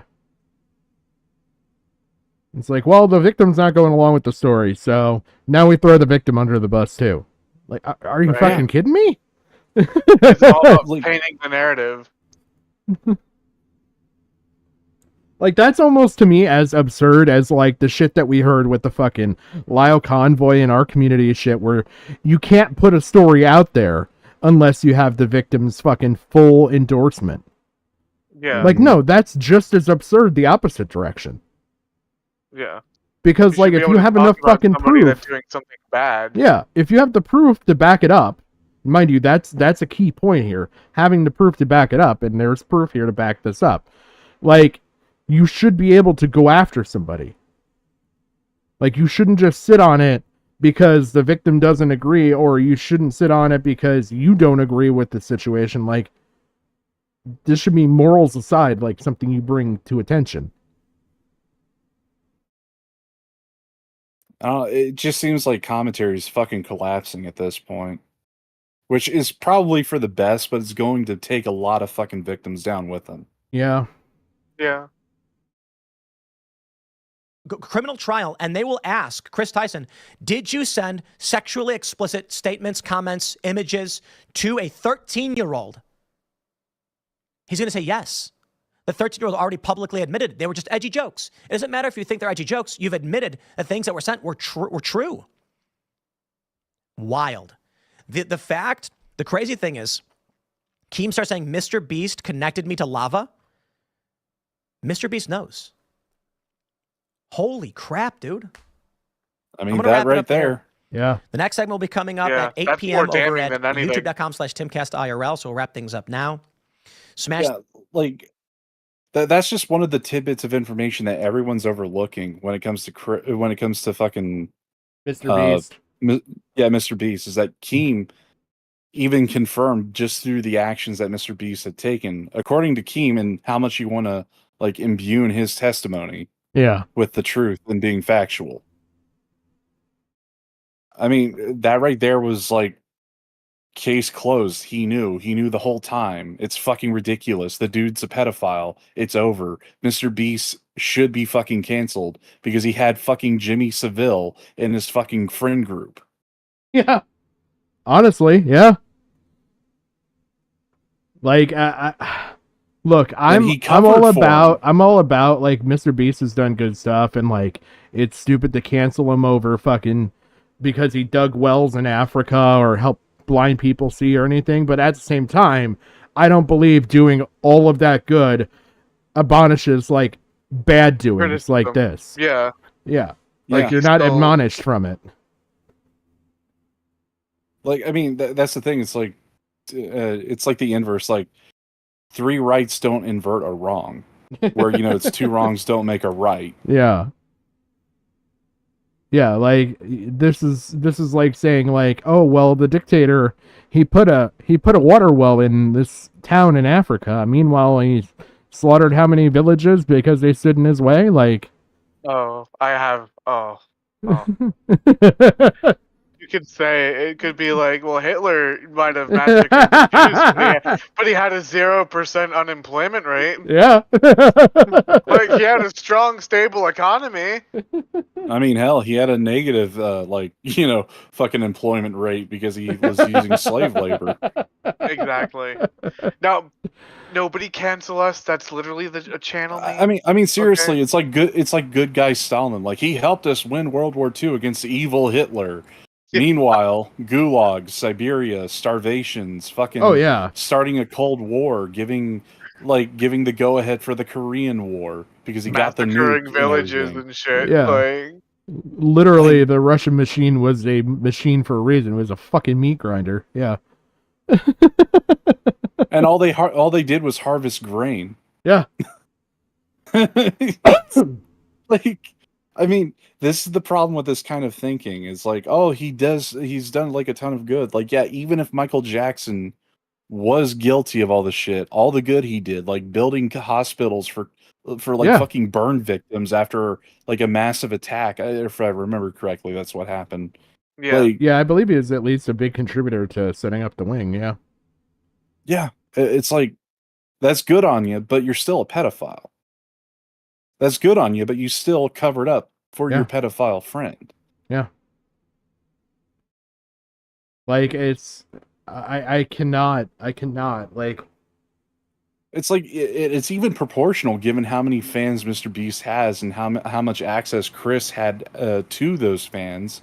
Yeah. When they were underage. It's like, just as many people as you help with those wells in Africa get fresh water, a sizable fucking fraction is the possibility of what your friend has done damage to of a sexual nature. Yeah, this is absurd. All right, I'm going to take one more quick break if you guys want to talk before I start this next video, because this will be the Bruno stuff, and this is going to be intense, probably. I'm just really curious at what like Dawson was saying about that. This is just the beginning. Like, I'm gonna be very interested in the next week or two as more shit starts coming out. I mean, honestly, I went back and watched that Meat Canyon video that he did of fucking Mr. Beast, where they had the cancer patient. It was like, would you want like, what was it? Have like the cancerous organ removed and replaced, or would you want a Mr. Beast Tesla? And I'm thinking, how many of these victims did they buy off? Because, I mean, not to shit on the kid again. I mean, he does seem like he's bought and paid for, or he's been heavily fucking brainwashed. Yeah, like, or even maybe pressured behind the scenes. Yeah. I would hope not, but you know how these things go with these massive power players. Mm-hmm. I mean, Mr. Beast didn't get to where he is by just not knowing what he's doing. I mean, even if it wasn't like, he actually raped the kid or anything, like it's still going to take therapy for him to get back even to an even kilter to understand why it was wrong in the first place. Well, yeah, that's kind of like what I'm taking out of it. Like, he doesn't understand that it was wrong. So it kind of makes me wonder, it's like, how long did this go on for? Because, like, Yeah, and it's how common sense to anyone on the outside looking in that it was wrong, you know? Yeah, and this kid right here, it's like he's signaling like I'm not a victim, even though he clearly is by the letter of the law and by all of like medical psychology and everything. It's like he's had 2 years as an adult, and he's still like part of the Mr. Beast fandom. Like he could be playing a contributing factor because that's how this shit works. Yeah. Yeah, So he could be a feeder at this point, bringing people well, in. yeah, he could be. Yeah, he could be like that one dumb bitch for Jeffrey Epstein. Ghislaine Maxwell? Yeah, he could basically be the Ghislaine Maxwell to Chris Tyson. Or the Spencer to Camden Gerard Davis. Oh, man. But I'm just saying, it's like he could potentially have victimized kids too, and he doesn't know about it, and he's setting himself into a very precarious position. Yeah, and like I think it kind of shows the mentality, right? Like he doesn't think he's a victim. So it's like what was exactly told to him, like, oh, in order to be a victim, like you have to be raped or you have to be molested. Like Yeah, it's like the lay of something standard. Was a kid actually harmed? No, Yeah. then no pedophile. Yeah, like, but they were still technically psychologically harmed because I'm sure this now like fucks with the rest of his relationships. By that standard, I want to see if Leia something has said anything on this. She probably has. Yeah, no. Taylor Swift. Taylor Swift. Taylor Swift, Lion Man Bat. All right, we got that thing. Yeah. Spoke on Boogie 2988. Honestly, I think the best, I don't know, like, there's probably not enough push to troll Leia into fucking submission with that audio clip. But if she opens her fucking mouth, I hope someone takes the fucking shot. Well, did Chris Tyson actually touch the kid's wee-wee? Well, no victim. Oh my god. The sad thing, too, is, like, I can see it. I can fucking see it. Oh my god. I'm gonna look something up off screen. So I think it's safe to say that things have gotten 10 times worse for Chris Tyson, as I have uncovered within the past few hours some really damning information regarding Chris Tyson and a then 13-year-old that Chris was allegedly talking to years ago when Chris was around 20 years old, an adult. Now, before we get into what I have recently found, I just wanted to give a special shout out to the person who originally brought this to light, the person who had investigated all of this and provided all of the receipts, and also including all of the information that we went over yesterday, because apparently the same person who has put out the information on these new allegations was the same person who obtained these tweets. So props to them for all of this information. Now, you guys might recall, if you watched all of yesterday's video, that at the end of the video we went over a pinned comment from a user who actually happens to be the same guy who has been covering this on his channel and who's brought today's information to light. And if you guys do remember, in that comment, Prism went over how apparently he tried to get EDP445 to talk about this, essentially to bring more attention to it, and eventually after EDP445 stopped cooperating with him, he decided to try Chris Chan. And personally, if you ask me, I don't really know if that was the best idea, because as you guys may know, Chris Chan and EDP445 don't have the best reputations, nor are they really that credible. Now, a little bit further in the comment, he talks about how apparently Chris Tyson allegedly messaged a 14-year-old and jokingly flirted and talked about sending nudes to him. Now, just based off of this part in the comment, I found that to be really odd, and I had never heard of apparently Chris Tyson messaging a 14-year-old, so I figured I would do a little bit of research, and it actually turns out that Prism here made around a month ago a 40-minute long video that we're going to be going over today, and I have gone ahead and I have pre-watched it, and all I'm going to tell you right now, before we get into it, is that the ages match up, and it looks really bad. Now, I can't say all of this is true 100% or anything like that. It's all allegations. You know, take this the things that you see here with a grain of salt. I know based off of what we went over yesterday, you might think that Chris Tyson is like a pedophile or a predator or something insane like that. In my opinion, I wouldn't really jump on that real quick because we don't know if 100% Chris is a pedophile or a predator or whatever. We just know that Chris has done some really weird things in his past over on Twitter. So without further ado, let's get into it. So based off of Prism's video, he has decided to keep the alleged at the time 13-year-old's name private for the most part, and he refers to this person as BW. He uses their initials, and they also go by the screen name of Lava GS. Now essentially what happened and how it happened, according to Prism here, is Chris Tyson started a friendship with somebody who was 13 years old at the time when they were 20 years old. Now just for a little bit of context here, the then 13-year-old actually happens to be the same age as me and is currently, as of 2024, 20 years old. Just keep that in mind as we go forward. BW, Chris Tyson reached out to this guy when he was 13 years old. Except the problem with that is Chris Tyson started an online friendship with this guy when he was only 13 years old. Now the problem with that is Chris Tyson was born in July of 1996. Lava GS was born on November 12th, 2003. The problem with that is that there's a 7-year age gap. So when you started socializing with this guy online, Chris Tyson's birthday. When was that? 1st of July, 96. Happy birthday, pedophile. Hopefully you didn't unwrap any children. Yeah. 1996. Lava GS was born on November 12th, 2000. By the way, I will say that it's funny that the problem here is not the ages that they were, but the age gap. Like, High school context, right? Yeah. 2003. I mean, the problem. It's not even high school context of the way how Augie was trying to frame it. That's more like Big Brother program, you know? Yeah.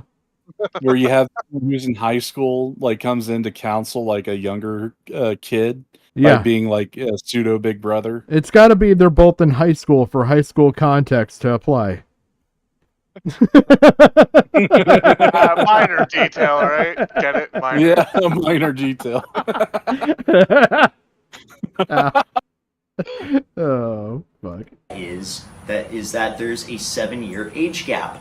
So when you started socializing with this guy online and building an online connection and some sort of friendship and, you know, you talking to this guy, playing video games with him, socializing, he was only 13 years old. He was in middle school and you were in college. You were 20 years old. So that's what I'm going to talk about is why is it that someone who is in college, who's like a sophomore or junior at that point, what are you doing making friends with a middle schooler? So yeah, I mean, so far with only that, it's already. He just wanted to do something innocent like make cupcakes. Yeah. Just looking for art baking. inspiration. Just some baking. Yeah. They were going to do a bake sale. Nothing wrong here. Technically, Hitler did that too, but. By the way, I was watching stuff back, and has anybody checked to see if EDP-445 is still alive? I think he's still alive. I mean, he was complaining about liver failure like a year ago. Well, yeah. Well, I was watching some stuff back from like all this. Coming up on that though. Yeah, he should. I was watching a lot of stuff with the Boogie stuff, and like apparently when Boogie went and saw him, like the guy actually is getting like dialysis 3 times a fucking week. Well, yeah, because he's at like the end stage of failure, like so. Yeah, he he's had, like a in year or two full left. like renal failure. I'm like, oh wow. Yeah, but this guy said that he was trying to work with EDP and Christian like a couple months apart, and that was like a few months ago. So it's a possibility that he's still kicking. Yeah. That's gonna be a hell of a stream. The EDP death stream.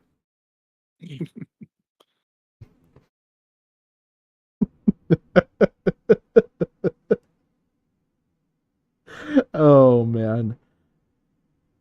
I could buy one of them cupcake costumes. And stream as the cupcake. You cosplay as the cupcake.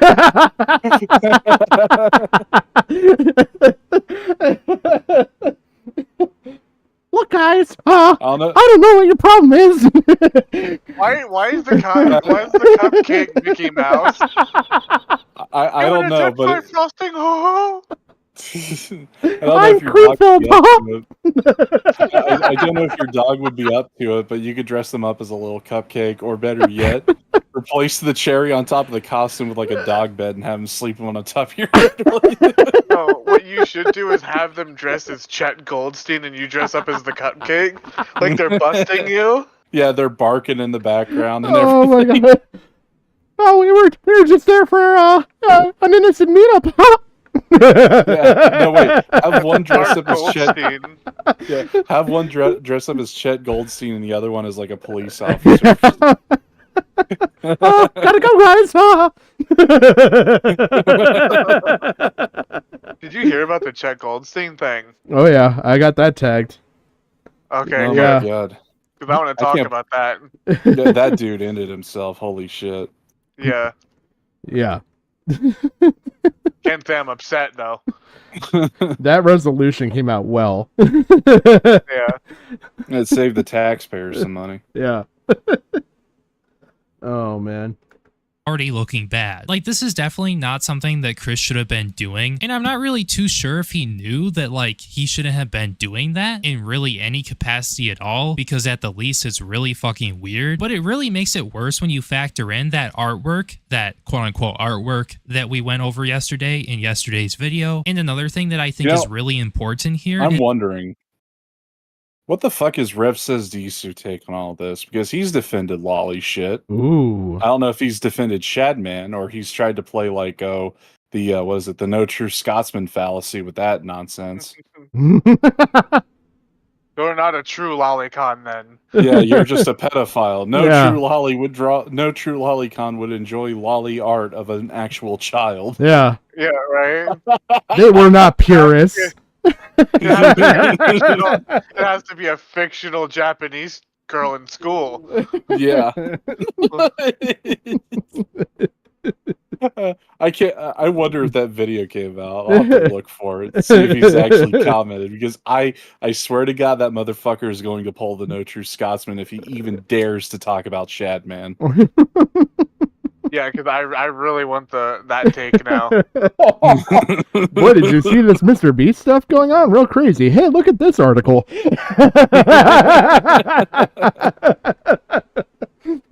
Hey, you know what's even doubly? It's like this is doubly funny, but he'll be defending the lolly shit while also going at Chris Tyson for being trans. Yeah. Because he got kicked. Yeah, because he got kicked out of like some kind of group for like arguing. Oh, wait a minute. Oh, he's talked about it at least once because he says allegations are worse. Yeah. Oh. I mean, here's the guys, thing. I was gonna say it's like what was? Oh yeah, he got kicked out of this community on a podcast because he was arguing that that Yamato wasn't trans or whatever, and he called them all a bunch of faggots. Based. Oh my god. And here's the thing, I hate to agree with the dude, like on the Yamato subject, because obviously Yamato isn't pretending to be a man or like actually believes that they're a man. They're embodying the spiritual message of Oda. Well, yeah, that's in like the when show. What people the try fuck to is go... wrong with this guy? Like, how you gonna have these for thumbnails? Yeah, you should see some of his earlier thumbnails. He used straight up hentai. Jesus Christ. Of like Japanese schoolgirls and everything. So, well, the fourth one's pretty fucking close.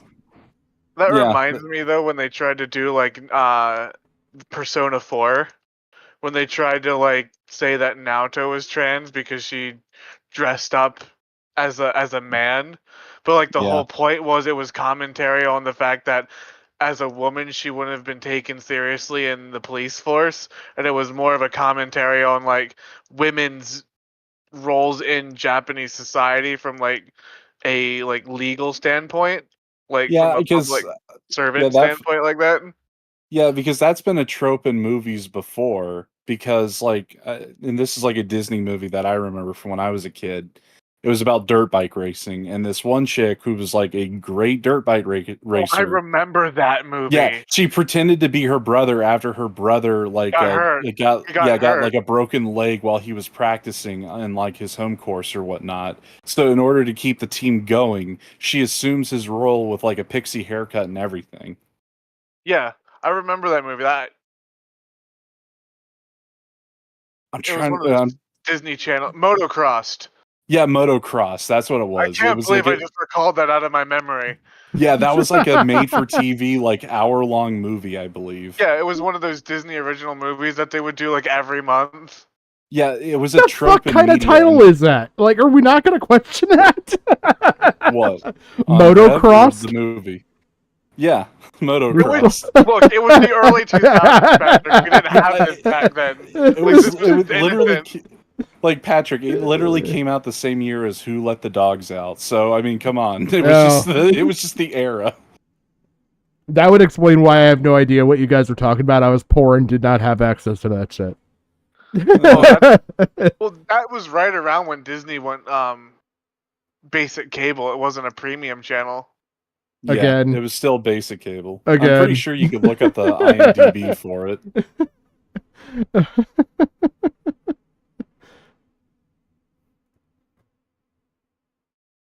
I don't even know. Jesus Christ, why did I just do that? IMDb motocrossed. I just heard a loud boom outside. I have no idea if that was a gunshot or not. Yeah, TV movie 2001. That one. I have no idea. None of this.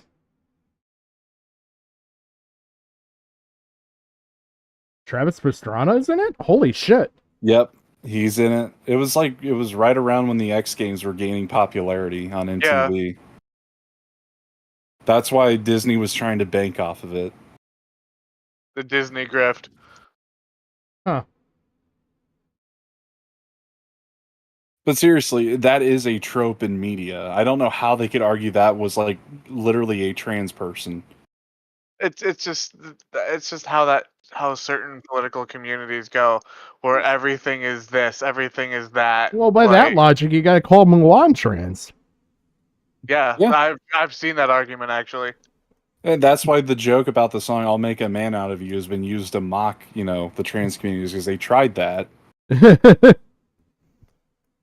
And nothing against the trans community, you be you, but not. It's one of those things where it's like, be you. Just think. Yeah, just be you. think before you speak when you come up with an idea. Like, really think it through. I mean, seriously, I have no hate. I'm just like fucking like having secondhand embarrassment of how dumb that shit sounds sometimes. Oh man. Well, if we have time, which I don't think we will, given how long this video is, maybe I'll watch that Revs Desu one some other time. Oh, I thought we were gonna watch Motocross. No. We could do that for a movie night because I mean, regardless, I don't know if it aged well.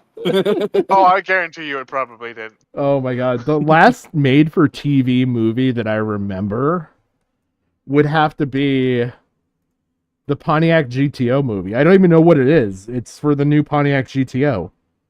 They made a movie for it? Made for a TV movie, apparently. Yeah.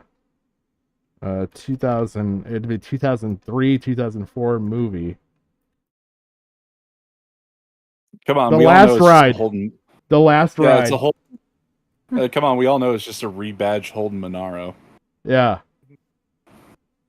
So this movie, it had Dennis Hopper. Dennis Hopper. Will Patton.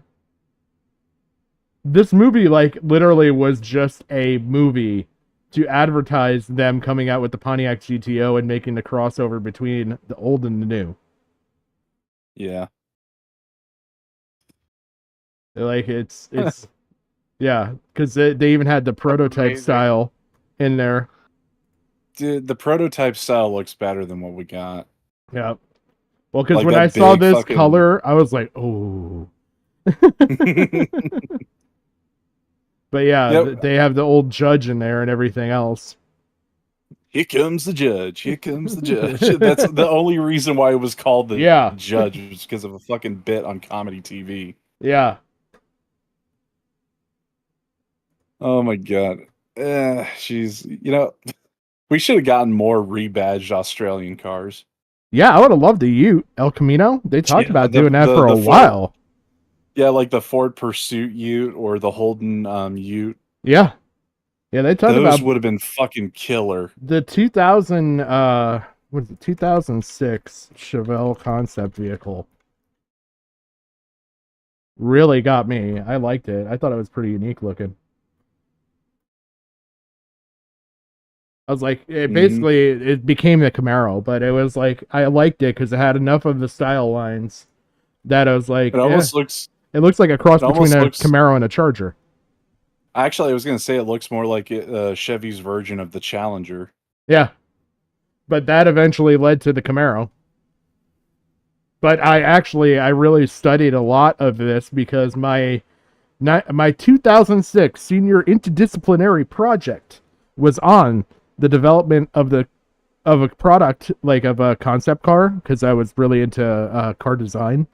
That was why I got into automotive and auto mechanics and everything. And I actually did my whole project on the development and all the, like, everything from the Camaro development, concept, modeling, points of interest, like everything, like where they got thoughts and ideas from, all sorts of shit.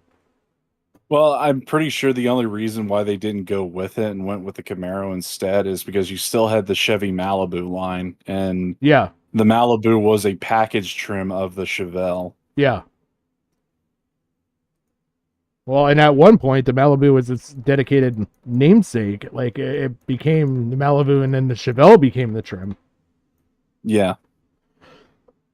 Funny how that shit happened. Though. Yeah.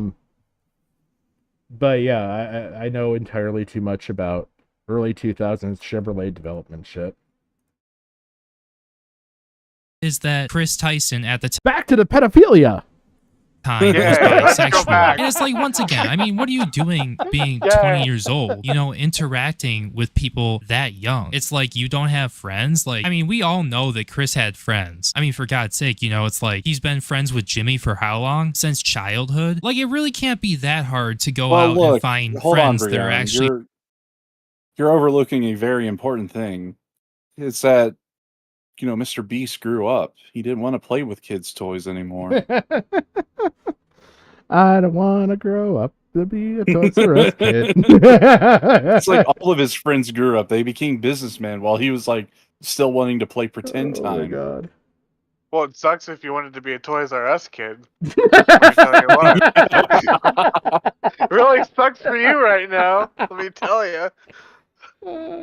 Oh god. Around your age group. Another thing that is mentioned too, besides the two things that we just went over, is that apparently Prism has also noted that they communicated one-on-one and unattended. And yeah, that's where this starts getting bad, like really bad. If you thought it was bad before, well, just think about bad, but times 10. Because Prism goes into detail about how apparently Chris made... Wait. Think about bad, but times 10. Like, what the fuck? So really bad. Yeah. Oh, come on. They were just discussing on how to build the best pillow fort. Right? Nothing wrong with that. Totally innocent. Oh, here's the interaction right here. So I really enjoyed playing Fortnite with you guys. You want to watch the stream? Or watch me stream? Please stream again. Thanks, Dad. You want to moderate it? So wait, you're calling a 14-year-old daddy, you freak? Yeah. Okay, yeah. I'd love to. Against the wall. Made Prism a moderator, and also even worse than that. You're saying it's almost like if you're an adult man and you're calling like a complete stranger who's like a 13-year-old woman or girl, calling her hun or sweetie pie or something like that. It's just like, it's beyond fucking like obvious at that point. Yeah. Yeah. and if I you're know this is not going to be like stereo. you know related to them, like brother or like parent, you Yeah. shouldn't be saying that shit. Chris made Prism a moderator, and also even worse than that, and I know this is going to be stereotypical, but yeah, also Prism goes into detail about how apparently Lava had Chris added on Snapchat. Like, I know some of you guys in the audience are thinking to yourselves, well, yeah, it looks like Chris is kind of cooked, but yeah, I got a weird snap from Chris, and then as you guys can see right here, there's a screenshot of... Like, if this had stayed to like the comments section of videos, Wait a minute. I can understand. You see the title on this snap? Yeah. Coming for America? Yeah, Yeah. no, that's one of the ones that they were talking about.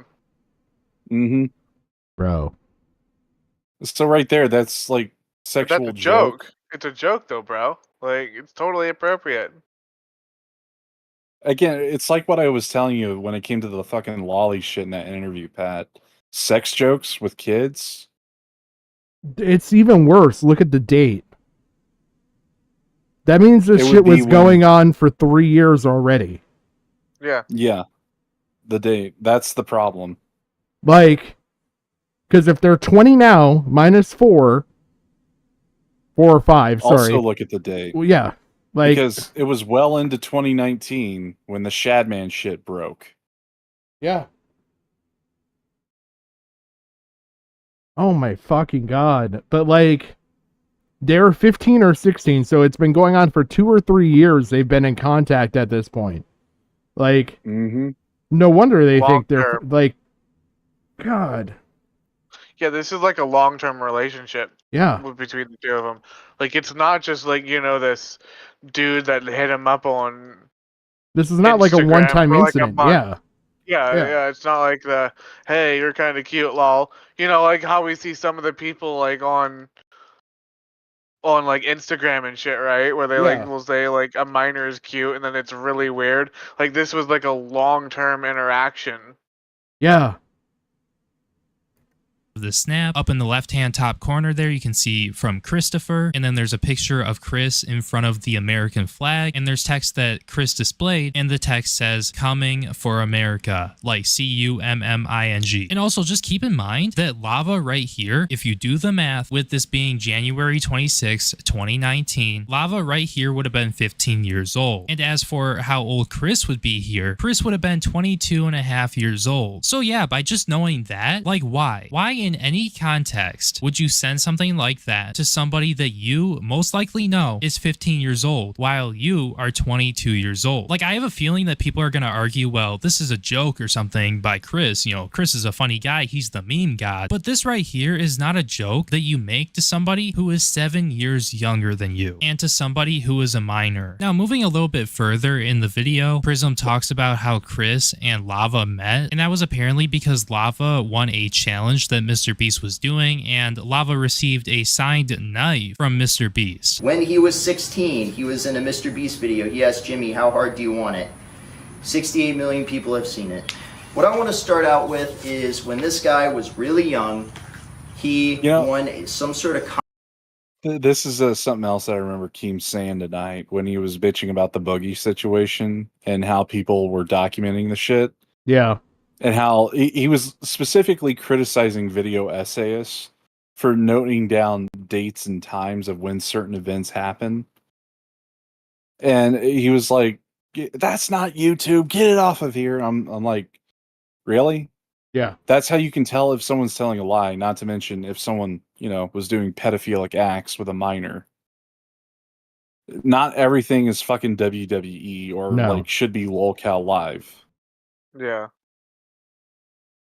Like, this is the prime example of it. It just happened to pop in my head right there. Yeah. competition or was involved, and he DM'd Mr. Beast on Twitter and got sent a knife. Oh, Mr. Beast. Awesome. Is that an actual knife? Is it with... Or just like a toy knife? I think No, it's probably like an actual knife. Yeah. Okay, so quite literally, Mr. Beast is sending, weapons to kids. He's arming the youth. So what was he really doing over there in Africa? Was he trying to be a warlord? Literally, it's like the child soldiers from Metal Gear Solid. He's making the next Raiden. Yeah, he basically has Chris there to groom the miners that will make the child army. Mr. You know, the Beast one is that Solidus. it's like, PewDiePie's fake child army, and like Mr. Medicare is Yeah. like, no, Mr. Beast was actually doing it. Yeah. Yeah. It turns out that Mr. Beast was Solidus this whole time. Building his own child army in Africa. He's the real Coney 2012. It's like soon our warlord will come back and like Mr. Beast just descends from this like Apache. So this was back in 2016. Okay. So this had been 8 years ago. So this would have been when he was still a minor. Yeah. So he would have been what, 12?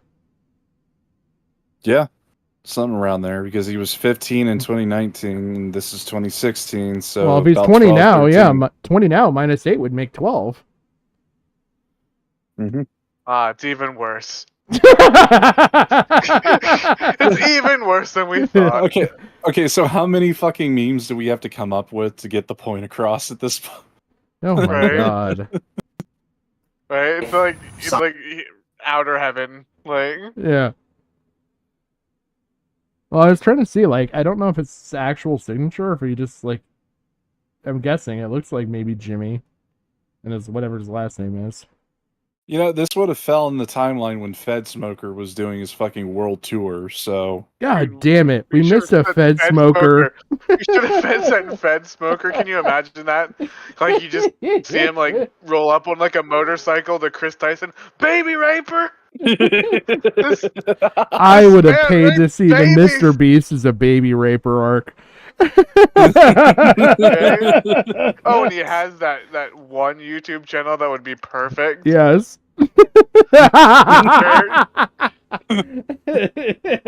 You talking about the church one? Oh, man. Yeah, yeah. With the she's and the males? Yes.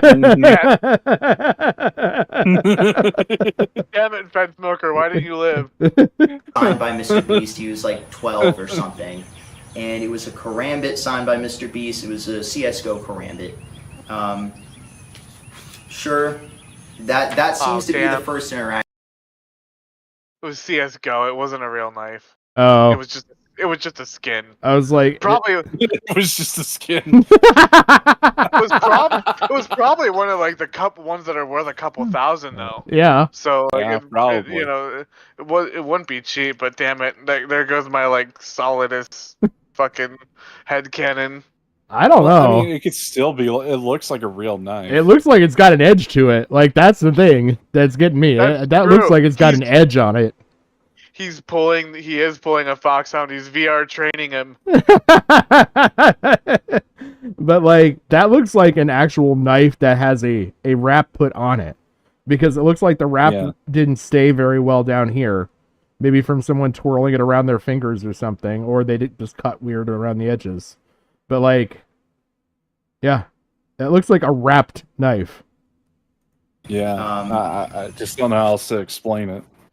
Sure, that seems to be the first interaction that I can tell. So I guess it's one thing for Lava to win the challenge, and that's the reason why they get into contact with him, but like after that there shouldn't be any like connection. They, including Chris, should not have been trying to be friends with this kid or anything like that. But anyways, moving on. Now I'm not really trying to say that this specific screenshot right here is anything more than just weird, but after what we went over in my last video with the drawings and stuff, like it's really weird, let alone having a 14-year-old moderate your YouTube stream. I showed the screenshot a little bit earlier in the beginning of the video, but we're gonna analyze it now. Chris on March 26, 2018 put out a tweet and he said, "I really enjoy playing Fortnite. Would you guys want to watch me stream?" And then he put up a poll, and then Lava responds and he says, "Please stream again," in all caps. Chris responds, "Thanks, Dad. You want to moderate it?" Like, yeah, I really shouldn't have to tell you why this is weird given the ages, but just why? Chris was how old during this? 2021? And he's calling a literal 14-year-old his dad? Like, I don't know, man. This shit's just weird. Now, it looks like we have some more tweets here that don't look too important, so I'm gonna skip past those. I'll show them on the screen anyway so you guys can see. All right, go back. Go back. tweets here that don't look too important, so I'm going to skip past those. I'll show them on the screen. Chris, this is actually pretty accurate. Me and Managed Pickle can confirm. Chris. Is it Magical Pickle or Mangled or Pickle? Mangled? Yeah, Mangled Pickle. Okay. Lava when he has one card left, Chris. Okay. It makes me happy, lol. Screen anyway, so you guys can see them. Okay. Oh, yeah. And again, this is, I mean, that right there is pretty much like, I mean, it's a more tamer version of building a bond with your victim. That's kind of what I was like. Yeah, it's dumb, but like it just shows like constant interaction. Them, but then this is where constant interaction, and it's like on top of like the sex jokes, you got the regular jokes, so it blurs the fucking lines. Yeah, we accidentally predicted this. Yeah. the really questionable part comes in which Lava asked Chris on February 14th, 2018, Chris, does she know about your hentai addiction? Like, excuse me? Like, why does Lava know Why would about... you know about his hentai addiction? Yeah. Sharing porn? Hello? Yeah. He's a pedophile. And when was that? Go back. That was back in like when Chris was like 20 or 21 or something like that. Oh, Jesus Christ.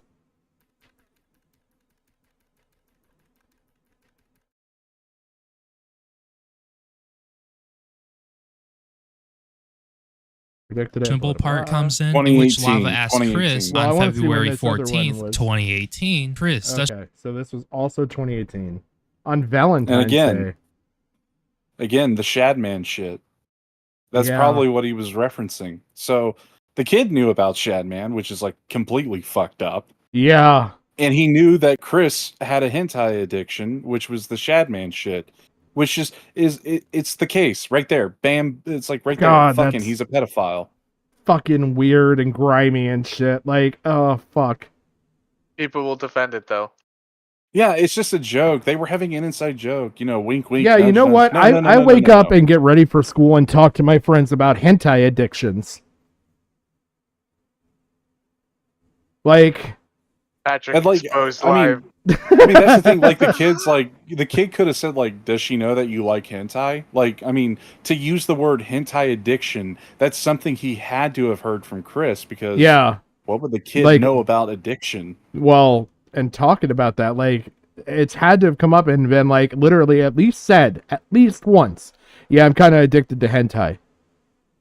Like, Yeah. if not, like, given justifiable fucking reason for it, which is the creepier thing that's, like, in the back of my mind, is, like, how that came up contextually. Oh, Yeah. but no, Patrick, if you go at people for being hypocrites for not wanting to cover this, you're just playing team sports, so say it's Xylene and Diorio. Does she know about your hentai addiction? Like, excuse me? Like, why does Lava know about this supposed hentai addiction that Chris has? Like, it's really odd that a 14-year-old knows that a 21-year-old has a hentai addiction and these two happen to be friends. Like, why the hell would you tell somebody who is this age, or frankly a minor, weird sexual shit and the things that you're into sexually? Like, this is highly questionable, and I don't know what Chris was doing here. At this point, you already had been talking to this guy. You're already friends with this guy. You already know this guy. And what is he? What? I mean, how much do you want to bet that he shared the Shadman shit? Like the other stuff that he was posting. It's like, oh, look at this. I love this drawing. It's Shadman. He's the best. There's another mind-blowing part of this that just my brain just really, like, perceived. This man went to a public park to talk about all this. Yeah. Nice looking gazebo table there. Yeah. But I mean, the whole thing is like, I mean, the whole thing is like right there. You can safely assume that Chris just committed another felony, sharing sexually explicit images with a minor. Yeah. Like that's already grounds for being a pedophile already in the eyes of the law. But we live in fucking YouTube land. Therefore, people were accused of being pedophiles for less on the platform. Yeah. Like, who was that one dude that schizoed out Substantially. because of Keemstar? Basherverse? Yeah, Basherverse. Rip. Like, the motherfucker wasn't a pedophile and Keem was just joking with him. And then it got stuck to his name until did he end it all, if I remember correctly? No, he died of COVID. Okay. Oh, do you want to repeat that's like- Xylee's point, by the way, for Ellington? Okay. Let me pull up the tweet here. Because I showed it to Sin, and it was like, your fucking abuela is nuts. Let me find it. Right here. I'm gonna say this now. If you're taking this Ava Chris Tyson shit and playing team sports with it, no matter what team you are on, you are so pissing me off. And for the love of everything, holy stop conflating it with the Dr. Disrespect story and Tana Mongoose story. There's more to it here. Yeah, we have more evidence against Tyson. Yeah, all three situations are gross and inexcusable, and stop trying to tell content creators what they can and cannot cover. Fuck you, it's their platform. So, what she's trying to say here is that, just because some people don't want to cover it doesn't mean that you should harass them, is how she's playing it under the guise of team sports.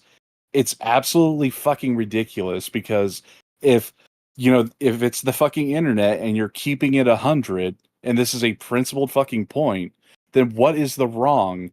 What is wrong of holding those people account for not covering this shit, for not talking about it, when they're willing to have no fucking evidence except for a dude who admits to it, to go at him as fucking hard as we're fucking Ragnarok coming to Earth. Yeah. And then say fuck all about Chris Tyson when you have this fucking much evidence. I'm sorry, but yeah, these people need to be held to account because they are the ones who are playing team sports. Is she retarded? Yes, she is retarded. She's 50-something years old, like a pack-a-day smoker, pretending to be a young hip kid with the fucking commentary crowd, pretending to be like one of the big, great thinking talking heads, pointing out, now hold on just a second right here. This is really dumb. She's pretending to be that. Yeah. Hello, fellow kids. Yeah, that's really is. Xylee is the hello fellow kids fucking me. She's too old for this shit, and she doesn't know what the fuck she's talking about. However, she's taking talking points in fucking directions from Diorio. Because the fucking team sports word, or meaning, didn't come up until Destiny was getting fucking shit canned for all of his bad behavior. Yeah. Shit that went against TOS. And he's like, no, I must save Daddy Destiny because I like him. That's playing team sports. He's the good Steven. Boogie bad, Destiny good. Yeah, that's where this all traces back, Ellington. I know I sound crazy just even doing this imitation and shit, but it's really fucking infuriating. Now, see, okay, I'm gonna justify my point on this really quick. If anybody wants a fucking justification, or you don't, I don't give a fuck. I didn't cover any of that shit because when I saw the shit that people watch on my channel, you guys didn't really like it when I covered that kind of crap. And to be honest, it's kind of regardless of the person, I wasn't really a fan of it. It's mentally fucking taxing. I'll be honest. But, so I just didn't think anybody was interested in it. So I haven't covered the Dr. Disrespect or the Tyson stuff or the Tana Mongoose, any of that shit. None of it. The only reason why I'm looking at this is because, now it's starting to sound like this is, ridiculous to not look at. Yeah, this is so, there's so blatantly, holy shit. You cannot disregard and, just pass this over. It's just, I heard this shit last night, like I said, on fucking Kino Casino, and I was like, oh shit. I remember I was literally in the kitchen eating, and I was like, Jesus fucking Christ, this is bad. When I heard the 13-year-old victim was the one coming out and putting all this shit out there, I was like, that's not fucking good. And let's look at the fucking like Dr. Disrespect allegations just for a quick bit because there's not much to go over. It's alleged that he was talking with a 17-year-old. Then he confirmed it. Yeah. Back when he was having a divorce and he was in his mid-30s. Yeah. That's still reprehensible. I'd call him a pedophile for that any day of the fucking week. Well, because But the amount of fucking evidence that we have here and how many people who were calling out Dr. Disrespect mum the fucking word over it. Well, here's the funny thing that, like, when you look at the fucking Dr. Disrespect thing, one of the biggest fucking key statements that he says, it was just inappropriate jokes. Literally, what this fucking victim is saying here about Chris Same Tyson. excuse. So, like, now it makes me call into question, like, okay, if this is the victim saying this is just inappropriate jokes, and then Dr. Disrespect is saying it's just inappropriate jokes, first of all, why the fuck are you doing this around kids anyway? Like, look, you know, it's one thing for, like, a kid to go watch a video of, like, George Carlin or a comedian, like an actual comedian saying inappropriate jokes, and, like, that's it. That's the end of it. It's another thing, like, again, in my opinion, when you're involving people in a community and they're feeling very attached to somebody. Like, yeah, one-on-one versus one in a crowd. Yeah. That's the fucking difference. Like, you're not directly focusing in and telling this to one person. You're telling it to the fucking world when you're a comedian. Yeah. And just because this person's like an audience member, I mean, fuck. But what wasn't Louis C.K. like, you know, when he was like masturbating in front of like 3 women and asked for permission? Yeah. Yeah. Like, it's that kind of situation, just minus the physical bullshit, you know? Yeah. He's like, well, I got permission. Like, why are you canceling me? It was just jokes. Why are you canceling me?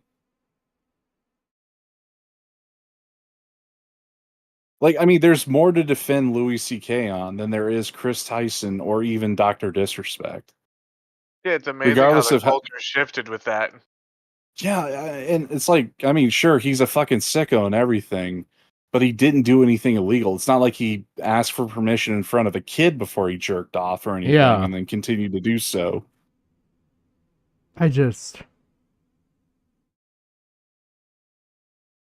God, this bothers me already. And there's a lot of video left. We're only a tenth of the way. The only thing, Or a third of the way.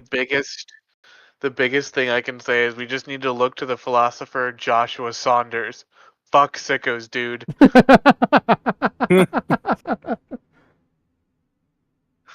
But yeah, it's like, again, I know I'm hung up on this team sports shit. It's just that is the dumbest fucking cop out and cope I've ever heard in the longest time because number one, it's insulting, and number two, it doesn't make sense because you're basically saying, "No, it's you who's doing it, not me." Well, in a situation like this, like, what's the team sports?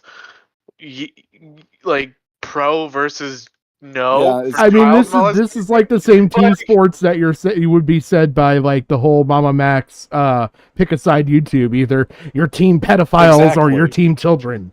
Like, it's like hot take. You know, I have a kid. I think pedophilia is wrong. Yeah, basically the whole shit that they were going at Mama Max to begin with, the whole like pick a side. Yeah. They're trying to say that that's what's happening to, or that's what we, the people, are rightfully fucking outraged at Chris Tyson and are finding it very fucking peculiar that the people who went at Dr. Disrespect aren't holding the same fucking energy for Chris Tyson. I don't blame anybody then. Like Hassan honestly, Piker is probably like he went at Dr. Disrespect, and did you see his response to the shit? No. I haven't seen anybody's. I haven't paid attention to this. Like, I mean, he was a total fucking hypocrite. He was like, look, I don't know what you want me to say. There are people that I hate that I don't talk about on my streams. Like, so Okay. are you tacitly saying that you like Chris Tyson and therefore you won't? Like, yeah. He's so fucking dumb. God. Jesus fucking Christ, what a fucking idiot. I just hate everything. It's like with Hassan, I can't hold him to the same standard I would a Pokimane because he is legit fucking brain damaged. He is. He really is. It's like kind of weird. It's like you really, since you don't have Daddy Chunky Yogurt or Destiny to like astroturf your opinions anymore.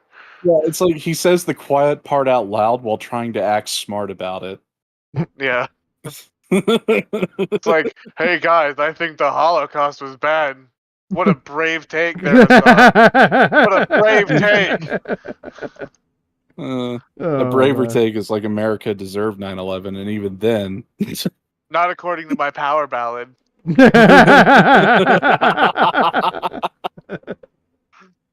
Oh, I'm just saying, like, that just fucking floored me because it's the same fucking excuse. It's the no, you are doing this, you are doing it wrong, not these people. It's like, fuck you. Yeah. Oh my god. It's like I've been consistent here. Like Dr. Disrespect, fucking pedophile. The guy that is involved with Tana Mongeau, fucking pedophile. Chris Tyson, fucking pedophile. Yeah. I mean, my fucking point with the Dr. Disrespect stuff was the fact that, like, look, if his own company fired him, there's obviously something fucking bad there. Yeah, I No, mean, Robert Bowling had to come out and make a statement on it. Yeah, and now we got the same thing, and they're still like, I don't know, guys. There might be something else going on here. Wink, wink. I can't imagine with the amount of people that had a bad position with Dr. Disrespect, like not wanting to speak out about this if that's your fucking thing. Like, yeah. Because so many people sat there and said, well, there wasn't enough evidence. There wasn't enough evidence. There wasn't enough evidence. Like, and then when there was still more than enough, like, it still was though there wasn't enough evidence. And now a case where there is enough evidence. Let's not call the game early. Like, I mean, here's the thing. It's like they're going like most people like the way how they're looking at it is because since Sneeko has like talked in this regard about the Chris Tyson situation. Of course, he was has. literally defending Dr. Disrespect. It's like, plus his other arguments of lowering the age of consent and whatnot. Yeah, it's like also an ex Mr. Beast employee. Yeah, he's a true fucking hypocrite. Yeah, in this entire situation, he doesn't even know it because he's like too fucking retarded. Yeah. But these creators, these supposed creators, like that have made millions, like collabing and doing all the other shit with these same people. They would rather bury Dr. Disrespect with no evidence and just taking his word when he takes accountability for his actions. Like, I mean, I don't know. Like, we should actually compare the two fucking apology letters. Like, even though he remended it like 5 times. well, here's a few things, right? So, like, we're going specifically on Doc's word, right? Yeah. Mm-hmm. So, well, why can't we make, that one argument of what if the zero defense? What if he just felt really pressured to say something? And he was under duress and said, yeah, I did this, and he didn't. You could almost make that argument. Yeah. Right?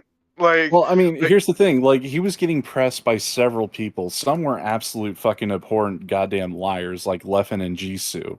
And then there were actual victims who came out. And if you parse the truths and the falsehoods based on, like, a suicide note post where he's, like, being pressured to admit to everything, he's just a basket case and shouldn't even be around in the at all.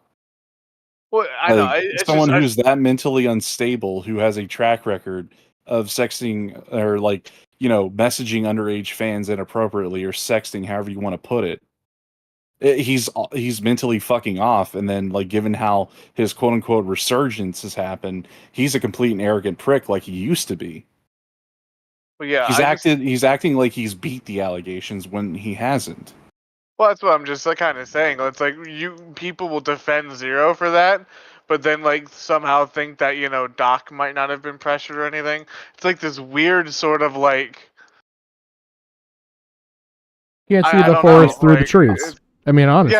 It's like, okay, so you're willing to condemn Doc for him saying, yeah, you know what? I take ownership. I messed up. It was inappropriate. But then, Well- you see Chris Tyson literally in front of you doing things that are incredibly inappropriate. You've seen the messages with Zero, but will defend them. I don't know. The whole thing is that there are just too many fucking idiots who are not willing to be honest in this situation. That it kind of pushes me to think that the only solution to this is like if they can't see the forest through the trees when it's staring them in the fucking face. Maybe, just maybe, if like I don't know, these people who are rightfully accused of being pedophiles just happen to be hanging from some of them. So, question then: would you say that's commentary's final solution? I don't know. It's like, get rid of them all, let God sort them out. Is like that's the kind of solution I'm leaning towards for this entire fucking like shit piece. Well, I'm gonna have a brave stance right now. I think Chris Tyson might be a pedophile. I thought you were going to be a lot braver and say pedophile bad. I'm a little disappointed you didn't say pedophile bad, just Chris Tyson bad. I'm a little. I think your take's a little lukewarm there. Again, the only thing is here is that the same kind of pussy bullshit that got Diorio to come out and defend Destiny with this team sports narrative, and like the same fucking team sports narrative that's being used to defend all these other pussies who won't come out and condemn. Yeah. It just leads me to one thing. The only motivating factor for all these idiots, money. That's it. Yeah. Whether it's Money. fuck you money, you're going to get sued, or money making opportunities in the future that they're going to get cut off of. That's all it is. There is no principled stance. Yeah. I don't fucking care. Like, this is abhorrent. Like, okay, again, I know what my stance was coming into this, that like all of this shit was already out there. What the fuck's the big fucking deal? But I didn't know that like this much extra shit had come out. Like, this is like a lot fucking worse than I even knew. So like, it's kind of, again, I hate to use the term like inexcusable to ignore, but like, 'cause I don't think anything is inexcusable to ignore. You can ignore anything, but I mean, like, Jesus honestly, fucking Christ. And honestly, like, push closer to it though. Yeah, and to bring it back to Diorio for a sec, you know that tweet you made about the Sunny V2 video? I mean, you could eat a dick on that one because seriously, the dude was onto something, and you like. I almost want to go back and watch Sonny's video now. Yeah, because he brings up the Shadman shit, which is like the entire fucking like causal link for the pedophilia. It's the powder keg. Like, yeah, it's the fuse. The powder keg is the victims coming out. Fair. Because like, I mean, Sunny V2 was completely vindicated. Like, And I will say of it, that, like, even more so. Like the title, Mr. Beast's worst nightmare. Yeah. Yeah. Yeah, it really is. Yeah.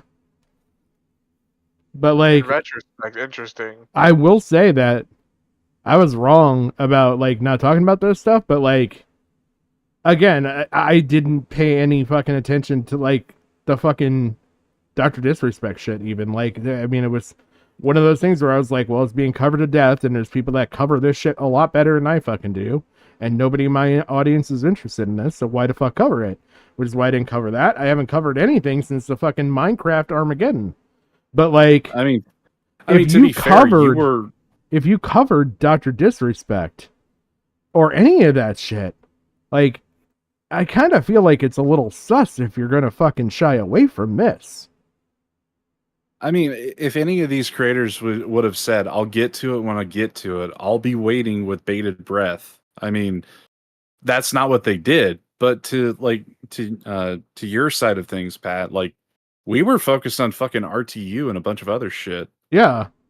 Yeah, like, I picked a different arc and went with that. Like, because that was the shit that, like, people... But this is, like, fucking bad. I'm not gonna lie. Like I said, especially if you covered the Dr. Disrespect shit, I think it's kind of weird that you would cover that, but not this. I'll say that. Yeah, no, I totally agree with you with that. Like, It's like if you're gonna put that in your like wheelhouse, a month's time. Like it's almost been like a month and a half's time since the Dr. Disrespect story happened, and now we've got this. Like, if people get tunnel vision on what kind of content that they want to do, I can understand it. Yeah. But I mean, the people who make it a part of their content to hop on like the hottest fucking story imaginable, Yeah. and say, Yeah. I'm gonna call bullshit. Yeah. So yeah, this whole team sports narrative is just completely and utterly fucking retarded.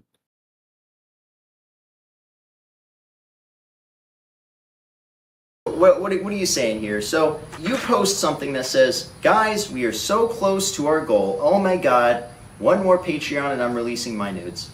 And of course, this is some poorly made joke. I've seen these kinds of jokes online before where it says, oh, if this post gets 1 like, I'll kill myself. And then the person likes it. It's, this kind of joke. It says a goal of $3. I want to see if anyone is dumb enough to give me money. But of course, it's only you and this other guy in this Twitter thread. And this is the part I have a problem with. This isn't a group chat. This is literally just him and this other guy. There's one other problem. The other joke that you brought up as an example is something that anyone could pick up on, besides the mentally enfeebled. Yeah. Would be able to tell as a joke. This one is of a sexual nature, so it's kind of a coin toss. Yeah. I mean, I'm not going to throw it out there, but then be like, oh, well, this is condemning evidence. But, like, I'm kind of interested to see what's said here. He's been talking to. It's just, like, I was going to say, like, the totality of these sex jokes is the evidence, like, the argument for why he was inappropriate, why he is a sex freak and a pedophile. Because it's all one fucking theme. It wasn't that he was, like, pretending to be, like, the suicide baiting character for a meme. He was being this like morally degenerate sex freak. Well, and that's kids. the thing that struck me so far is like some of the stuff that you're seeing is from Twitter feeds, and that's the stuff that they felt okay to say in public. Yeah, what's going on behind the scenes? Yeah, because you're typically going to be a little more open, a little more unthrottled. Yeah, and that lava kid, like he literally just let the cat out of the bag with like, do they know that you have a hentai addiction? Like, hello. Yeah. Group chat. This is literally just him and this other guy that he's been talking to and that he's friends with online. He says, Lava says, I'm your first Patreon, big boy. Now keep in mind, Chris Tyson, he was born July 1996, so he would have been 22 years old at the time, or around that age. That was the membership role name? Big boy? No, not that. I think it was this, come on. Oh, come on. Okay, so that wasn't a role. Because, like, if that was a fucking role, like, how deep does this fucking joke have to go? Yeah. Because if that was the case, I could have whipped out a fucking Michael Jackson big boy joke from, like, Robot Chicken. Yeah. Man, okay. Now, keep in mind, Chris Tyson, he was born July 1996, so he would have been 22 years old at the time, or around that age. And you have this guy who was born in November 12, 2003. He would have been... What was that? I hate to make you pause it again, but, like, again, the come on, like, that is also an indicator that they're being playful with sexual terms. Like, not just terms of endearment, but, like, I mean, we're all adults here. We've probably seen a porno or two. Yeah. And the fucking acting is about as horrid as, like, anyone make an apology on Twitter for fucked up shit that they've done. Well, it's like pet names. I mean, this is literally fucking pet names at this point. Yeah. Yeah, I mean, quite literally, this is like the Mr. Beast version of Catboy Ranch to an extent. Actually, that's a good comparison. Yeah, instead of Catboy Ranch, it's Big Boy Ranch. Oh, God.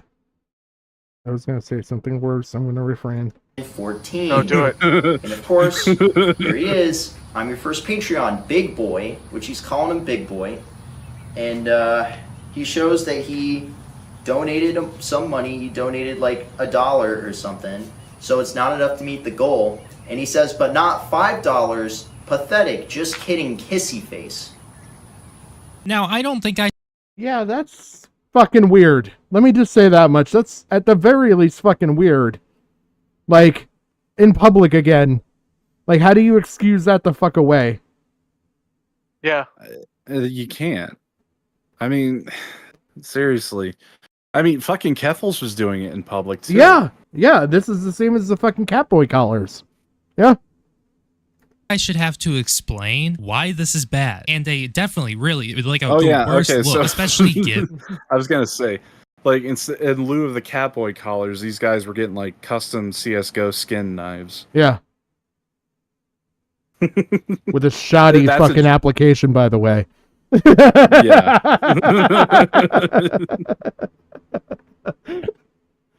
It was made in the Taiwan. shit that we went over in the last video. And I know that this is off topic. I really hate to go off topic. But the amount of people who are in my comments in the last video justifying the lolly, or at least trying to, is absolutely insane. And I'm hoping that when this video comes out, because I'm currently making it, I really hope that this can help change your disgusting perspective on people like this and their weird kinks. Because this is bad. And what we went over in the last video is disgusting. Brion, don't classify lolly as a kink. It's not. Like, yeah, it's basically trying to change the word pederast into pedophile. Like, it's lust, not love, or like a kink or something like wrong in their fucking head. Well, I mean, there is something wrong, but it's not going to be considered as a mental illness that could be treated. No.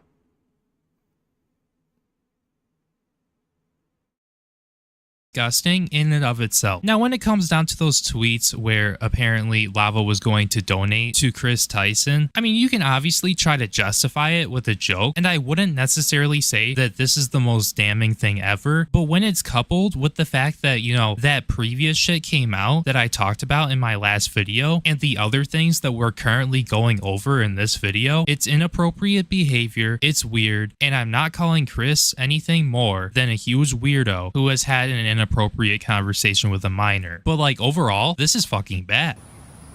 Yeah. Coward. Coward. This is the part that I have a problem with. And I'm going to say this, but if you know this guy is that young and you've been talking to him one-on-one online and you've been socializing with him and making friends, what is this comment supposed to mean? I'll tell you what it means. It means that you're telling him that he needs to donate $5 so you can release your nudes or whatever, and you sent him a kissy face. Now, granted, you could say that this is a joke or whatever, this is bro talk, but keep in mind, this is with someone who's like... This is bro talk? 14. What the... Okay, there's already like a comedic bit about this kind of shit when it comes to adult men being gay with each other. I mean, we're bros, and we've never talked like that to each other. Like, I'm just saying. I am just saying. Behind the scenes, we have not talked to like that with either of us. So it's like, I'm not buying this. I've never had another man talk to me like this, nor would I want it. Yeah, it's like, what the fuck? I mean, again, he's trans, so maybe that was like a subtle hint, like it's actually genuine and not like a cover-up. If he's willing to go that far for jokes or just to simulate, like, you know, being trans with another man. Or another, like, male, but a fucking child, of all things. That's really hard, though, because I've done a lot for bits on this channel. But I've never done that. I've never done that. Like, I will do anything for love. I mean, seriously, like, the fucking bullshit was sent. Like, he's never even talked like that. Like, what the fuck? Yeah. Yeah, like, the thing that gets me is the kissy face. Like, the fuck kind of goddamn bullshit fucking bro talk are you fucking coming up with? And, like, okay, I think he made a step too far. I will say this in criticism. All right. I will say that you could dismiss I will release my nudes like fucking Patreon thing just to get people to sign up. Like, okay, it was a ploy. The problem is not that and that you're saying, oh, well, donate $5 to get my nudes. No. It's first of all trying to pressure the kid out of money, which is fucking weird. And then it's grooming. It actually is grooming. Yeah, like I in mean, a that's couple a trust different factor. fucking ways. Like that's like another one of those tests. Like, how far are you willing to go? Are you willing to give me $1? You know, it's Yeah. like, oh, you don't again, love me that's like enough how to you give me manipulate $20, someone. you know, like Yeah. Here, Yeah. let me sweeten the pot. You know, joke. yeah. Like, it's all fucking there. It's just that we're dealing with fucking illiterate morons. Jesus fucking Christ. Teen, and this is someone who's in college talking to like someone that isn't even in high school yet, really. Okay, I really want to know, what did Chris Tyson go to college for? Because if it's psychology, then he's like fucking dead right now. I don't know if he's saying like actually in college versus like college age, but like I'm gonna assume college age. But like, yeah, I mean that's how a lot of people are doing it. But I remember like, I don't know if this is like one of the guys or if it was Chris specifically, but one of them got a fucking college degree, and I'm wondering like, if it is Chris and if it is in psychology, then he's already fucking damned, because then he's not only learning about the psychology of the human mind, he's actively practicing it on a minor. well, here's the thing that like really kind of gets me, and it's kind of funny, and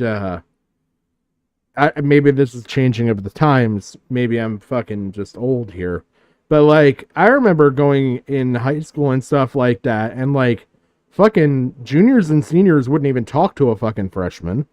You're lucky if like sophomores and freshmen interacted, let alone like a senior and a freshman interacting.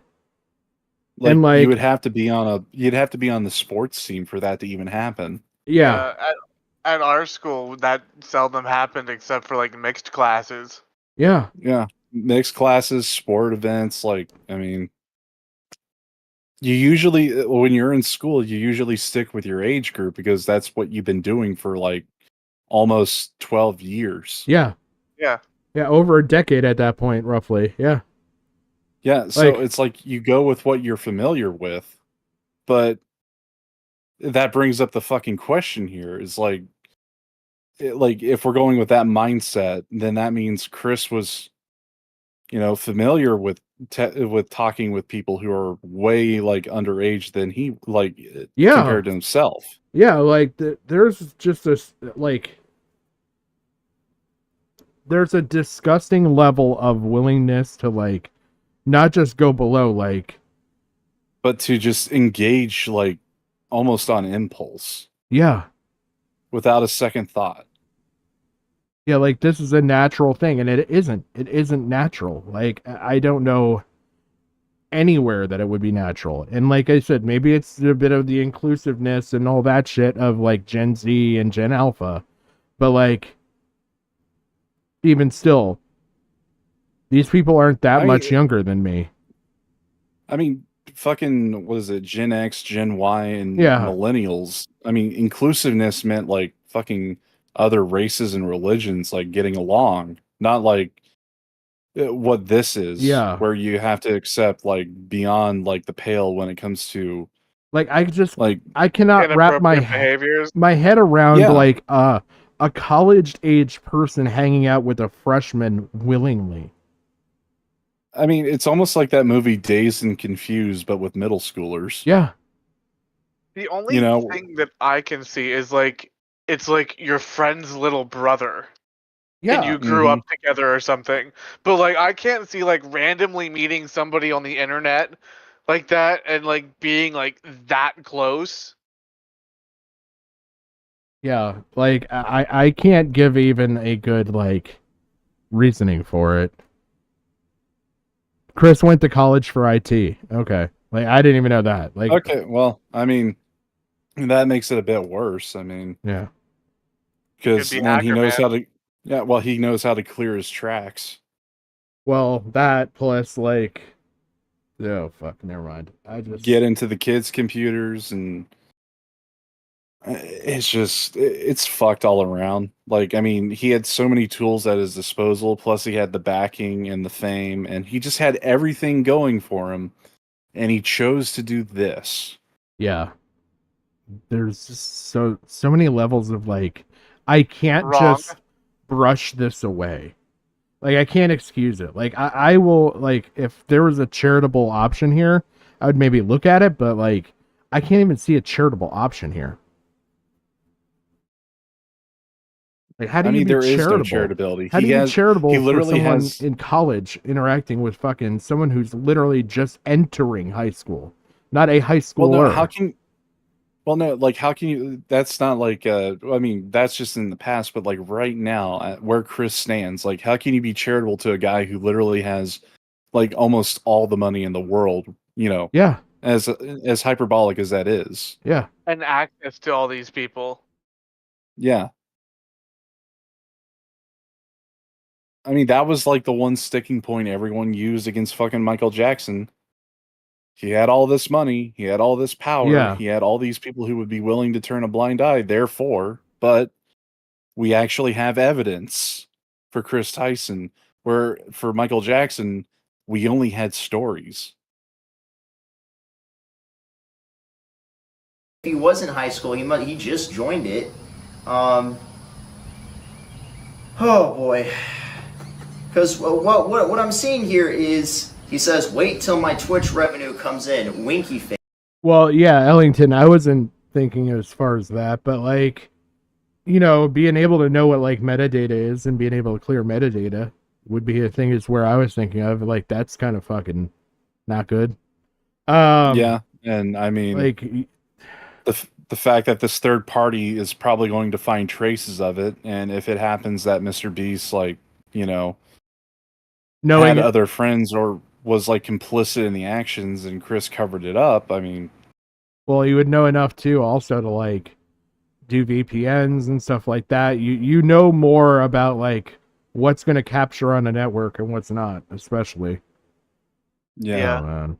I mean, I get you, Ellington. It is a bit schizophrenic to think that he's going to get into a kid's computer, but he was already trying to get into a kid's pants. Like, that's like a step beyond trying to get into the dude's computer.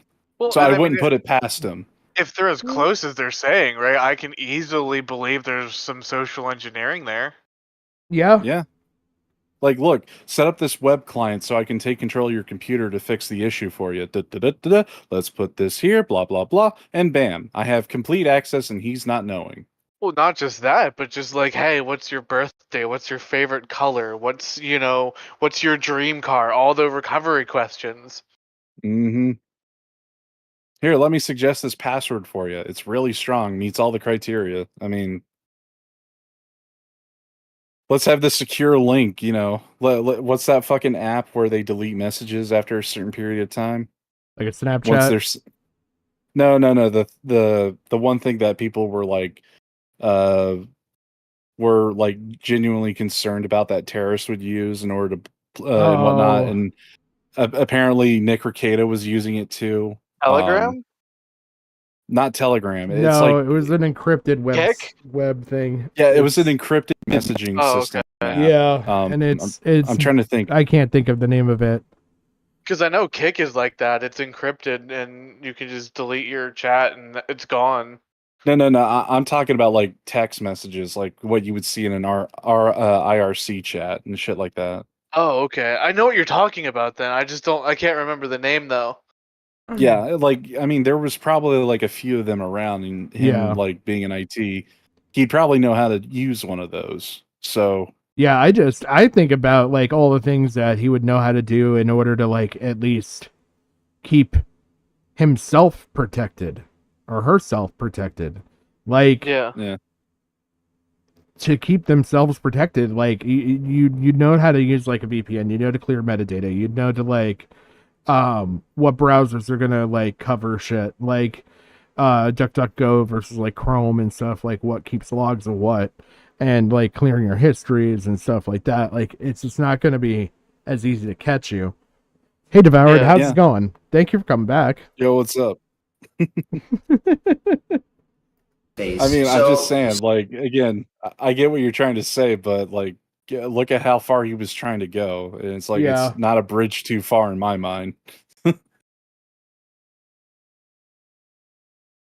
The only reason for me would be the why. Like, you'd have to have a strong why to commit that kind of a crime in my mind. I mean, covering your tracks. I mean, think about it. The pressure that you would get for being a pedophile would be wide Pedophilia enough and for, grooming. yeah, for a psychologically damaged person already. Like, it's And not so his much as like the why, but like how much the motivation is going to hit a pressure point. exact, and look at how famous and how much like influence he has. That alone, Mhm. because you won't want that scandal, especially if your friend's Mr. Beast. What kind of hell that would rain down on Jimmy, which would then force his hand to rain hell down on you. Well, I could easily see that. here's my thought, my contradiction to that. Look at what they're doing in public. And he's already groomed the person enough to where they're saying in public, like, this has gone on for years. Like, if something were Well, to that's come the out, thing. it would have come out in the beginning. Well, that's the thing. Like in public, like we're having to heavily speculate to get to it, but we already see like the damage is already done to the kid that he's like completely fucking brainwashed. Yeah. So anything that Yeah. any of the brainwashing shit that happened in private, that would be reason enough for him to delete. Well, yeah, and it could be one of those typical, like, he's gotten away with it for so long, he feels more emboldened. Yeah, and here's the thing, like when this shit was brought up the first time around, that was probably the warning shot, and he had a whole fucking year to do it. Yeah, nobody listened to Sonny. And that's the problem that we're dealing with. Yeah, here. I It's guess like, I could see it happening more so between like a Sunny video or like a trigger event, like a driving point of, oh shit, this is bad. Now I Yeah. need to cover my tracks. But like, Yes. I don't see anything leading up to it to think like they would you automatically would go to that thought process. yeah, because he's had enough time. Like this, like the beginning of the race happened a year ago, and he's like a year ahead of us and trying to catch him in his tracks. Yeah. Yeah. I mean, that makes more sense to me. It's like a trigger event. Why? The why would be the Sunny video coming out about Shadman, the shit coming out about Shadman, all that shit happening is then enough of a trigger event. Yeah, I agree with you now. Especially given how close he was with Shadman. So Yeah.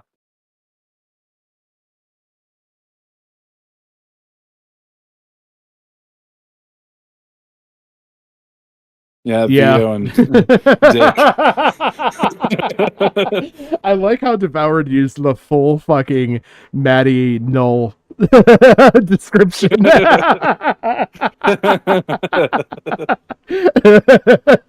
Dick Masterson, Oh, it's aka just- Dax Herrera, aka Juju the cow, the man who likes to.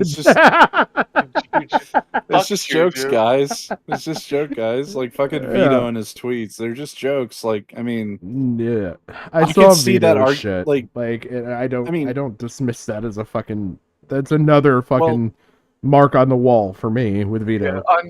It's not in compar- surprising. Well, No. I'm gonna say this: like in comparison to Chris Tyson and Vito's tweets, where he's just actively saying like he after butt fucking a child, he got like good state or crowd control like lessons from him. Like I could see that more of as a joke now compared to Chris and what he's been doing. Yeah, But it's still to me like point blank. where regardless where of do you draw Chris. the line? You know, like Yeah, like that isn't so much of a joke because like number one, it doesn't follow the flow of a joke. Like what's the punchline other than just being a bombastic fucking retard? well, the only reason that we are saying that these are not jokes now is because we know Lava and we know the age of Lava here. Mm-hmm. Like if you thought Lava was 24 here, there would be no problem. Like it would just be fucking bullshit behavior out in public, and it's like, yeah, okay, jokes, you know. Devoured. You don't understand anything, incel prudes. You don't message unknown underage people on the internet just for the lulz. Ack, ack, ack, ack,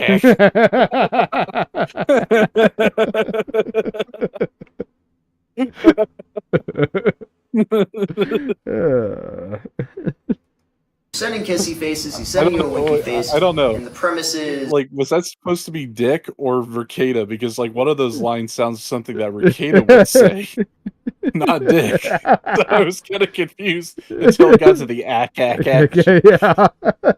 you're trying to give him enough money so you can get his nudes. Already really weird, considering the fact that this is one of your online friends and this massive age difference.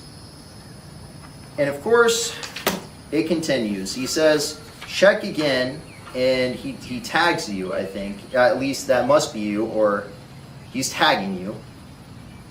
And of course, he says, I posted some fire nudes for you. Please no.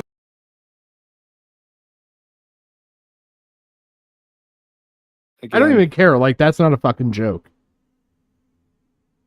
I mean, like, he follows it up with "please no share," but again, it's like even if this is pretend, you're playing pretend with a child. Yeah, it's just it feels weird no matter how you look at it. There's no way to like be like, yeah, no, it's funny, haha. Like, And it's not like, oh, it's just jokes, and it's like, and we know that you shouldn't have like these kind of sexual charged jokes with a kid. It's like, but for this long and for how long it took out, this wasn't just like a hi and goodbye sex joke in front of a bunch of minors. This was like a concerted effort to groom this kid, to make this seem normal. well, like, it's normal enough to like do the fucking winky face, the kissy face, all this shit. Like, it's bordering on. I mean, I take it as fucking flirting. Yeah, it's weird. Yeah, it's just inappropriate no matter how you look at it. And the thing that like I call into question, being me, is who the fuck is the fucking 3 people and 4 people that like the fucking responses here? Well, I mean, people should have taken screenshots of that before Elon got rid of the likes function to where you could see them, where it was visible. Yeah. You know, the shit that got lyrics caught in the first place. Yeah. Share. And this is someone that you're talking to that is 14 years old, that you know is 14. And at the end of the day, you cannot be talking about topics like this with someone that is this young. Even if Chris happened to not have bad intentions here, Chris shouldn't have been talking to somebody this age like that, and that's the problem, at least as of right now. Let alone that Chris is frequently on the Mr. Beast YouTube channel and in Mr. Beast videos, where, you guessed it, the primary audience is little kids. But I mean, even besides that, once again, he shouldn't have been talking to this person who happens to be underage, and he most likely knew that. Keep in mind, you're bisexual, okay? You're talking to a guy that is 14 and you're in college, and the premise here is you guys are joking with each other about sending nudes. That's illegal. You can't do that. And let me just say it like this. It doesn't matter if you're joking or not. Solicitation is solicitation. There should be zero discussion about anybody sending anyone who's 14 years old nudes of any kind, okay? I don't know, I'm not quite sure if you sent this guy nudes or not. For all I know, this very well could be a joke. But you are talking inappropriately to a guy who is 14 years old and to a guy who you know is 14 years old, and that's what I have a problem with. What I have a problem with here is the way that you're talking to him, the fact that he's asking you... I agree with your statements there, Mr. Blue Polo T-shirt guy. But you're forgetting one thing. Yeah. This is internet land. Yeah. Yeah. It's an amusement park filled with a bunch of filthy fucking freaks. It's a little different here. Who will excuse and turn a blind eye to this kind of shit. You're applying real-world morals on internet culture. Yeah. I hate to like even do that as a joke, because like I know there are some people who will actually believe that as a legit argument. Yeah. Like, oh.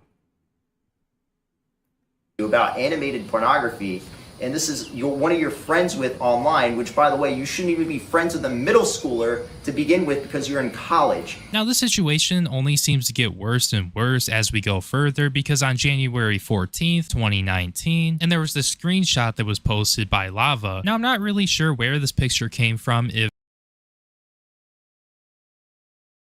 The fuck does that say? Zoom in and enhance. I mean, there is no great way. Enhance. Enhance. Enhance.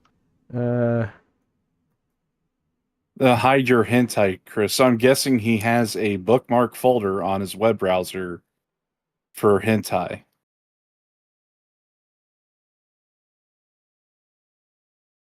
That's the only thing I can glean from what Lava is pointing out here. Diana something? No fucking clue. Begins with an M.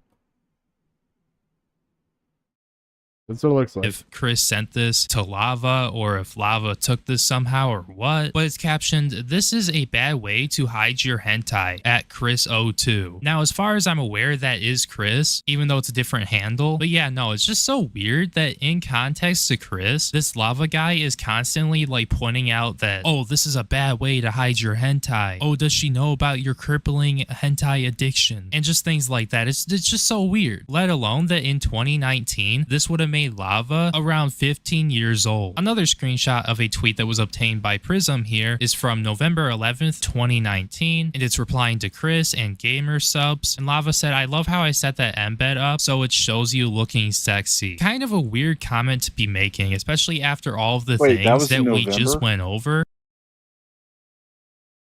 Kind of a weird November comment to be 2019, making, especially after all of the things that we just went over and the things that we still have yet to go over. But yeah, I don't know. On February 14th, 2020, Lava tweeted at Chris.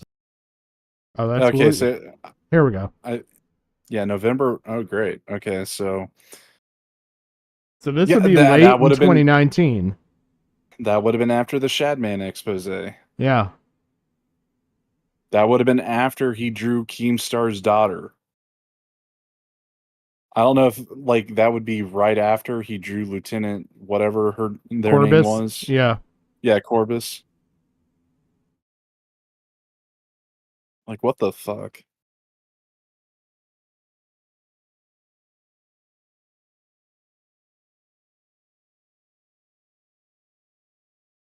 Especially after all of the things that we just went over and the things that we still have yet to go over. But yeah, I don't know. On February 14th, 2020, Lava tweeted at Chris02, "Will you be my Valentine?" Winky face emoji. I don't know what friends do this. Even if it's a normal friendship and it's not some weird 7-year age gap friendship. But what normal friendship is constantly like this? And I mean, with the given context that Chris was bisexual at the time and still might be bisexual, on top of all the other things that have came out, this is highly suspicious. Here's some unrelated replies. This the fucking defenses. Oh, he's trans, don't talk about it. Oh, he's bisexual, don't talk about it. So you're literally making the case for the crazy right wingers to say, oh, gays are pedophiles, fucking reefer madness and shit like that.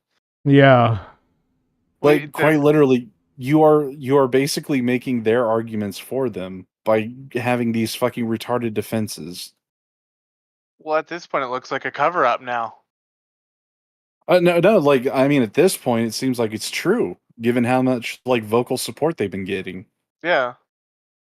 It's I mean, we used to criticize the far-right Republicans, the conservative Christian core, of using a slippery slope fallacy.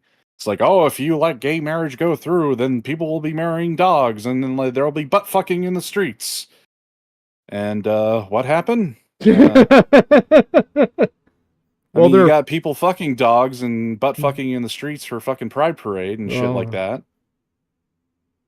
I mean, it's just you're proving the people that hate you the most right, whereas us, the people who are willing to understand, we're being left with a fucking hand of fucking bullshit. Yeah. And there's no way to defend you.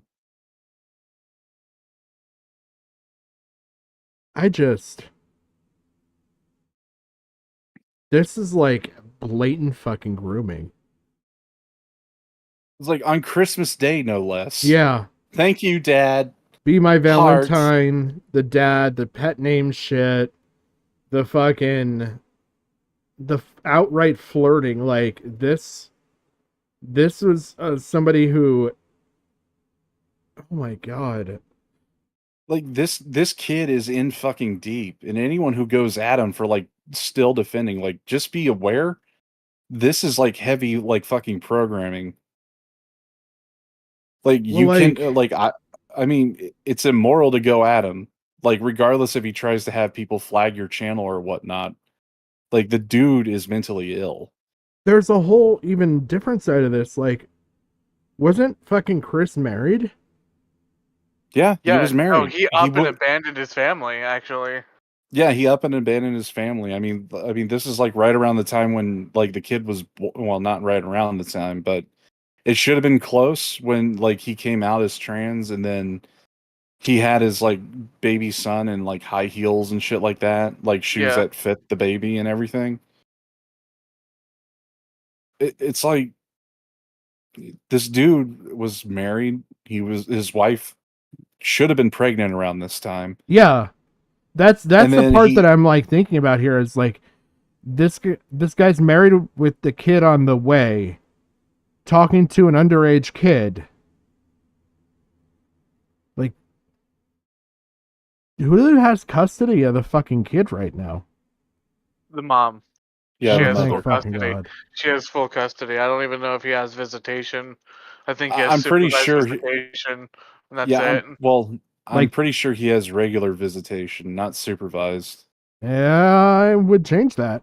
I would change that I- if I were them. Like, From what I understood, is they have supervised now because of all the shit that came out with like Yeah. Chadman and stuff. I think they did like an emergency hearing, from what I understood. Because it could be a recent update, because I haven't looked into like the marriage situation until like a year ago is like when I saw it, and it was just regular visitation. It could have changed. I'm hoping Ooh. it did.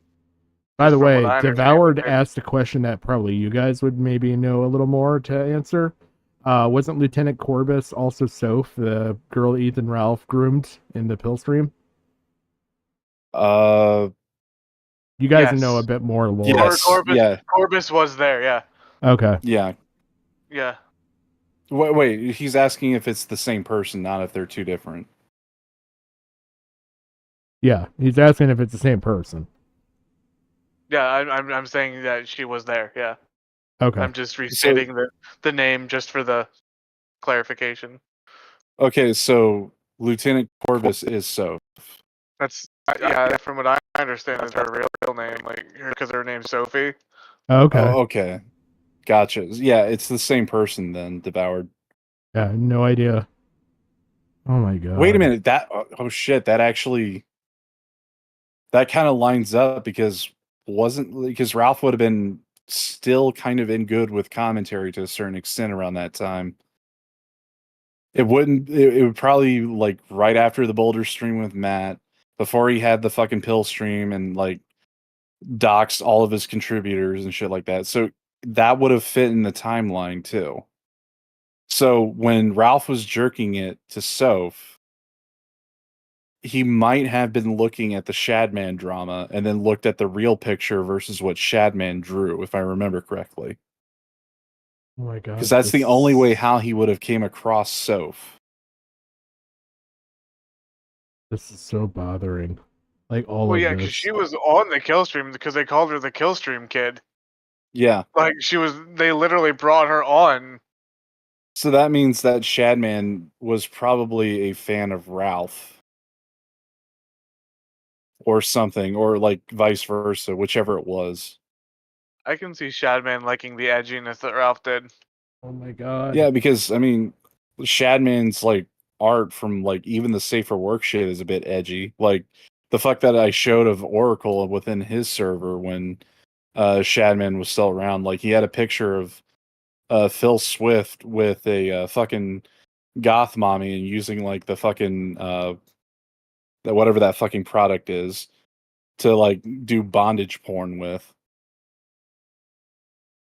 Like that was an Oracle server, and he's like posting it. I'm like, it was just a weird fucking picture, regardless. But yeah, it should line up timeline wise. Yeah. God damn it. This shit's bothering me. One is from December Yeah. Yeah.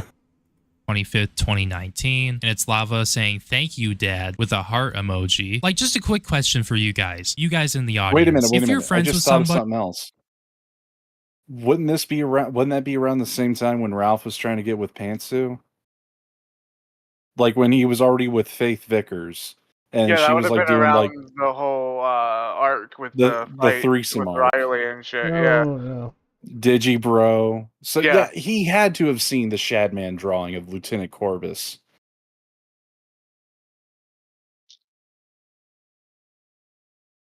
I'm coming to the realization there's a whole sector of the community that was not only knew about this, but was okay with this and like perpetuated a community around it. Yeah. Yeah. And that is Yeah. so abhorrently disgusting. Did you Because see that? if we're remembering this correctly, then that just like it's a fucking mess. Yeah, did you see that Beckett and his co-host on Cope and Seed, they started documenting all the tweets, and there's like so many YouTubers that were supporting Shadman. No. Mm-hmm. Yeah, no, look on his Twitter. Oh my god. I'm wondering if that's where they got the that's where Lyrics got the Ricky Berwick one from.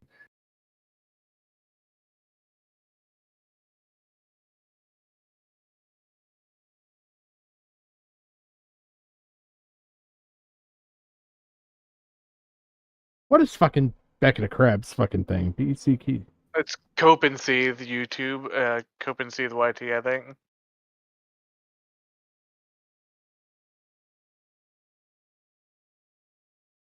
I'm gonna follow them. You don't have it? Let me see if I can. I got it. Oh, you do? Okay. Yeah, he has a whole tweet thread, and he has the actual tweets too. Like, it's not just like, oh yeah, I know Yeah. these people were talking. I like, looked at he has this the earlier. evidence. Yeah. Like, there's a whole thread.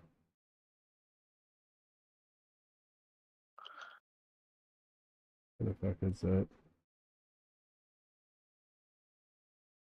Yeah, here's the mega thread, this one.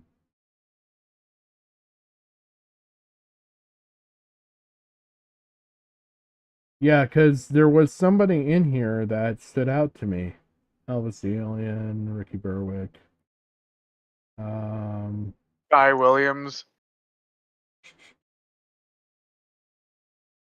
Right here. I think that's a different name, though.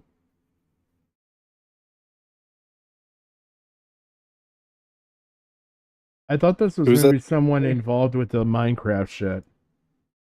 Oh. I would have laughed if RTU was in there.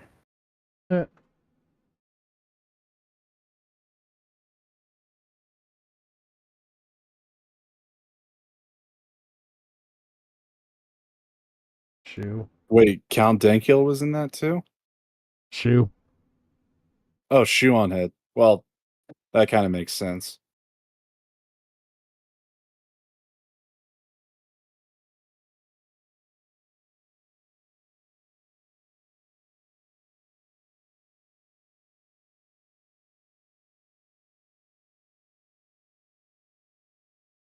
Rusty Cage. You're not showing this on stream, are you? Yeah, I am. I mean, there are some images right there. I was like thinking, oh shit. Yeah, there's like Belle Delphine and like Jessica Nagiri and stuff that are a little spicy. We can do this. Let me go back. I was scrolling so quick that I don't think I even like. You didn't show anything that I saw. Okay. So you're good for now. I mean, none of it was like full on nudity. It was just Yeah. like partial, like bikini pics and whatnot. So the typical cosplay girl of like, I'm Pikachu and I'm wearing like 3 inches of fabric. Like, yeah, no, you're totally Pikachu. Yeah, Devoured. We do mean review Dropbox CP USA. I mean, hell, we were the ones who found the clip that got him fucking canned for the, infected computer that he sent to fucking Oh, Jay. man. That was still the best. Finding that clip. And, like, I honestly, I meant for that clip to, like, I knew you guys would like it. I never thought it would go to fucking Kino. Well, that honestly was one of those finds that I was like, oh, everybody's going to lose their shit when they see this. And then have it go to fucking Kino. That was fucking nuts. I mean, fuck. I mean, that would have been like another one of those instances where they would have used, it was a joke excuse. Yeah. Can't you see it? Like, context, joke. And it's like, not with after what happened. No. Oh my god.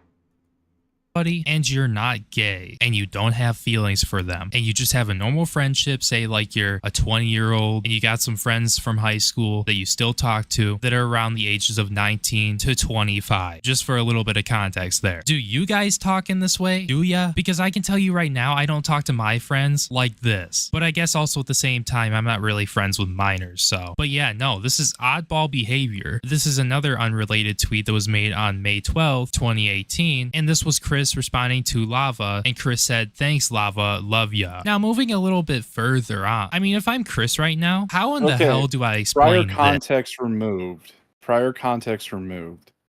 That seems like a normal tweet. Like, that could be, yeah. Fans. Yeah. But with everything that we've seen so far, it calls that into question. The one thing I will say is that it's out of context as far as timeline goes, because everything we'd seen up to that point, we had gotten up to like 2020, and so it's like that goes back to 2018, so it's going back 2 years in the past. Like, so I don't know. Yeah, I think we could give him a pass just given on the timeline thing, but everything that followed after, fuck no. This. Lava put out a tweet and said, "Chris bullies me," and then he attached a screenshot of some pinned Discord messages with him and Chris. And Lava says, "Practice with this, at Chris the meme god." And it's a banana, right? And I think we all know what that signifies right there. And this was February of 2019, by the way. 2 days before Lava sent this, in whatever Discord this is, Chris sent an image and captioned it, "Lava's mom tomorrow." Like, what the fuck, Chris? What the actual fuck? This kid is how old again? This kid? It's a kid and you're how old? Like, okay, you could easily say that this is a joke and whatnot, but these are definitely not things you should be sending to minors when you are an adult. Like, again, it's oddball behavior. Now, it looks like a month before that, on January 13th, 2019, and I know the timeline is like all over the place here, but on January 13th, 2019, Chris tweeted out Lava GS's stream and said, "My friend Lava GS is live on Twitch. Go spam lobster in the chat." Now, I really wouldn't say that this is too bad, despite the fact that Chris has the 7-year age gap friendship with the person who he's shouting out here. Now, as we all know, Chris is a little bit of a memer, so on March 4th, 2017, he put up a screenshot of what looks like to be a message on a 4chan post, if that's what they call them. I've never been on 4chan, or this could be Reddit. I don't know which one it is, but it's a post from Anonymous, and it says, "Objectively, the easiest way to prevent a R word is to start consenting." Yeah, I was gonna say that looks like green text shit. What can I say, guys? Chris is just the meme god. Am I right? Now, I really doubt this has anything to do with Lava, but still. Interesting meme you got there, Chris. Now, anyways, moving on. It doesn't really seem like there's too much proof of this, but Prism goes on to talk about how allegedly Chris and Lava met up. Because if you guys are unaware, Lava is from West Virginia and Chris is from North Carolina. And if you don't know anything about that and how close those states are to each other, well, yeah, they're actually not too far away from each other, and it would be super easy to drive over to that state in like a few hours. Now, I'm not saying that anything happened. These are allegations, and Prism is about to do the talking here, but if this actually did happen, that would have been the most insane, disgusting thing to ever happen regarding Chris Tyson. And once again, I'm not saying it happened because I don't know, but if some weird shit like that did happen, it 100% is over for Chris Tyson. I have no idea if anything happened to this guy physically. I can only show that they're talking about inappropriate topics with each other. I can show that there is a vast age difference, that he should not have been socializing with this guy in the first place, but he did. and the fact that he was able, like the moment he was able to meet up with him, he met up with him in person, which I think is highly inappropriate since he was talking to this guy since he was 13, and he's also attracted to men, and the guy's a guy. It's highly inappropriate. The circumstances he showed up in is inappropriate. Here we go. So this one's in Carl's server. Right here. It's a Discord messaging. He said, "I love Carl though. I drove from West Virginia to North Carolina. Wait a minute. I'm sitting in." This guy printed off shit that was on the internet on both sides. Yes. I mean, I get the setting you're going for this video, bro, but I mean, really? Double printing? That wasn't my major concern, honestly. My first thought was some of the things that he censored out, and he printed them out. Mm-hmm. He may have just inadvertently. Yeah, I mean, someone's going to be looking into that Kinko's machine soon enough.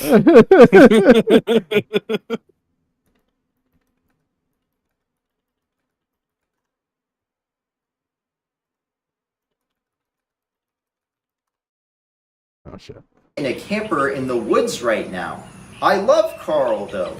So Carl is amazing, and that is a fact. True, he hugged me before Chris managed to. Carl sleep. I'm just friends with Carl. I don't need mod. His mod team is already top notch. Why do you want to come to North Carolina? Because winky face, winky face. Carl simps for me. Who doesn't simp for Carl? I think we all simp for Carl. I know, right, Teehee? Offering to buy me ice cream if I do stuff for him. Why do you want to come to North Carolina? And money. Who's the deleted user? I have no idea. Because it seems like they're like in on the quote unquote joke.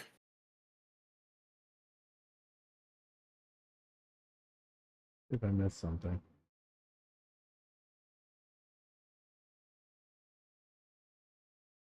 That could be either Chris himself, or it could be another one of those, you know, fans that he went after, and they like knew Chris liked them both and shit. Because I don't know. That seems really off to me. Yeah. God, I wish they would have gotten the metadata off that account. Would have been easier to track. I mean, hell, even just the Snowflake ID number would have been good. Yeah. Sneak me away from New York to North Carolina, that's why. Carl simps for me. Who doesn't simp for Carl?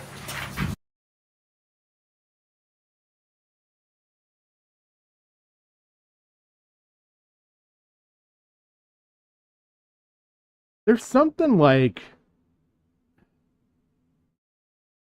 I don't know. I'm just gonna let that thought pass. Boy Jedi, why do you want to hide in my suitcase? Sneak me away from New York to North Carolina, that's why. Who is older, Lava or Boy Jedi? You're both 16, right? I'm 16. Jedi 16. Carl reading all the simping, like, at Carl, see you Tuesday, baby girl. I'm in a camper on a hotspot. Imagine being in the woods. Imagine simping over Carl. And of course, here is the Steam account of Chris Tyson. It is estrogen dealer. And God, this is as bad as fucking Bob's posting. This is worse than Bob's posting. That's like putting it out there right in the fucking open. Like, I mean, just again, the fucking memes. It's the Steam account of Chris Tyson. Like, hold on. If you wanted to fucking parody Bob's posting, that would be the name and that would be the picture you would use. Yeah. But Bob's posting wasn't a thing back then. Neither was Keffel's on like a grand scale. Well, they were things. It's just they were at such a low level, nobody knew about it. Exactly.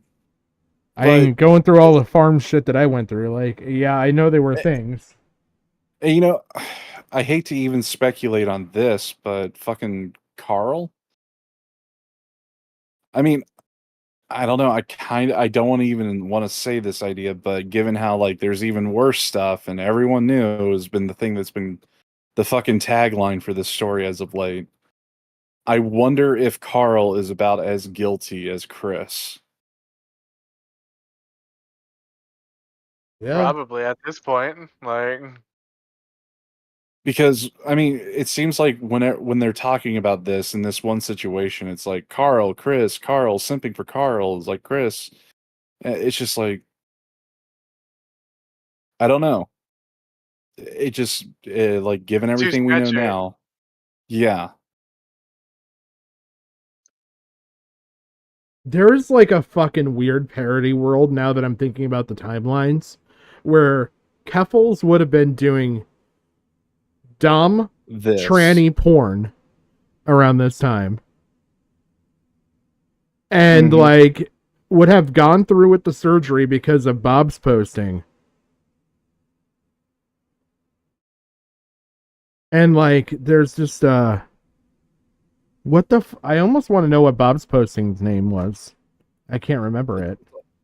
I mean, if I remember correctly, it's always been Bob's posting. No, for the but there's an longest time. actual name tied to it. You'd have to go to. Well, I don't even think Mudahar would have it in the No, video. Kiwi Farms had it. Oh, that's not that. But I mean, seriously, that Steam profile for Chris, like, that would be the parody account you would set up for Bob's posting.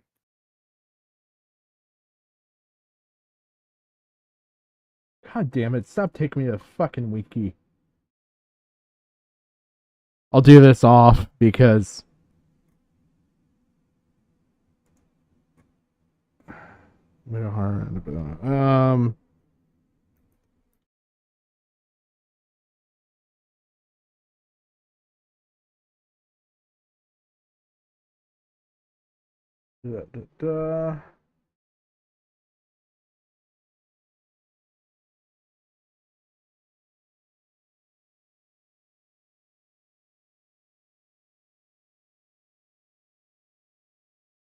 I'm trying to look really quick.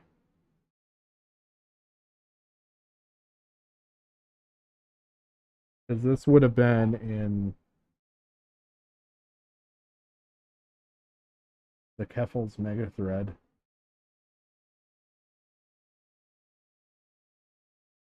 I mean, Muda would have had to have known the actual name because he found that fucking arrest record and everything. Yeah. Kind of curious.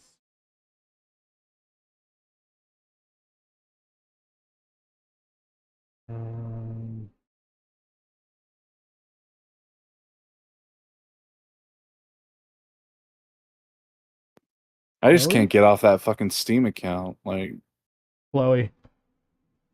Chloe, yeah, was that the was name. the name. Okay.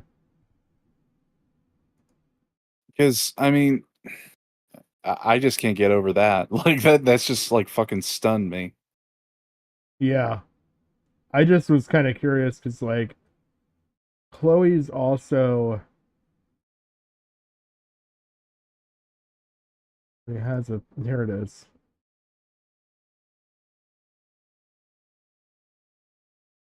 Bob Smith. Hui Zedong. That's who it is. That's the real name. Huaizedong. Hui Zedong.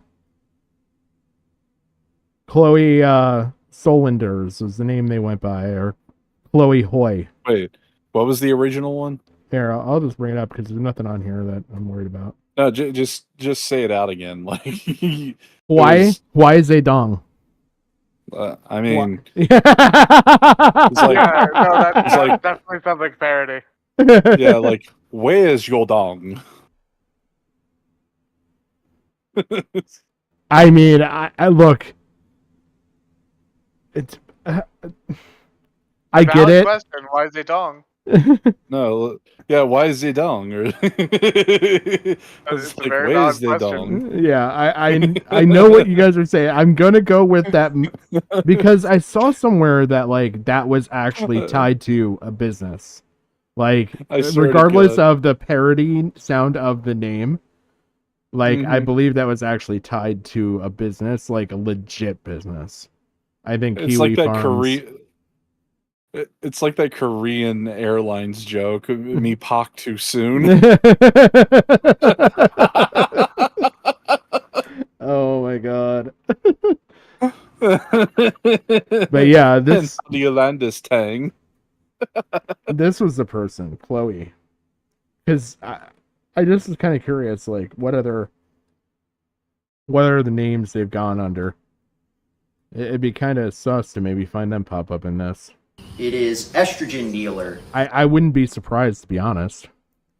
And I wouldn't they be are both surprised friends if, with each other. if Lava Chris, if Chris is like in the trans community, they had to have crossed paths even at this point. If he's going under estrogen dealer, Yeah.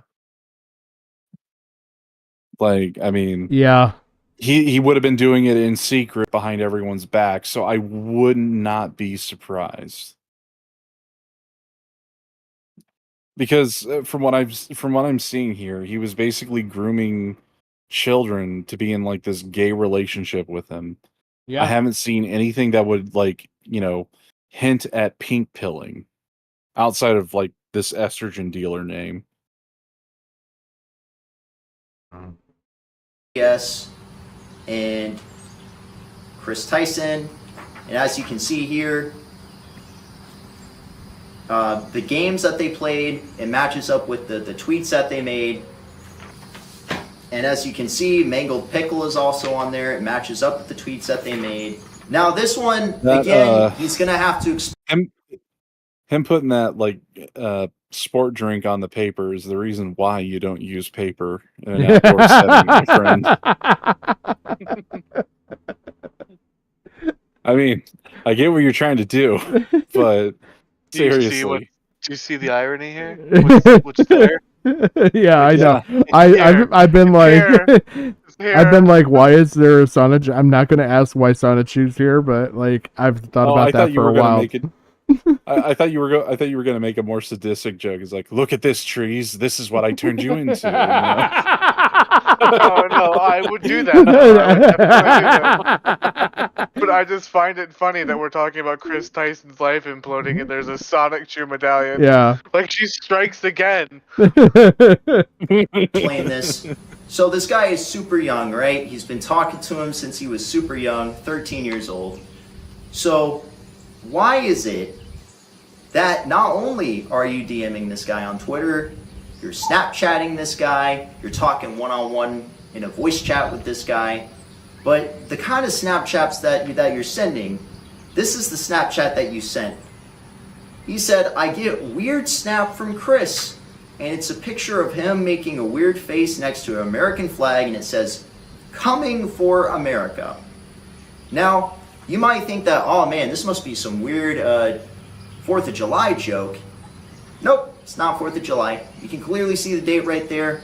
This guy would have been like 15 at this point. And why? Hold on, I'm embattled in an argument. No, I'm not going to bed. No. I'm a goddamn adult. No. I don't wanna. But Patrick, you promised. You're getting your sister all upset, and she doesn't even know what she's upset over. Stop it.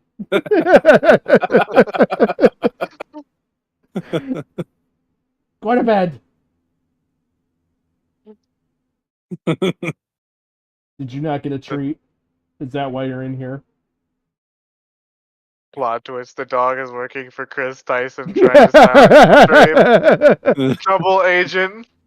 They're throwing us off the scent. Wink, wink. Do you know who Mr. Beast is? Did he send you?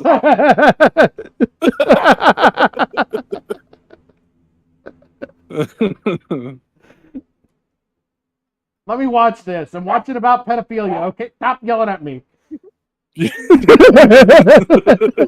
Watching about pedophilia. Just scream that at like 4 in the morning. That works. Oh, it's only 2. Yeah, we're I thought early. it was later. Wow. No. Okay. I don't know how to handle this. Usually pedophilia comes up way later. Are you sending a 15-year-old a message saying coming for America? Why are you DMing a 15-year-old anyways on Snapchat? Why are you doing that? Why are you DMing this guy who you've been talking to since he was 13 on Snapchat? So yeah, we're definitely gonna need some clarification or Devoured. something from The Chris. dogs Chris want to go to the park that guy is on. Is that it? Yeah. She can't be bothered has to now. say something. Chris can't be quiet like Chris has been for the longest time. This needs to be something that Chris is going to address head on, like right now. Because after I put up this video, which I mean, it's already up if you're listening to it right now, it really wouldn't surprise me if everybody hops onto this and it becomes a huge thing, just purely based off of how the last video did. So if I'm Chris right now, I'm addressing this. I'm proving that, oh, this didn't happen, or it didn't happen the way that it did happen, or whatever. Or I'm at least saying something. I don't know. Because you can't just be silent about something like this. Like, there's been so much shit that has been shown of you being weird and having inappropriate conversations with at least one minor, you being into lolly, and now apparently there are allegations of you meeting up with a 15 or 16-year-old in the woods back when you were 24 or 25. Like, Chris, if you're watching this, because I really wouldn't be surprised if you're watching it, you need to come out and say whatever you can and say at least something, especially if you didn't do this. Because, I mean, you already look bad enough. Having allegations of you meeting up with a minor potentially is not going to make you look any better. They're talking about profile pictures. He said he put his profile picture as Chris Tyson from Mr. Beast. And here's another Twitter message, or sorry, here's another Discord message. He said, Chris DM'd me on Twitter asking me to come help him on Beast's stream. I was gonna say that's a lot of black ink And you here's wasted another- for this bit. Yeah.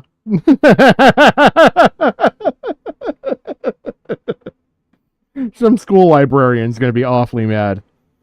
I mean, to be fair, I mean, I've gone as far as, like, Nazism for humor. So, like, I really don't feel like I can criticize. Well, I mean, Jim, that isn't black ink. That's red ink. No, if you just like blacking, that's further south. That's Ralph's territory, not mine. Jokes. Before we get canceled. Like, these are legitimately jokes, but what the fuck? Oh, Yeah, man. I'm a misanthrope. I hate everybody for their character, not their skin color. All you had to say is, like, I hate equally. Yeah, but that would make sense, and yeah. Another one, Fuck and that here's one a up. screenshot of Chris Tyson talking to this guy. This ain't true. And this screenshot is Chris Tyson talking one-on-one with him. And at this point, he would have been 16. And here we go. Here is the picture of them meeting up together. I'm gonna censor his face. And as you can see right there, there's Carl right there. There's Chris Tyson right there. Chris Tyson was talking to this guy since he was 13. Chris Tyson was in college.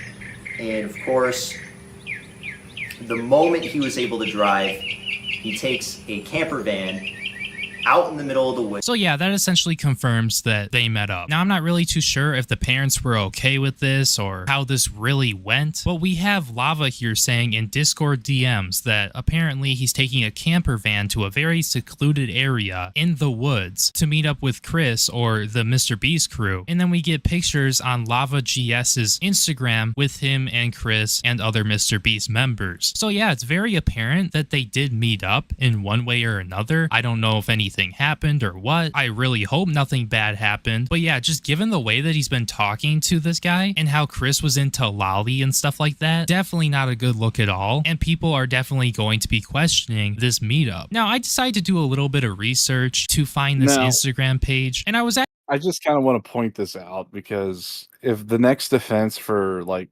fucking Chris Tyson is going to be, there's no way how he could have been into boys. He was into little girls because Lolly. It's like, I mean, the Wrong dude's type of bisexual. pedophile. Yeah, because I mean, like the running joke for Michael Jackson for the longest time, if you watch Norm Macdonald, is like he's not just a pedophile; he's a gay pedophile and whatnot. Yeah. You know what's So funny it's like, though, too? yeah, I mean, Oh, go ahead. no, I was gonna say Norm Macdonald was like brilliant with that, but I mean, it's just like the amount of fucking cope defenses people are going to go to. It's grasping at straws. It's moving the goalposts. He's done. Like, there's no defending this. And if you're going to tie it to the trans like argument, you're fucking over yourself more than like you are helping him. Just don't. Yeah, you're gonna screw the trans community over. But if you rewind it back to that group picture, does that not look like the biggest group of soy people ever? Yeah, I was gonna mention something about like how they're all holding hands and the way how they're doing. It's like Chris is like got his pinky tied around the kid's pinky, and then fucking Carl is like holding like the other part of his hand or something. Yeah, it's just what? I mean, all of this makes me uncomfortable. I'm gonna be honest. Patrick is slowly dying. Like this is, I'm so uncomfortable covering It's this. Like, gross. It's fucking gross. well, the part Like, that gets me is just that it's so out in the open that it still begs the question of like we've not seen any private DMs. yeah. Well, I mean, here's the thing, Pat. It's like everyone turned a blind eye in this situation, and it's gross and it's out in the open. But you know what else was out in the open? Thomas Matthew Crooks, and no one did fuck all about that until like after the shit went bad. Mm-hmm. I hate to draw that fucking parallel, but there seems to be a lot of that happening as of late. Yeah, it's just like, God, like any standalone portion of this is bad, let alone the totality of it. That's Then when it all ties together, it's just deplorable. And how many of these people knew it? And not a single person spoke up. yeah, I'm dying a bit on the inside, devoured. Like, I just, yeah, there's so much here that's like fucking just It's beyond gross. Deplorable. It really is.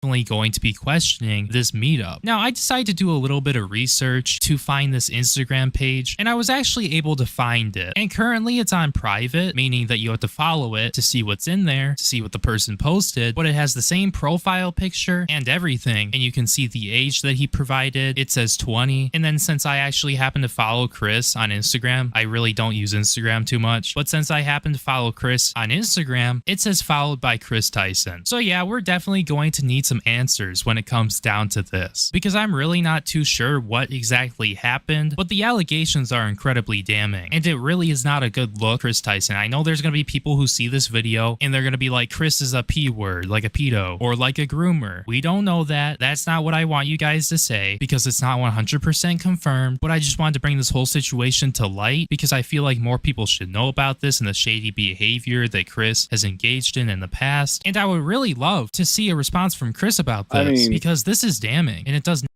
In fairness to Brion here, like he's had his own like, you know, pedophile allegations brought against himself. That's pretty much the only reason why he's saying any of this.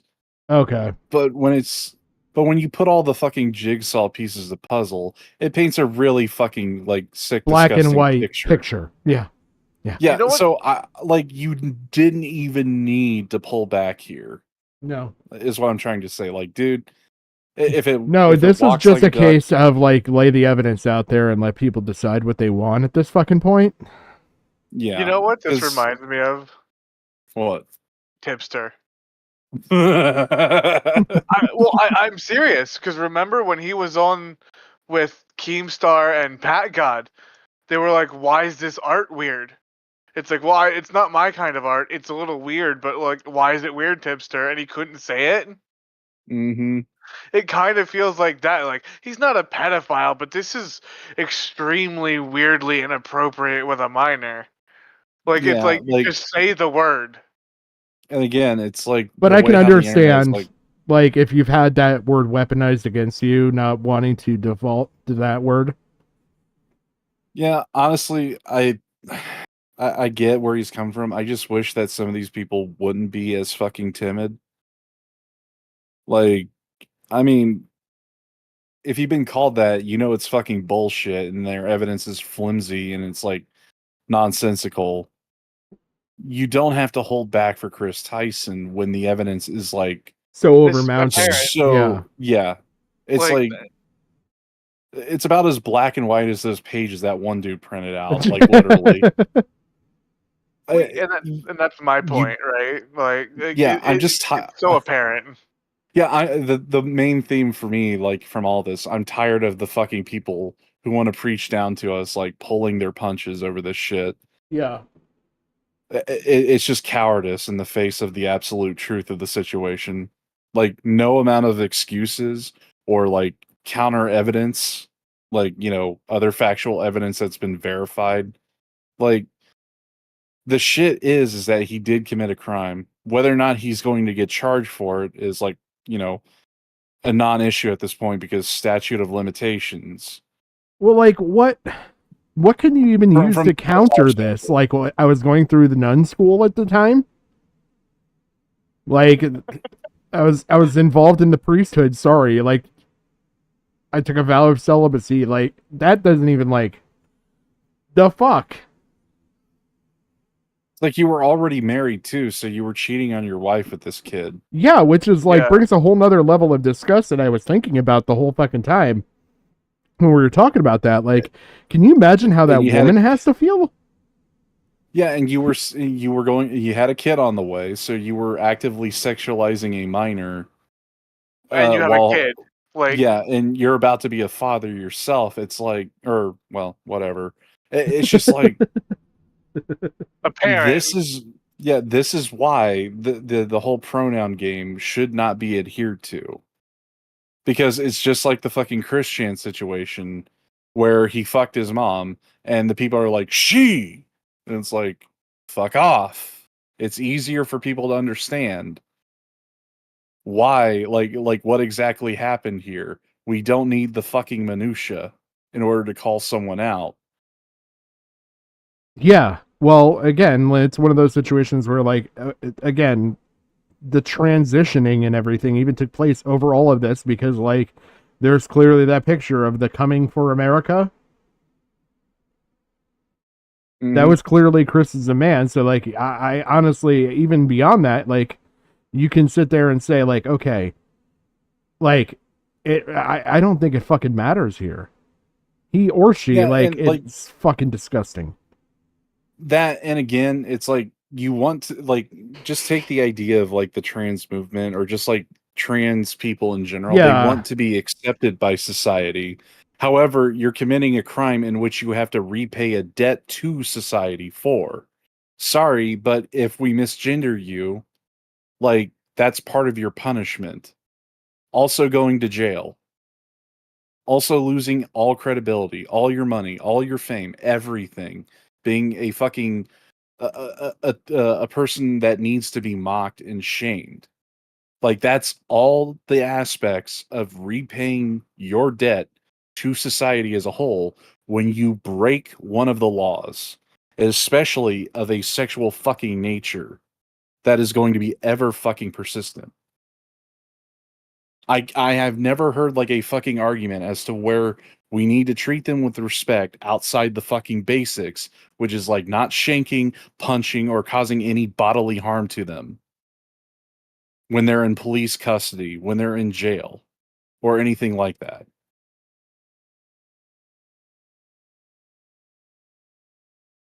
Yeah, because you know how it's like we all know how it ends for these types in there. Do you really think that the person who's in the cell is going to respect the pronouns of Chris Tyson when they've got like a fucking carved toothbrush going into their chest? No, I honestly, I almost wish the fucking, Hutchison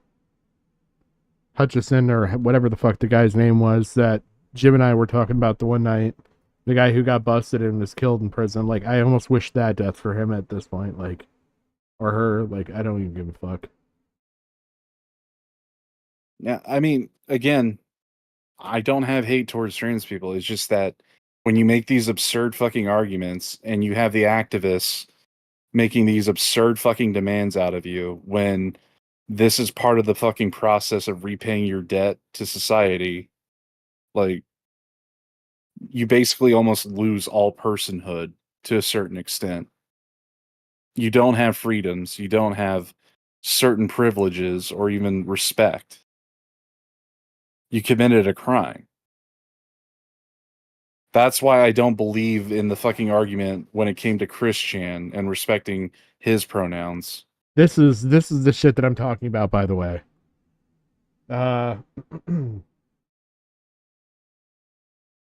Right. Yeah, right in here. On October 13th, 2019, Fitzgerald went into Huckle's cell, tied him up, raped him, assaulted him with various weapons before strangling him with an electrical cord. Fitzgerald was jailed for 34 years for Huckle's murder, has spoken to prison staff, and has said he's had extremely violent fantasies. This Fitzgerald guy was actually a rape victim, a sodomized child when he was younger. And Huckle, this guy, went down for one of the biggest fucking pedophile rings in history. Actually, some of the stuff that's been tied to fucking Scully. It to was who? Scully, Peter Scully, Daisy's Destruction Scully. Yeah. Gotcha. Yeah. Yeah, and this guy was like bragging about it and everything else, and this guy Paul Fitzgerald kept telling him, make him stop, tell him to shut the fuck up, I don't want to hear the shit. And they didn't listen, and he solved it. He took care of it. Yep, he no longer has to worry about that guy talking. But yeah. And I hate to like having to remind people of that shit because it should be basic fucking knowledge. Because I mean, social contracts within a society, it should be understood and assumed that that's how this is going to play out. No amount of hand wringing and pushback is going to like convince people otherwise, unless if they just don't want to fucking deal. This shit's just so beyond inexcusable, to be honest. Like, it's beyond inexcusable on multiple parts. It's beyond inexcusable by Tyson, by any adult that was in that fucking Discord, by fucking Mr. Beast crew. Like, there's so many levels here of like failures for this one person who doesn't even feel they're groomed, but let alone there's other fucking people. Yeah. And we know that they've had like a long history, so like did you just not feel like you were groomed because like you had that much time with him? Yeah. I think that's like, honestly it. Like they feel like they had a relationship. Yeah, well it's like that typical like he's my friend. He didn't he might have, I think this touched is me even inappropriately, but he's my friend. I think this even hit a level of romantic just judged on the shit that again we saw publicly. Like I think this is literally like a relationship. This would be like someone saying that, oh, this teacher, raped these kids and shit. And then it's coming out later on and it's like, no, I graduated. We had a relationship. Like it's like that one teacher, I forget her name, but she slept with her student, she went to jail. They end up getting together after she got out, and they're still together to this day, like 20 years later. Yeah. Yeah. I was going to also bring up like another example from the right wing, Milo Yiannopoulos. Yeah. Oh, yeah. Milo, yeah. Yeah. You remember the scandal that he got into that torpedoed his career, where he was defending priests, having sex with altar boys and everything because that happened to him. Because he said he loved it. It was a good experience for him, and everybody was like, "Oh hell no!" Yeah. It's like he's completely damaged from that point of view, but he was making arguments in the favor of it. That's how damaged he was. I can see a similar situation with Lava here, just playing out, but on the opposite end of the political spectrum, because I have to assume, given how young he is and given Chris Tyson and what he is, it's lefty. So this is quite literally the inverse of the Milo Yiannopoulos situation. I can see it. I can just totally feel see that. so bad for this kid because he's obviously so fucked up that he doesn't even realize. Yeah, I mean, I felt bad for Milo when he said that to him, because I didn't even know he was molested, but apparently he had bring it up as a point of contention every time. It's like, "Hello, I'm Milo Yiannopoulos. I was molested by a priest," kind of thing. Like it was almost like a bit. Yeah, almost like it was a bit, but when he went in to argue about it seriously, I'm like, "Holy shit, you're damaged." Yeah. That those scars run deep.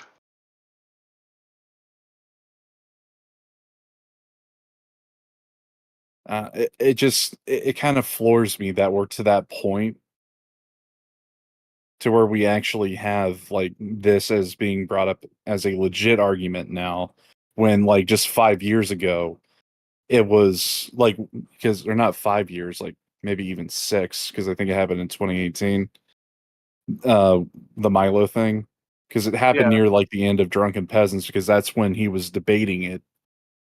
Well, there's a whole nother side of this, not to interrupt you too, but I just want to mention, if you're in the trans community and you're a trans activist of any fucking sorts, and you're sitting there and you're arguing on behalf of Chris Tyson in any way, shape, or form right now, you should stop what the fuck you're doing, turn around, and you need to be arguing in favor of this fucking victim, because you better fucking hope that this fucking person doesn't radicalize right, because they will give every fucking righty all the ammunition you could fucking want for why trans people are bad. I mean, hell, even with him being delusional, they're using it like that. But I'm just saying, I mean, I don't blame them for taking the opportunity, but the politics of it is fucking damaging, beyond repair. Yeah, this is the shit where you cut your losses, you shut the fuck up, and you actually assist the victim and show them that all trans people are not like this.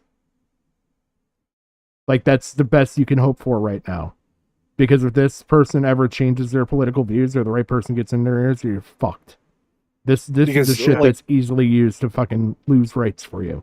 You want the fucking situation? Here you go. Yeah, because I mean, regardless of the argument that they've been pushing the envelope for years, it's just this would be I don't even want to use it in this term, but good karma for what you're arguing. I mean, how should I put this?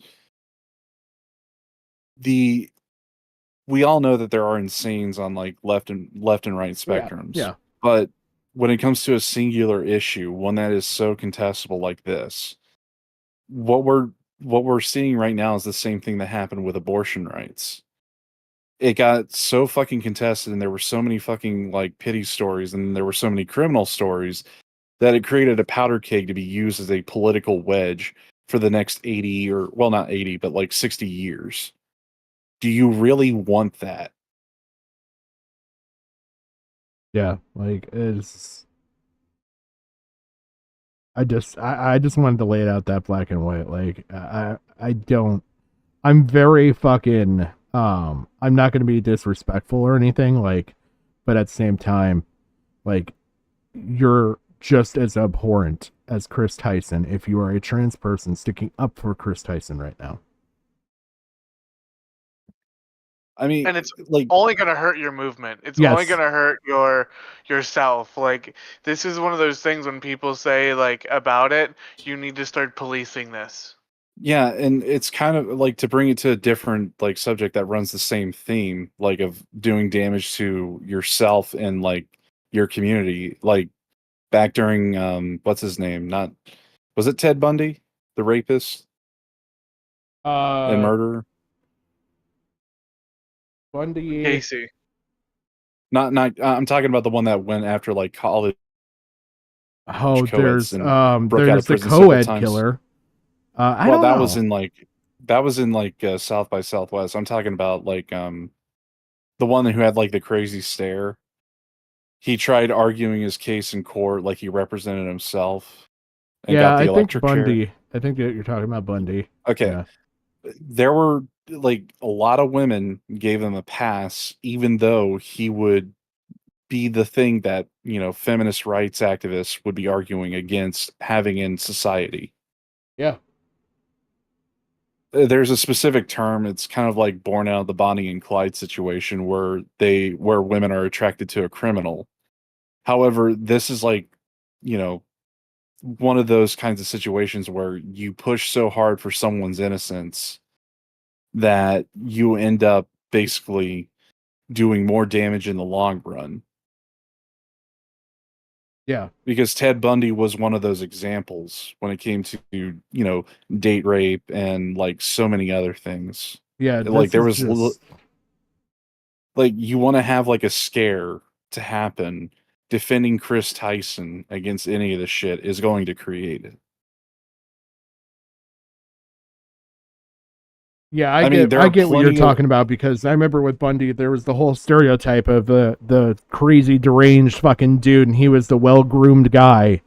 And like everyone talks about like that guy looks like he's crazy, like he's a fucking rapist or whatever. And it's like, no, here ends up like being the tall, dark, handsome guy, and he's the actual fucking things that go bump in the night. He was the one that's literally fucking killing people. And it's I mean, yeah. his stylings were used for like American Psycho Yeah. a little bit, or at least just the qualities of what he looked like. Yeah, I mean, like, you know, it was different from fucking Ed Kemper and stuff like that, where he's this big, tall behemoth, like, looks like he can break you no problem. This was the guy that came along with a smile and a knife behind his back. Like, he literally, Ed Kemper, yeah. well, Ed Kemper was the co-ed killer. Yeah, I know. I'm just saying, but like in contrast, like Ed Kemper would be the kind of guy as a female you would be told to be afraid of. Yeah. Like versus the Ted Bundy, who literally had like the fucking death Volkswagen and shit. Like, yeah, where he'd have like fake casts, feigning Yeah. an injury and everything. yeah, It's like that's what I'm trying to point out. Is like, do Yeah. not defend the wolves in sheep's clothing when the fucking mask has been slipped. yeah. Like- Yeah, I get what you're saying now with that, but it's like, yeah, I agree. I agree. Like, this is one of those things. It's so indefensible. Because again, like everything we've seen here is in public shit, whether it's public Discord or it's public tweets and shit like that. And it begs the question and begs the bigger concern of what happened in private to begin these feelings. Like, this didn't all happen out in public. Yeah, and I again, like, this is kind of like a bigger debate that I've been having with some people behind the scenes. Not online, but in real life. It's like, who would you rather have like run a country? Would you rather have a scientist or an engineer? Because a scientist will run up your budgets trying to come up with programs and ideas that in theory would work, whereas Yeah. an engineer is more practical. I don't know. You and I both worked in automotive. But the way how it parallels into this is like the old sayings is don't judge a book by its cover, but Yeah. at the same time, that's like saying, oh, turn a blind eye here or there. It could just be a misunderstanding. And I hate for that to happen with this Yeah. Chris Tyson situation. Because they've already used that as like an excuse, like, oh, it was jokes. At what point does it not be jokes? Like, what point does it have to get to be not be jokes? Like straight up Well, fucking CSAM shit. Well, that's kind of what I was saying. It's like earlier, like, you know, you say you're not a victim. Well, at that point, is it you're only a victim if you're molested? Like, Yeah. is everything leading up to that completely fine? Yeah. Yeah. As long as it's under the guise of it's a joke. Yeah. Yeah, that's what I mean. Like, so it's like, where do we, you know, start then? Yeah. You know? I mean, we have to start at the beginning. Quite literally, like any of these moves that Chris was making, like he should have been kiboshed then and there. Yeah. Short of like the I love you, like I feel like that's again, like we talked about that. Like in the totality of everything, yes, it's suspect. On its own, like no, I wouldn't say that's like a fucking case for like get the rope in the tree. Like Yeah, because for that comment, he's like, thanks, like or yeah. It's like, thank you, Lava. Love ya. Because Yeah. Lava was doing something for him and he's thanking him. And it's just like an overabundance of appreciation is how that would be interpreted. Yeah. Well, yeah, because that's like that's what I say to my friends all the time. Like, love ya. Like, you Yeah. know what I mean? Like that nothing, but given The totality of everything else in context. Yeah. yeah, you have to look at it differently. Like I just are we so blind to nuance that like we literally have to wait for the Leia situation?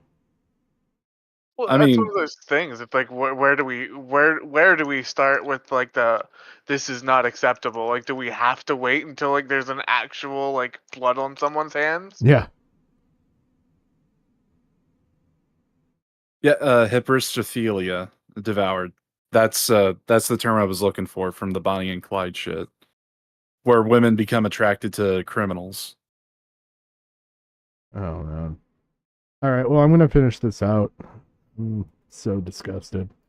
Not make Chris look good at all. Now, as for the rest of Prism's video here, if you want to watch the whole thing, that was around like 27 minutes, I think, of Prism's video, but pretty much for the rest of it, Prism just made a statement and he explained why he was doing this and why he spread this information, and he also made it very clear that he has no ill will for BW, aka Lava. He just wanted to spread this information and bring some light to this situation and the pattern of weird behavior that Chris has had in the past. So yeah, for the people who would like to watch his full video, I went over the main majority of everything, but for those people, I will be leaving a link to his video down in the pinned comment down below. So if you guys want to go check that out, feel free to. And yeah, like I said, this video was not made to call Chris Tyson anything like insane, like a pedo, groomer, predator, or anything bad like that. It was just to bring this very concerning information to light. And I figured I should cover this too, since I already covered the lolly stuff from 2 days ago. So yeah, I guess with that all being said, I'm going to be wrapping up the video right there. Thank you guys so much for watching. If you happen to enjoy the video, make sure you like, comment, and subscribe, because doing so will help promote. All right. I'm done. I'm done. Yeah, let's call it for tonight. Oh. Oh my god, that was so awful. Yeah, it's one of those things that it just makes me sick, even like talking about it, because like if something like that would have happened to would happen to my kid, and I would see these people like, you know, well, what really, you know, what bad happened? I don't know. My fucking kid was having inappropriate conversations, like looking Yeah. at it as like a parent. Like if my kid was in the position Lava is in, I would be like, you would have to hold me back. You would have to leave where you're living and hold me back, because I would be outright like rabid. Yeah, I mean, again, like this is just fucking nuts to me. I mean, the hold back, like the fucking just stand down, stand by. We don't know everything. It's just fucking bullshit to me, because the people who are in the know and know what they know, Yeah. it's just like, and people who know this shit like the back of their hand, like I do. It's like I don't see that as like, you know, advisable. Like you have everything to go at this guy. Yeah. And it's just going to keep piling on. I mean, for a situation like Brion's, like when he was being accused by Kumo, like it was like tacit information. None of it made fucking sense. He was grasping at straws. And then there's the age difference, 18, 17. And I'm like, you've got to be fucking kidding me. Like, didn't we already agree, Yeah. like, the Call Me Carson situation was a fucking failure because of the age range alone? Yeah. Like, again, it's just no internal consistency from the commentary community or any of these people. That's what's so fucking frustrating. Well, like, I've voiced, I think, my point pretty fucking well on this. Like, I honestly think that it's beyond inexcusable, like, for you to try and be trans and be behind this. I think you should be totally against this. Like, it's the only good position you could have on this. As far as, like, I mean, hell, commentary people, like, Keffel should be, like, fucking burn Chris Tyson at a stake right now. Yeah, I mean, for ulterior motives, of course she would. Yeah. But the end result it's would like, be the same. Like, yeah. Like, it's kind of why I get a chuckle when Lyrics is going after, like, Ricky Berwick, because, like, he was fucking around with Shadman because of the lolly shit. Yeah. It's like, it's like, motherfucker, just because you have, like, friends now who are willing to back you does not mean you have the political capital to fucking expend on Ricky Berwick, of all people. By that right, why weren't you sitting there calling out Mama Max as being a pedophile sympathizer for sitting there with fucking Craig Beckett Mm-hmm. and working with Craig Beckett? Yeah. It's like, where do you... Again, it's the hypocrisy angle of all of this. Yeah. It's why I say, like, I'm not the one who's playing team sports. You fuckers are. well, yeah, like if this was your kid, your little brother, your little sister, would you have the same energy? Because if you would, then I feel bad for your sibling.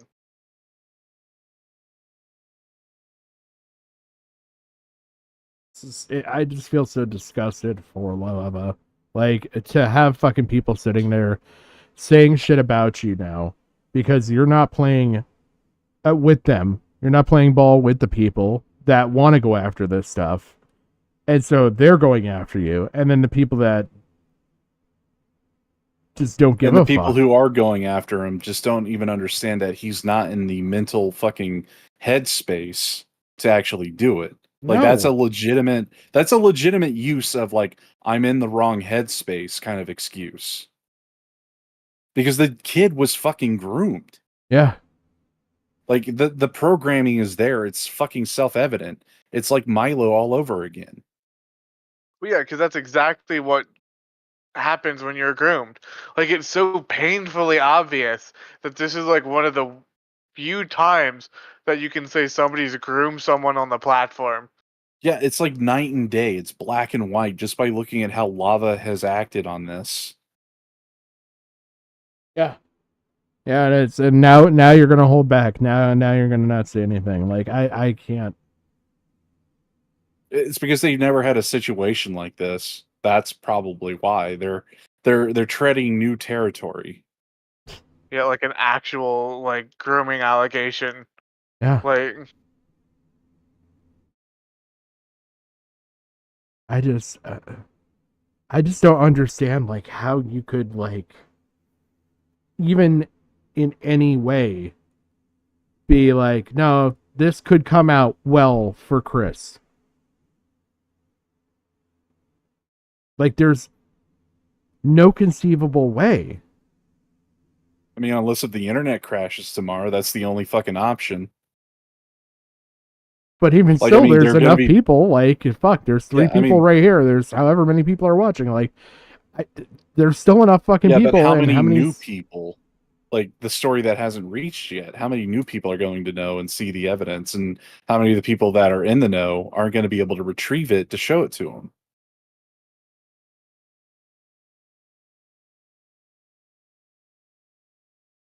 I guess mean, at that point, like, the only thing that would be beneficial at that point would be, like, it would literally kill all aspects of it.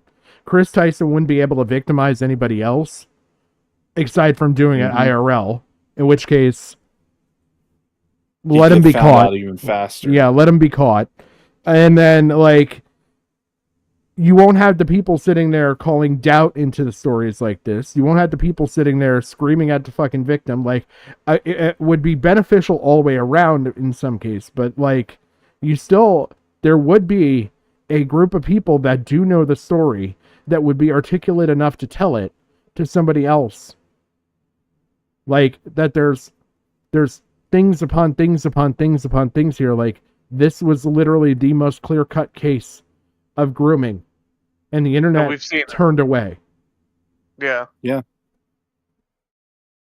But again, it's kind of like that argument I was posing to you earlier. Like, he's had a year head start to start wiping shit when that Sunny V2 video came out.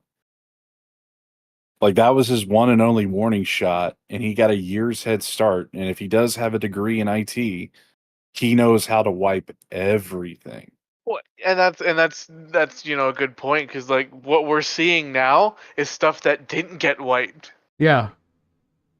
Yeah, So, because like, if he actually murked his victims, or if they murked any of the whistleblowers that are coming out now, that's the only way how they would have kept it under wraps.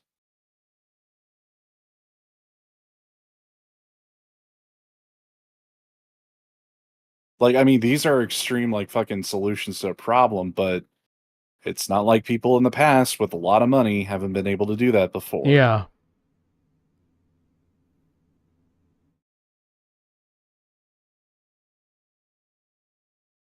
This is one of those cases where I hope to God that somebody went to the police. I will be honest. Well, and I know I said it earlier, but it really bothers me because that video from Dawson, he said that this is just the start. Yeah. If this is the start, That's a bad what fucking the start. fuck else? Yeah. What the fuck else is happening? You know what I mean? Look, the only other thing I could think of is that Chris Tyson was either, actually raping kids in Africa while they were digging wells. Like, I mean, I know that's more than just extremely Chris involved. Yeah, or Carl or any of the others. Like, it's just like it makes me wonder, like, if that's just like the tip of the iceberg. I mean, Yeah. like, we all know the fucking iceberg meme. How many fucking layers do we have to go under the fucking water? Yeah. Because this is all surface level in and of itself with these tweets. Yeah. We legitimately have a fucking grooming victim who is still fully programmed, Yeah. making defenses. And whether or not he's been paid off or what have you, that doesn't fucking matter at this point. He already let the cat out of the bag. The whole ball game is right there. By saying, yes, this did happen, but I wasn't groomed, and he's not a pedophile or any of that, you know? Yeah, he basically confirmed though that no, it happened. Yeah, I just...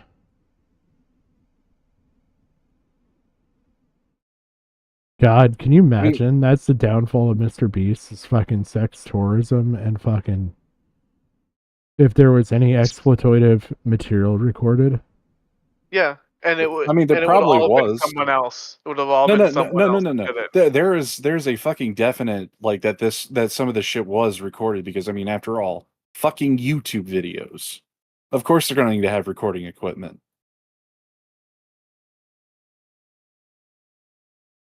Yeah. God, that's so sickening. I mean, there's probably like thousands of hours of B footage where he's fucking around with kids, and it's gonna be, oh, it was a joke, tee hee. Come here, little African child. We're digging you a well. Pinch your nipples. This is literally as disgusted as I felt watching the Jimmy Savile stuff. I'll be honest. Yeah. Like, this is literally that same level.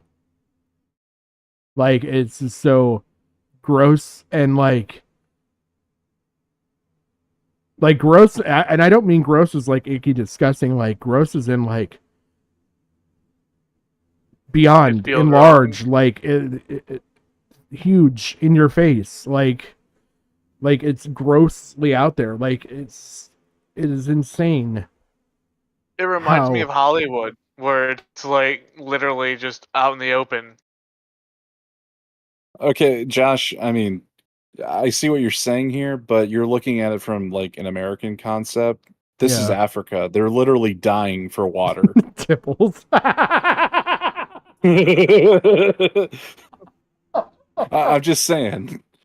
They twitted my tipples. Yeah.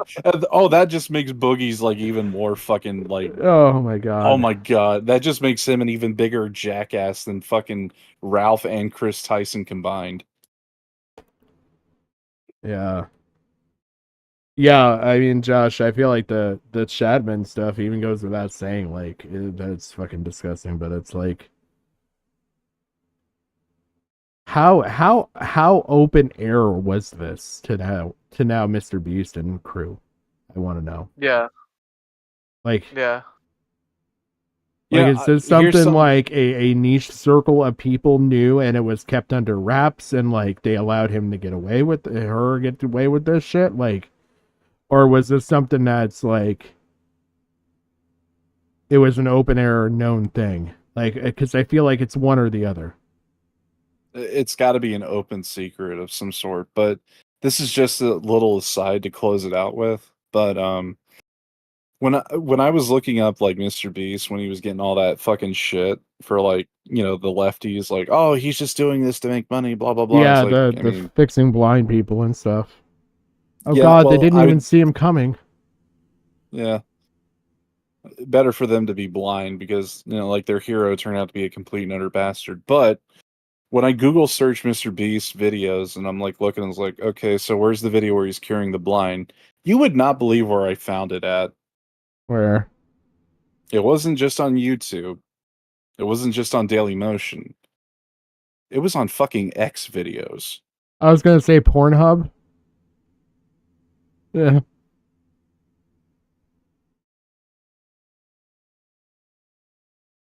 Oh my god. There's something seriously fucking wrong here. Yeah. Like, you know what this reminds me of? I'll see if I can pull it up really quick. If you guys want to talk for a second. I'm done. Like, But there's like uh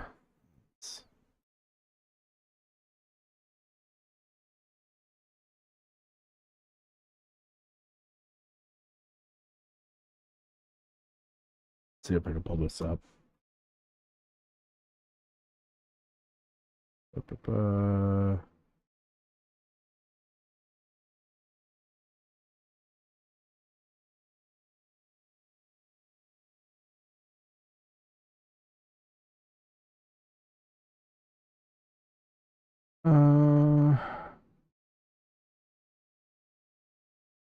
Let's see if I can get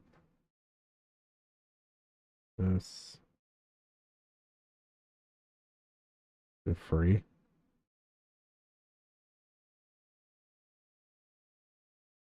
No, it's not free. Can I just get like the opening?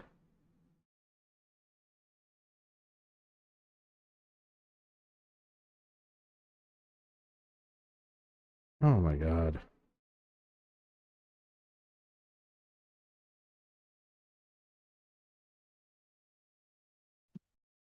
Okay, let's see if this is it.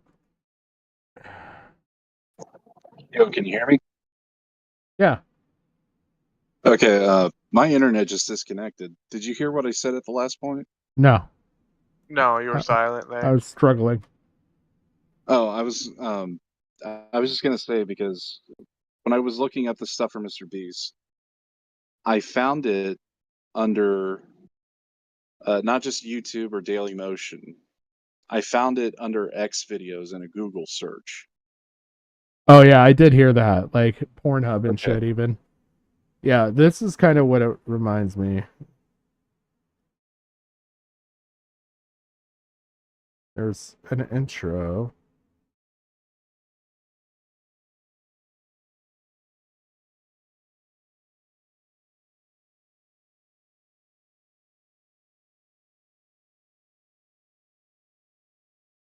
This isn't even the cold open. There's that doesn't have the cold open. There's a part with the Enron movie where it starts and it goes, "What's going on in there? The fuck is going on in there? What is going on in there?" And it's like, that's how I feel right now. like honestly, like with the whole Mr. Beast shit. Yeah. Like it's like this really badly kept secret. Yeah, and like look at the whole shit that was fucking Enron. Oh man. Well, that's kind of why I said it reminds me of Hollywood, right? Like Yeah. if you have like quiet on set, like it really reminds me of like this like open secret. Yeah, it's just fucking crazy. Oh yeah, my internet came back. I can hear the difference. Oh man. Oh my god. But yeah, it's just I don't know.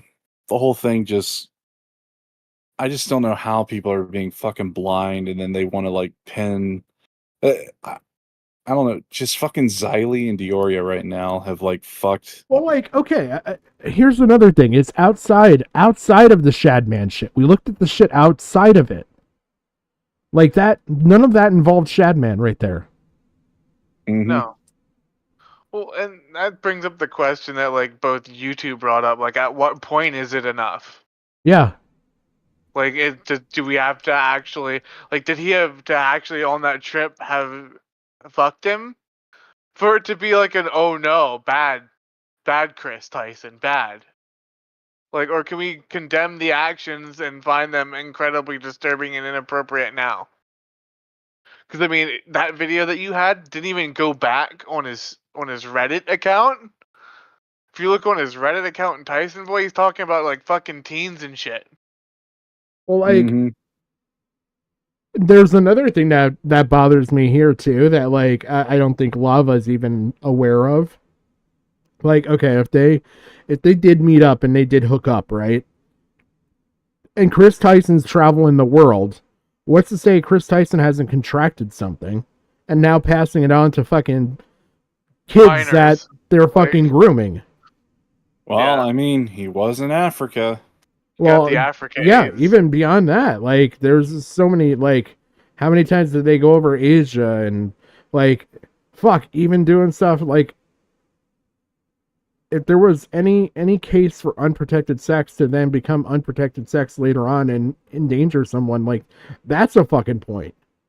Well, okay, look, we know like he probably got inoculated, but he still contracted yellow fever when he went over to Asia.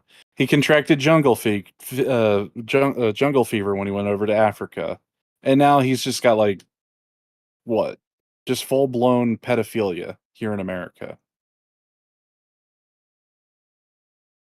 I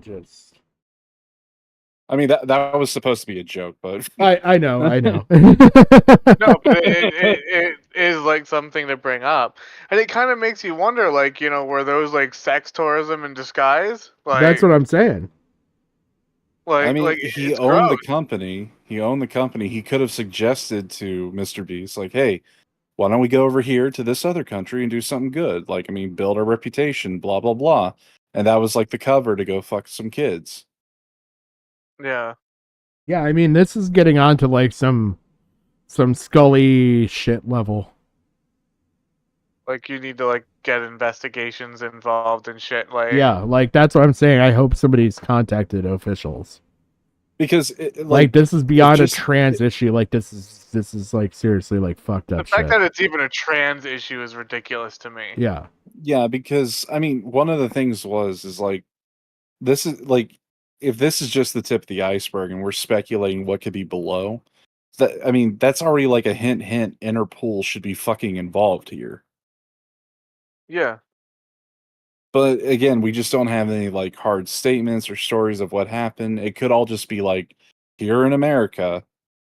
But again, like this is one of the arguments that was used against fucking Michael Jackson, is that you wouldn't fuck a kid this is actually something Razor Fist brought up as like a argument in favor of Michael Jackson. Instead of fucking kids at Neverland Ranch, where he controlled the security, he knew the layout of the building and all that other stuff, where he had everything in his fucking favor, he decides to quote unquote fuck a kid at an awards show where you have eyes on you 24 fucking 7 and security is very like fucking tight, where people would be able to see and notice if a kid's gone missing, where you've got A-list celebrities who would have like handlers for the kids and shit.